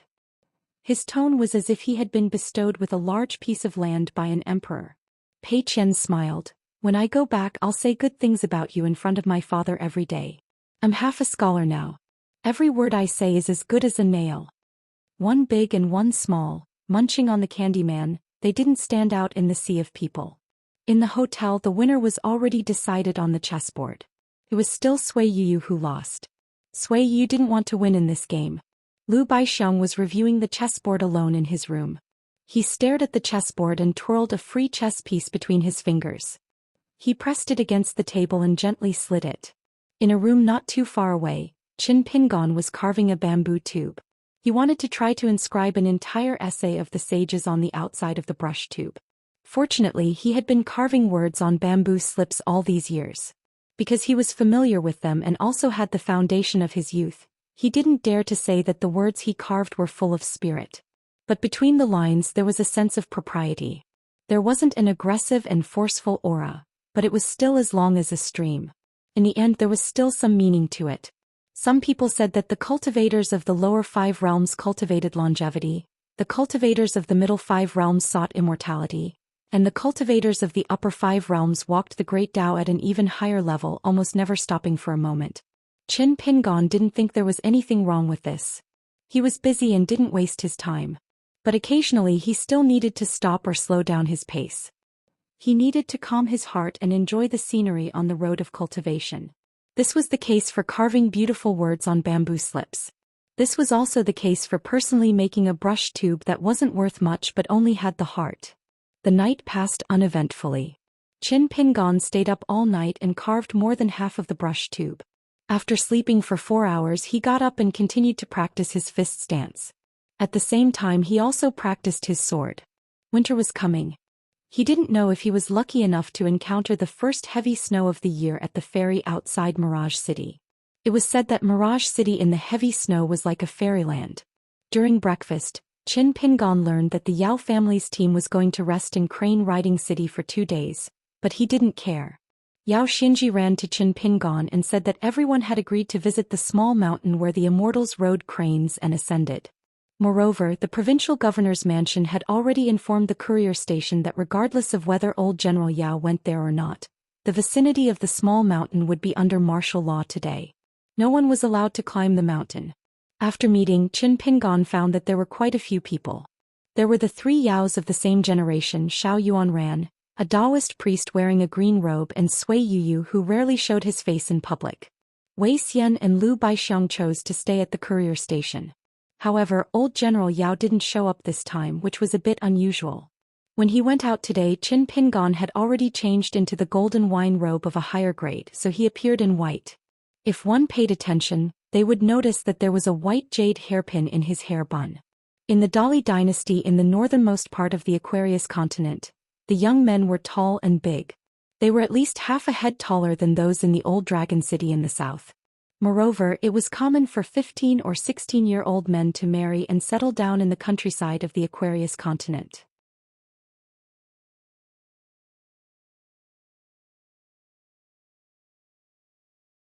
Only rich families and scholarly families would pay attention to 20 years of age. After Qin Pingon started practicing his fist stance, his height kept growing. Unknowingly, he already had the appearance of a proper young man. Behind him was the dark and skinny Pei Qian. As long as she was with Qin Pingon, she was not so afraid of Zhou Xian. The group went to the small mountain in the center of the city. When they passed by the martial temple in the state capital, they saw a strange person. Something strange happened. It was a tall and strong young man with blood stains on his body. He barged into the martial temple and was quickly thrown out of the gate by the martial temple's attendant. The civil and martial temples in the state capital were not places where random people could cause trouble. After the young man was thrown out of the gate, he kowtowed towards the martial temple, banging his head loudly, begging the martial temple. The attendant was a tall and skinny old man. He stood at the top of the stairs and spoke sternly to the young man. "How can the blade of the martial temple saint be tainted by ordinary people? Seeing that you are young and ignorant, I will not pursue the matter of you barging into the martial temple. Quickly leave, don't be delusional." So it was a young man who barged into the martial temple, wanting to borrow the blade of the saint. The young man kowtowed until his forehead was red and swollen, and there were already traces of blood. He raised his head and his face was filled with tears of despair. He said with a hoarse voice, "For the sake of the people of this county, Master wholeheartedly killed demons and evils. Now he is trapped in the fog of the forest and his life is at stake. After Master sent me out of the fog, he said that only by borrowing the long blade from the martial temple's master can I have a chance to kill the ferocious big demon that has been wreaking havoc. Master Priestju, I beg you, this is a virtuous deed, the martial saint won't be angry." The dignified old man sneered. "Whether the martial saint will be angry or not, is it up to you? According to the laws of the Great Spring, do you know what kind of punishment you will receive for using the weapon of a martial temple's saint without permission? Local officials will be removed from their posts on the spot. The prefect will be demoted by 1 rank, and the provincial governor will be fined 3 years of salary." The young man was heartbroken and he muttered, "There is a demon that harms people in this place. It's fine if the officials don't care, but now even the martial saint isn't willing to care?" The old man seemed to be speaking sternly and his eyes were cold, but he was actually sighing in his heart. "Young man, how can things in this world be so simple?" Zhou Xian raised his eyelids and glanced at Qin Pingon who was standing in front of him. Qin Pingon was about to lift his foot, but Xiao Yuanran had already walked out in large strides.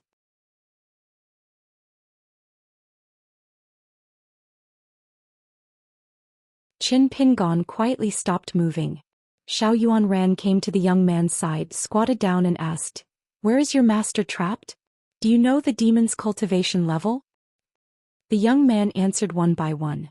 Xiao Yuanran reached out to help the young man up and grabbed his shoulder, smiling, "I'm going to save your master and help him get rid of the demon." Xiao Yuanran turned his head and looked at Yao Jinji who was wearing a veil hat and said apologetically, "Miss Yao, I'm afraid I can't go to the small mountain." Yao Lingji nodded lightly and her face couldn't be seen clearly. Xiao Yuanran grabbed Xiao Yuanran and ran away, leaping onto the roof ridge in the distance. After a few light touches, he disappeared without a trace. Yao Xinji was impressed, and her impression of Xiao Yuanran, this young consecrator of the Great Spring, became better. Pei Qian had been looking at Xiao Yuanran with narrowed eyes. She tilted her head and was speechless. With this incident, the subsequent trip up the mountain was not very interesting. Moreover, the small mountain was indeed too small and there was nothing special about it. Only Sui Yuyu with his sword on his back, stood at the top of the mountain, looking up at the sky with a burning gaze. Qin Pingon, other than feeling a little regretful that the scenery here was ordinary, did not reveal much emotion. The great spring mountain god waded through the water god ascended the mountain, and the young man in Riding Crane City borrowed a knife from the martial temple, but in the end they were just insignificant splashes. The Great Fu Academy went to meet up with the Lord of Taiping Mountain, and worked together to stop the great demon of the 12th realm from escaping into the sea. The gentleman Zhong Kue going to the gate of Taiping Mountain was also not a small matter. Other than the other 2 gentlemen, 3 sages and more than 20 disciples of the Great Fu Academy, there were more scholars from the Wenyuan Academy, which was further south, who came to Taiping Mountain.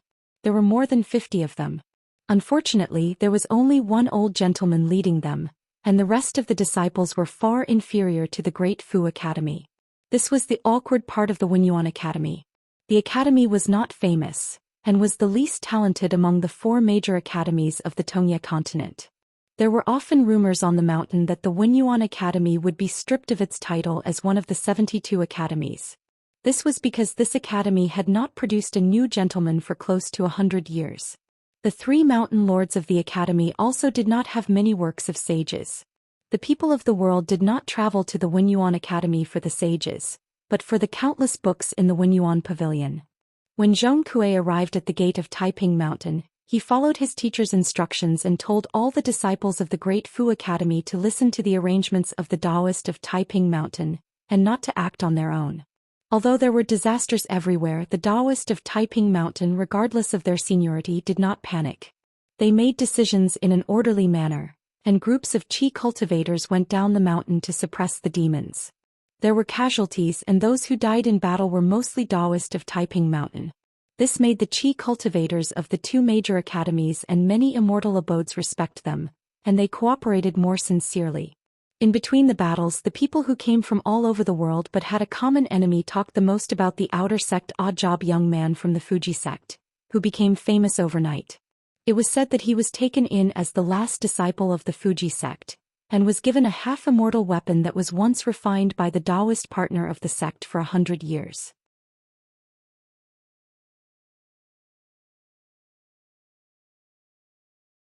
If the young man did not see through the conspiracy of the 12th state demon and had to take action in advance, the consequences would be unimaginable.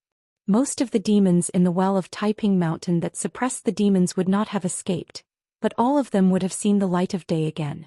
Especially the demons at the bottom whose cultivation was at least in the nascent soul realm.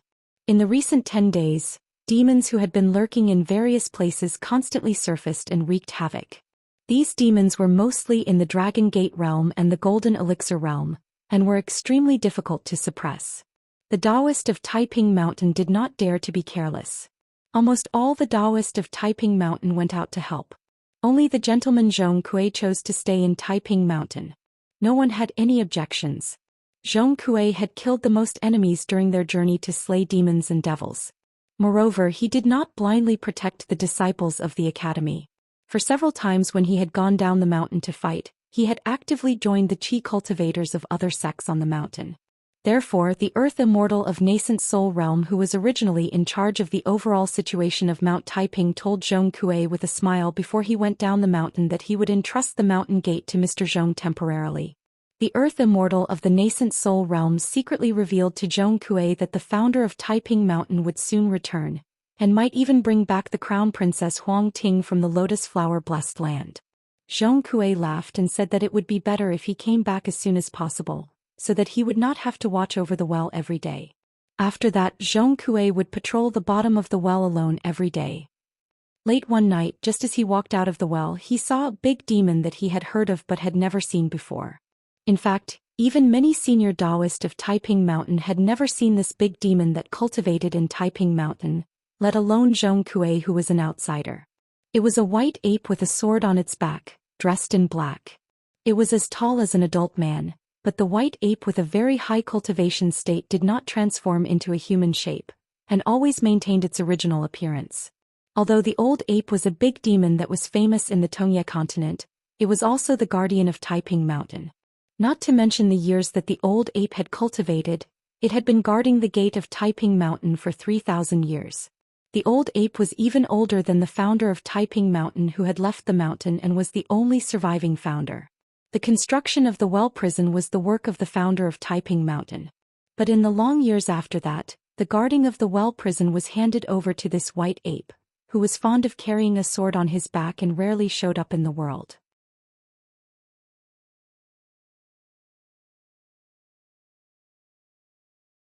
In history, there were only a few times when the big demons escaped. Without exception, it was the white ape who took care of them all by himself. He handled everything neatly. Even many earthly immortals in Taiping Mountain had never heard of him. During the chaos, the old ape, a sword cultivator in the Jade primitive realm, was in closed-door training, trying to break the bottleneck of the immortal realm. Unexpectedly, the old ape came out after only 3 to 5 years of closed-door training. Could it be that he knew what was going on outside and had to show up in advance? The autumn wind was chilly and the forest was silent. Even if the old ape just stood there, he was like a lofty mountain. Zhong Kui was still wearing the green robe he wore at the inn by the great spring. He asked, "It's you, right?" The white ape with a sword on its back did not speak. He only answered with the rainbow-like sword energy rising from his back. 7.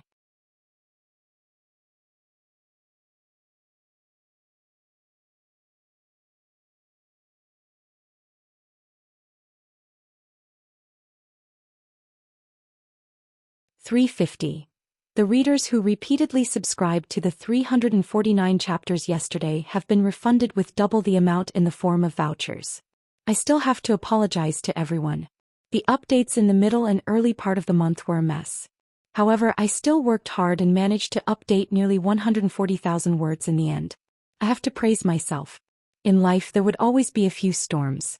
It was as if the heavens were reminding people that they were living under someone else's roof and had to lower their heads obediently. For example, Qin Pingon met Xianxia in front of his house in Mud Bottle Alley. He met the original owner of the Robe Golden Wine in Flood Dragon Gully. He accidentally entered the depths of the lotus flowers and was surrounded by a group of grandmasters. It depended on whether he could endure it or not. If he could, it would be fine after the rain. If he couldn't, he could only be like a martial artist shouting that he would still be a man after 18 years. The master led the way, but the cultivation depended on the person. That was the case for Zhong Kui today. Before today, Zhong Kui's cultivation was too good, too fast, and too amazing. He left everyone in the dust on the Great Tao, making all the Confucian scholars in the Tongyi continent unable to catch up to him. But today the white ape appeared. A mortal enemy. Compared to Mr. Zhong Kui, the mountain master of the Dafu Academy had to intercept the great demon hiding near the Fusho sect. This went against the mountain master's original intention. Zhong Kui's current situation could be said to be a place of certain death. The white ape's eyes were indifferent as he looked at the young scholar who was seen as having a chance to become the Grand Chancellor of a certain academy. Zhong Kui took a deep breath. Even if he had not broken through the bottleneck of the immortal realm, even if he was not a demon that was known for its innately strong physique, the white ape in front of him with an ancient sword on his back was also a true unpolished Jade Realm sword cultivator. If Qi refinement warriors were the most rebellious thieves in the world, daring to challenge the cycle of life and death of the heavenly Tao, then sword cultivators were undoubtedly the most unreasonable existence among Qi refinement warriors. A gentleman would not give up his jade without a reason. The first strike of the white ape's unsheathed sword turned the protective jade pendant that the Dafu Academy had given to each gentleman into dust. Between the gentleman and the great demon, after the jade pendant containing the true meaning of the Confucian sage's essay was shattered, hundreds of golden characters slowly disappeared into the mortal world like a golden rain. In the blink of an eye, Zhong Kui retreated to the edge of a well several hundred feet away. His sleeves fluttered in the autumn wind. His two small sleeves were filled with the vigorous aura of an autumn soldier on the battlefield. The prison well on Taiping Mountain was a building that looked like a huge well. There was a staircase that led downwards in the wall of the well. The staircase spiraled downwards, giving off a gloomy and cold aura, like a bottomless pit that led straight to the underworld. As long as the cultivators of the lower 5 realms approached the well prison, they would be disturbed by the evil qi accumulated in the well prison for countless years and their bodies would be eroded. The Taoist apprentices of Taiping Mountain had a special training session, which was to sit and breathe near the well prison to strengthen their bodies. It was extremely painful. The reason why the female Taoist Huang Ting was regarded as a talented Taoist jade was that she approached the well prison with her senior brothers and sisters for the first time.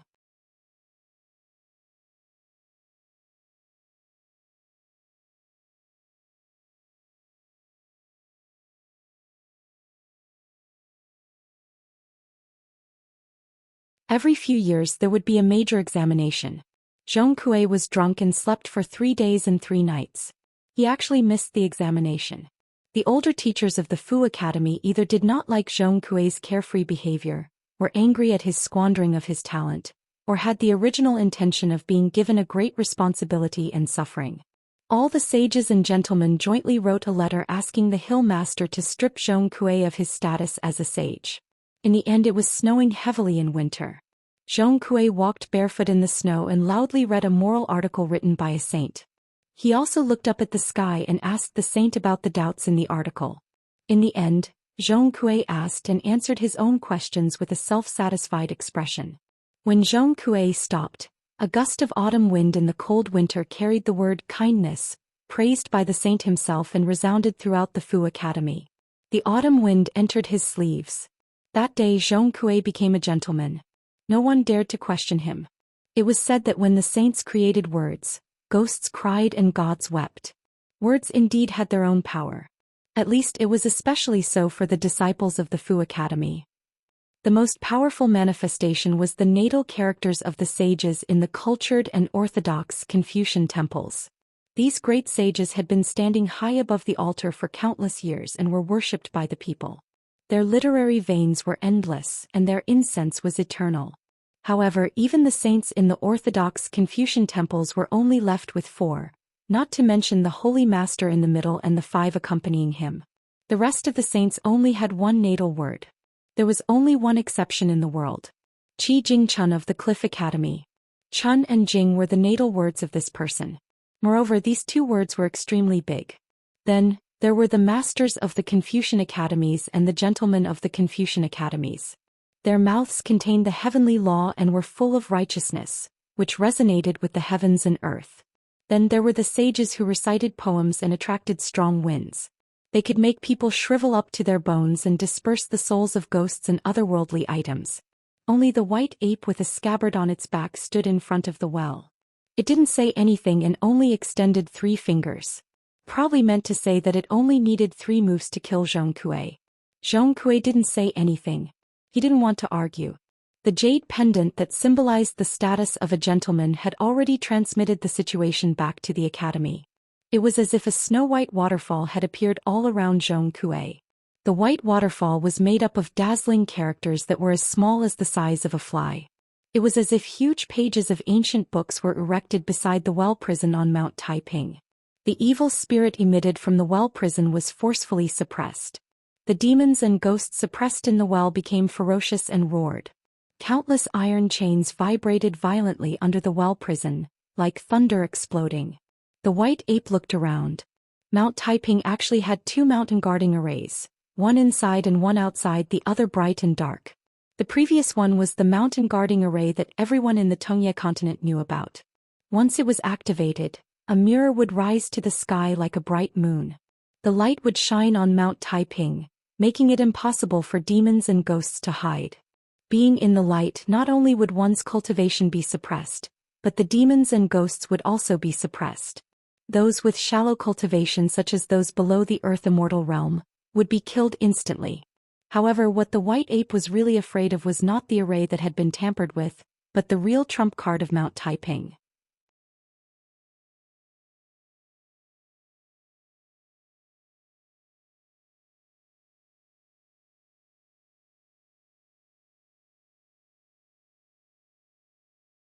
However, at the Great Wall of Sword Qi, a sword cultivator big demon was difficult to deal with. Countless human sword cultivators had sacrificed their lives to experience their terrifying killing power and bloody means. The reason why Alliance was so powerful and had so many admirers and supporters at the Great Wall of Sword Qi was that Alliance had been practicing his swordsmanship at the Great Wall of Sword Qi for 100 years. He was invincible against sword cultivator big demons in the upper 5 realms.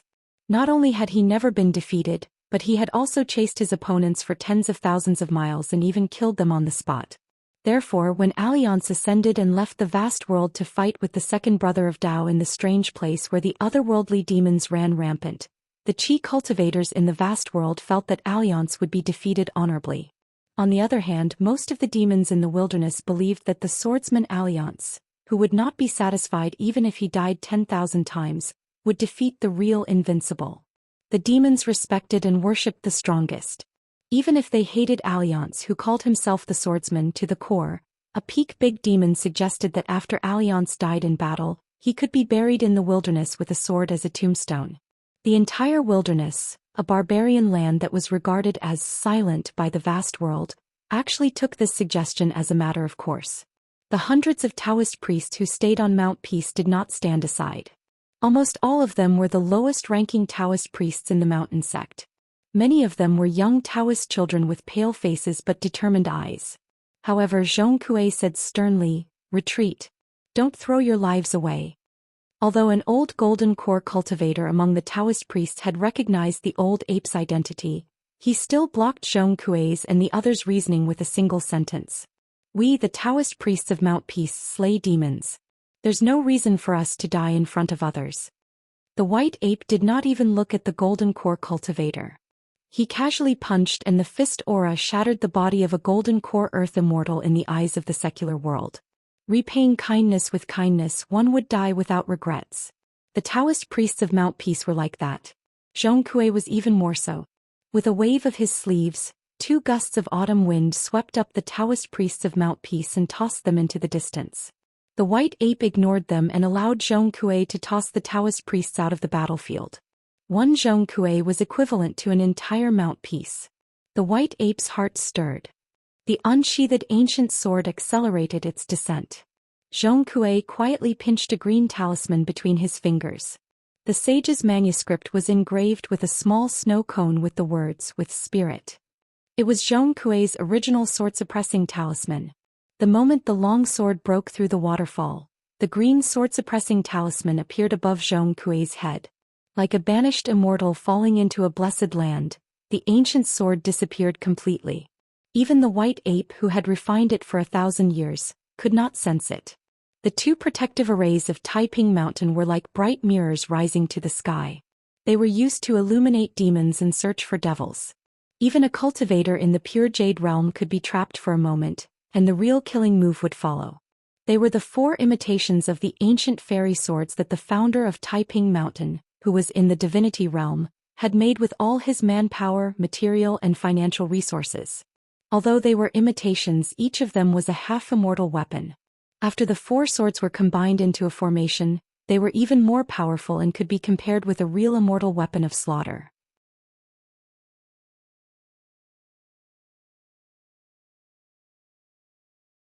However, the sword on the white ape's back happened to be one of the 4 swords.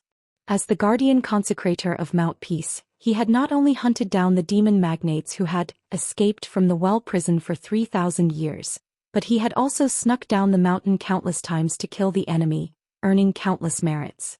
In the end, 1,000 years ago, the Lord of Mount Peace stood his ground and bestowed one of the ancient swords to the white ape, who had already made outstanding contributions.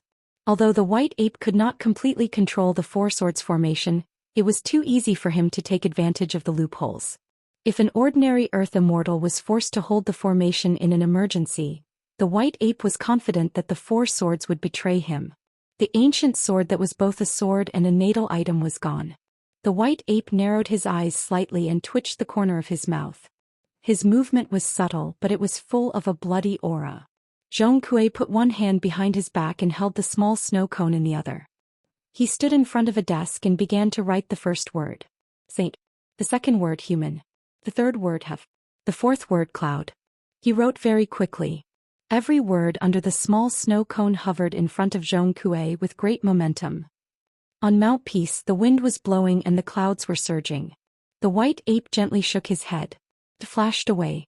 The white ape held the knife with both hands and swept across most of the well mouth of the well prison, heading straight for Zhong Kuei. He swept away. He did not give any hope to the young gentleman from the academy. It was not that the white ape could not deal with Zhong Kuei after he finished writing. After all, when he came out of isolation he was already a sword cultivator in the immortal realm. It had deliberately suppressed its realm for 500 years. Unless Zhong Kuei in the nascent soul realm was the reincarnation of the Taoist ancestor or Buddhist ancestor, how could Zhong Kuei survive with the unpolished jade realm and the chasm between the middle and upper 5 realms? If Zhong Kuei could control 2 protective formations of Mount Peace at the same time, it would be a different story. Unfortunately, unless the sect master or the ancestral master personally came to take care of these 2 formations, the white ape would treat them as nothing. However, it would be very troublesome if he stayed in Mount Peace for a while longer. Really big trouble. When the white ape gently landed where Zhong Kuei was standing, Zhong Kuei was cut in half at the waist 100 feet away. The two halves of his body were dripping with blood. The 4 golden words and the small snow cone had been destroyed. A dignified and righteous golden elixir was long gone. An extremely high-ranking nascent soul had also dissipated. This was the result of a 12th realm sword cultivator going all out.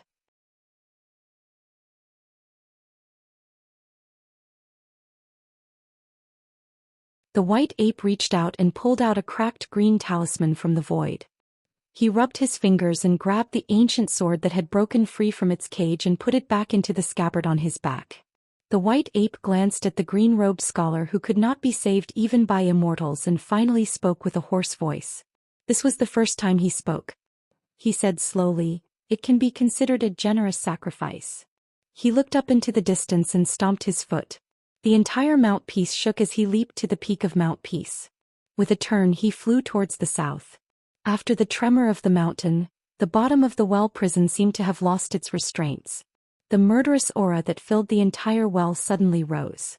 The demons that had been suppressed in the well prison for countless years laughed out loud after experiencing a brief moment of shock and confusion. The evil spirits who wanted to slaughter the entire Peace Mountain were about to rush out of the well prison. However, their imposing aura suddenly stagnated and they started to hesitate. It turned out, a speck of light appeared in the north of Mount Peace. Then there was the sound of rolling thunder. The sea of clouds was smashed into pieces. The mountain shook again. A tall and white-haired old man in a Daoist robe landed beside Zhong Kuei's body. His face was full of grief and guilt. A golden body Dharma form rose from the ground, almost as tall as the Taiping Mountain. It raised one arm high and a full moon jade plate rose from the top of the mountain. It was held in the hand of an old Daoist who was as tall as a mountain, and shone it toward the south. At the same time he shook his sleeve and 3 sword lights rose from the east, south and west of Mount Peace. They eventually stopped beside the golden figure. This Daoist was the ancestor uncle of the current master of Mount Peace. Back then his senior brother insisted on giving one of the fairy swords to the white ape. He was the one who opposed it the most. Because of this, the two of them were strangers. What's more, there was an outsider who was of the same seniority as their senior brother who openly mocked him for being jealous of a beast's good fortune. The Immortal Realm ancestral master of Peace Mountain held the moonlight mirror, which seemed to be as bright as the moon in the sky. After looking around for a while he finally caught sight of the fleeing white ape that was thousands of miles away. The voice of a golden body technique crosstalk exploded like thunder. "You ungrateful old bastard. I'm going to tear you into pieces." The words were the law. The 3 fairy swords of Mount Peace, 3 rays of light that illuminated thousands of miles as bright as day, pierced through the sky and chased after the white ape that was desperately trying to escape to the south. The white ape with the sword on its back was really decisive. It reached out and took out one of the 4 swords on its back and drove it towards one of the green rays of light. It only hoped that the 3 swords of Mount Peace would pause for a moment. The ancestor of Mount Peace was even more ruthless. He actually let the 2 ancestral swords burn together and exploded into a mass of shocking light in the sky. The old Daoist still did not hesitate to control the other 2 swords. One of the swords directly pierced through the white ape that could not avoid it no matter how it changed its route. However, the white ape did not let the sword pierce through its head. Instead, it pierced through its back. This forced the white ape to reveal its 1,000-feet-tall Dharma form. Its feet stomped heavily on the mountains and rivers while its hands held the second ancient sword tightly. The giant ape's hands were badly mutilated. Its huge body kept slipping backward. In the end, it could not hold on to the ancient sword anymore. It broke free from its restraint and pierced through its heart.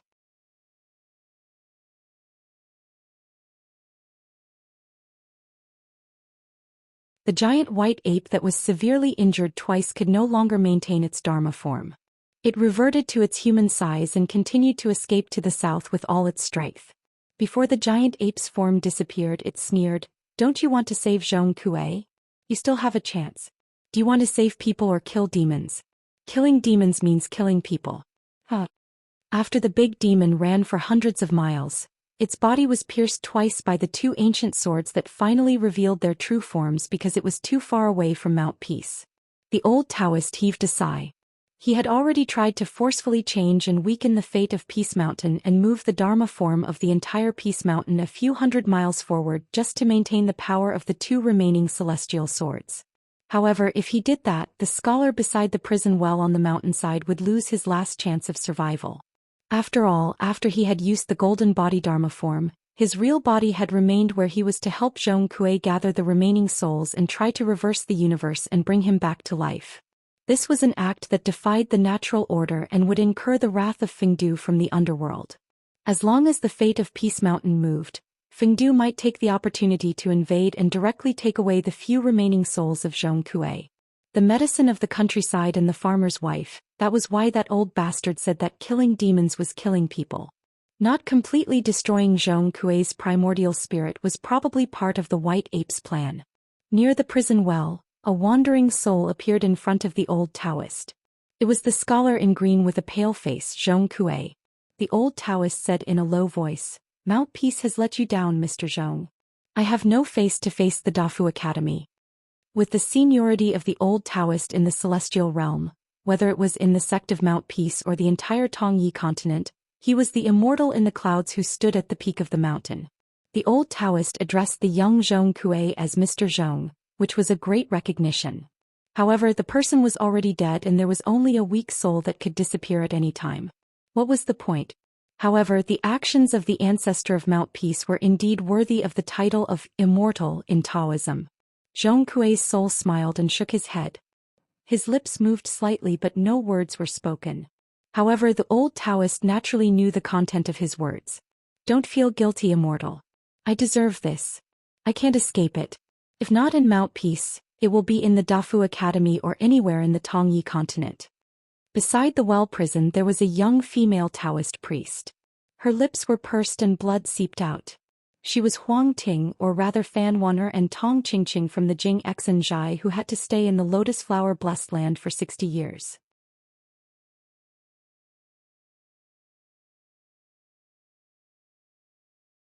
She was angrier than anyone else in the entire Mount Peace. The white ape with the sword on its back was one of her lucky chances on the path of cultivation. It taught her the sword-carrying technique that was not recorded in the sect. It was engraved in her heart and she even brought it to the Lotus Flower Blessed Land. Therefore there was a saying in the Jianghu, "There are two Fan Wan'er whether you carry the sword or not." The old ape had brought her to the depths of the well prison time and time again to sharpen her sword heart and help her cultivate. She wanted to kill it with her own hands and ask it if it regretted betraying Mount Peace. As for why it chose to betray Mount Peace, Huang Ting would not ask. She was not willing to ask. When Zhong Kui's real body died, a huge black vortex appeared on the peak of Mount Peace. A huge figure with an emperor's crown on its head was vaguely looking down at Mount Peace coldly. Zhong Kui's soul looked up and smiled bitterly. The old Daoist originally wanted to withdraw his golden avatar. Without saying anything, the avatar bent its knees slightly and jumped up high. Its hands directly shattered the vortex. However, the old Daoist's golden avatar also collapsed and shattered. The price was unimaginably huge. Zhong Kui was just about to speak. The old Daoist waved his hand and smiled. "When it comes to cultivation, realms and whatnot are nothing. In the end, it's about making yourself feel good." After saying that, the old Daoist looked a little lonely. This Mr. Zhong, not to mention the great future of being a sage-to-be or the Grand Chancellor, just with his temperament, a person with such a gentleman's demeanor should not die so prematurely. Huang Ting turned her head and spat out a mouthful of blood. She said to the old Daoist, "Grandmaster, I want to go down the mountain." The old Daoist nodded.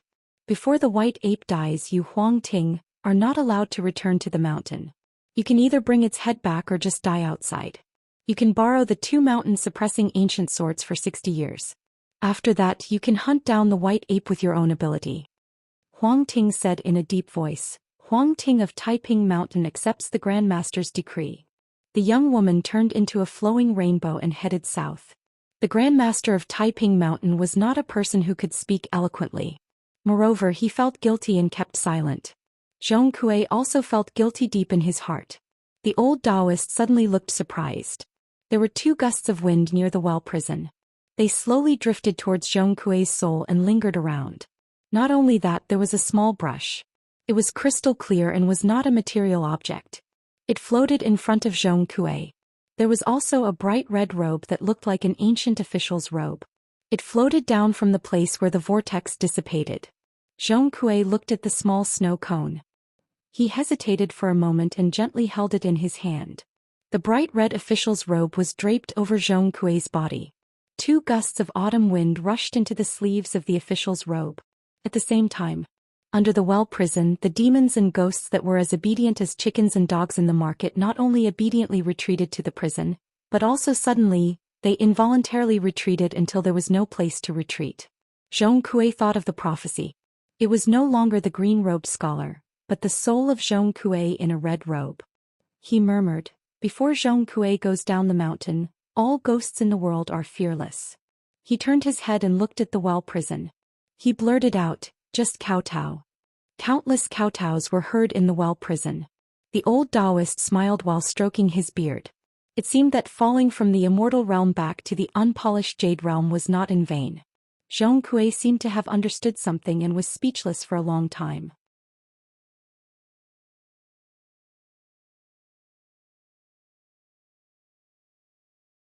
Finally he said, "Old Shinran, I have something to help you with." The old Daoist nodded and said, "As long as you don't want me to kowtow to you, it's fine." Zhong Kui laughed and finally bowed. "Although I'm a ghost, I'm still the Taiping Mountain Zhenren." The old Daoist was slightly surprised. Then he laughed heartily and said, "This flattery is great." Late at night, Qin Pingon felt irritated for no reason. He went to the courtyard outside the post house to practice his swordsmanship. However, he could not calm down. He suddenly looked up. An imperceptible ripple appeared in the sky far away. Qin Pingon took a few steps back. Flying sword number 1 and sword number 15 had already flown out of the blade's strengthening gourd. Qin Pingon heaved a sigh of relief. It was the gentleman Zhong Kui in a strange red robe. Beside him was a white-haired old Daoist. The old Daoist looked at Qin Pingon and nodded with a smile. Then he said to Zhong Kui softly, "You guys talk. Tell me when you're done. I need to take you away quickly. You can't walk in the human world for too long." Qin Pingon's heart tightened. Zhong Kui smiled and said, "Don't ask anything. Let me tell you." Zhong Kui gave a brief account of the Battle of Taiping Mountain as if he were an outsider. His account was not thrilling at all. Instead, it was boring. Moreover, his face was full of smiles. He talked about how he was unable to defeat the white ape monster and was killed by 2 swords and a knife. He became a lonely ghost and could not be a gentleman of the academy in the future. What nonsense was that? Qin Pingon said angrily, "That's it? Dead." He pointed at Zhong Kui's nose and said, "From a human to a ghost? Aren't you a gentleman of the academy? Can't your yin and yang spirits leave your body?" In the end, Qin Pingon's voice became lower and lower. He looked absent-minded and asked softly, "How did you die?" At this point, Qin Pingon was already speechless. His mind flashed by and finally stopped at a scene. There was an unruly man squatting on the surface of the river. He thought that the female ghost was beautiful. He pulled her hair and wanted to see her. How could the people in his mind all die? Qin Pingon subconsciously took off the blade's strengthening gourd and silently put it back on his waist. The little snow cone hovered in front of Zhong Kui.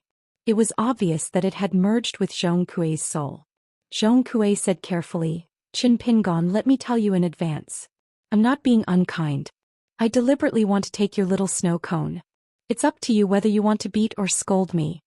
Qin Pingon asked, "A gentleman's word. What do you mean after that?" Zhong Kui said guiltily, "Can't go back on my word?" Qin Pingon sat on the stool beside the stone table. Zhong Kui scratched his head and sat beside him. Qin Pingon said, "You're dead now. You're no longer a gentleman." Zhong Kui felt even more guilty. Qin Pingon raised his head and looked at Zhong Kui.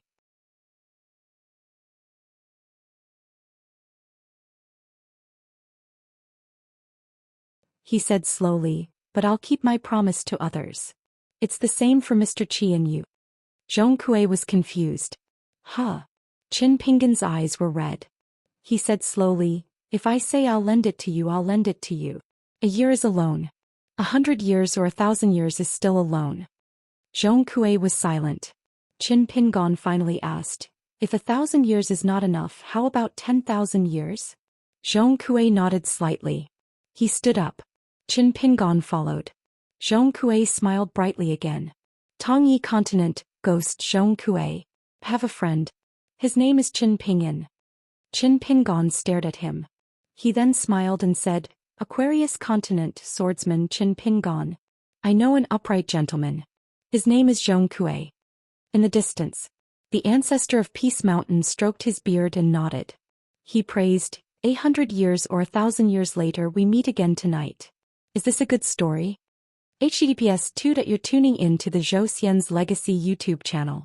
Don't forget to subscribe and join us on this journey to catch the most captivating stories.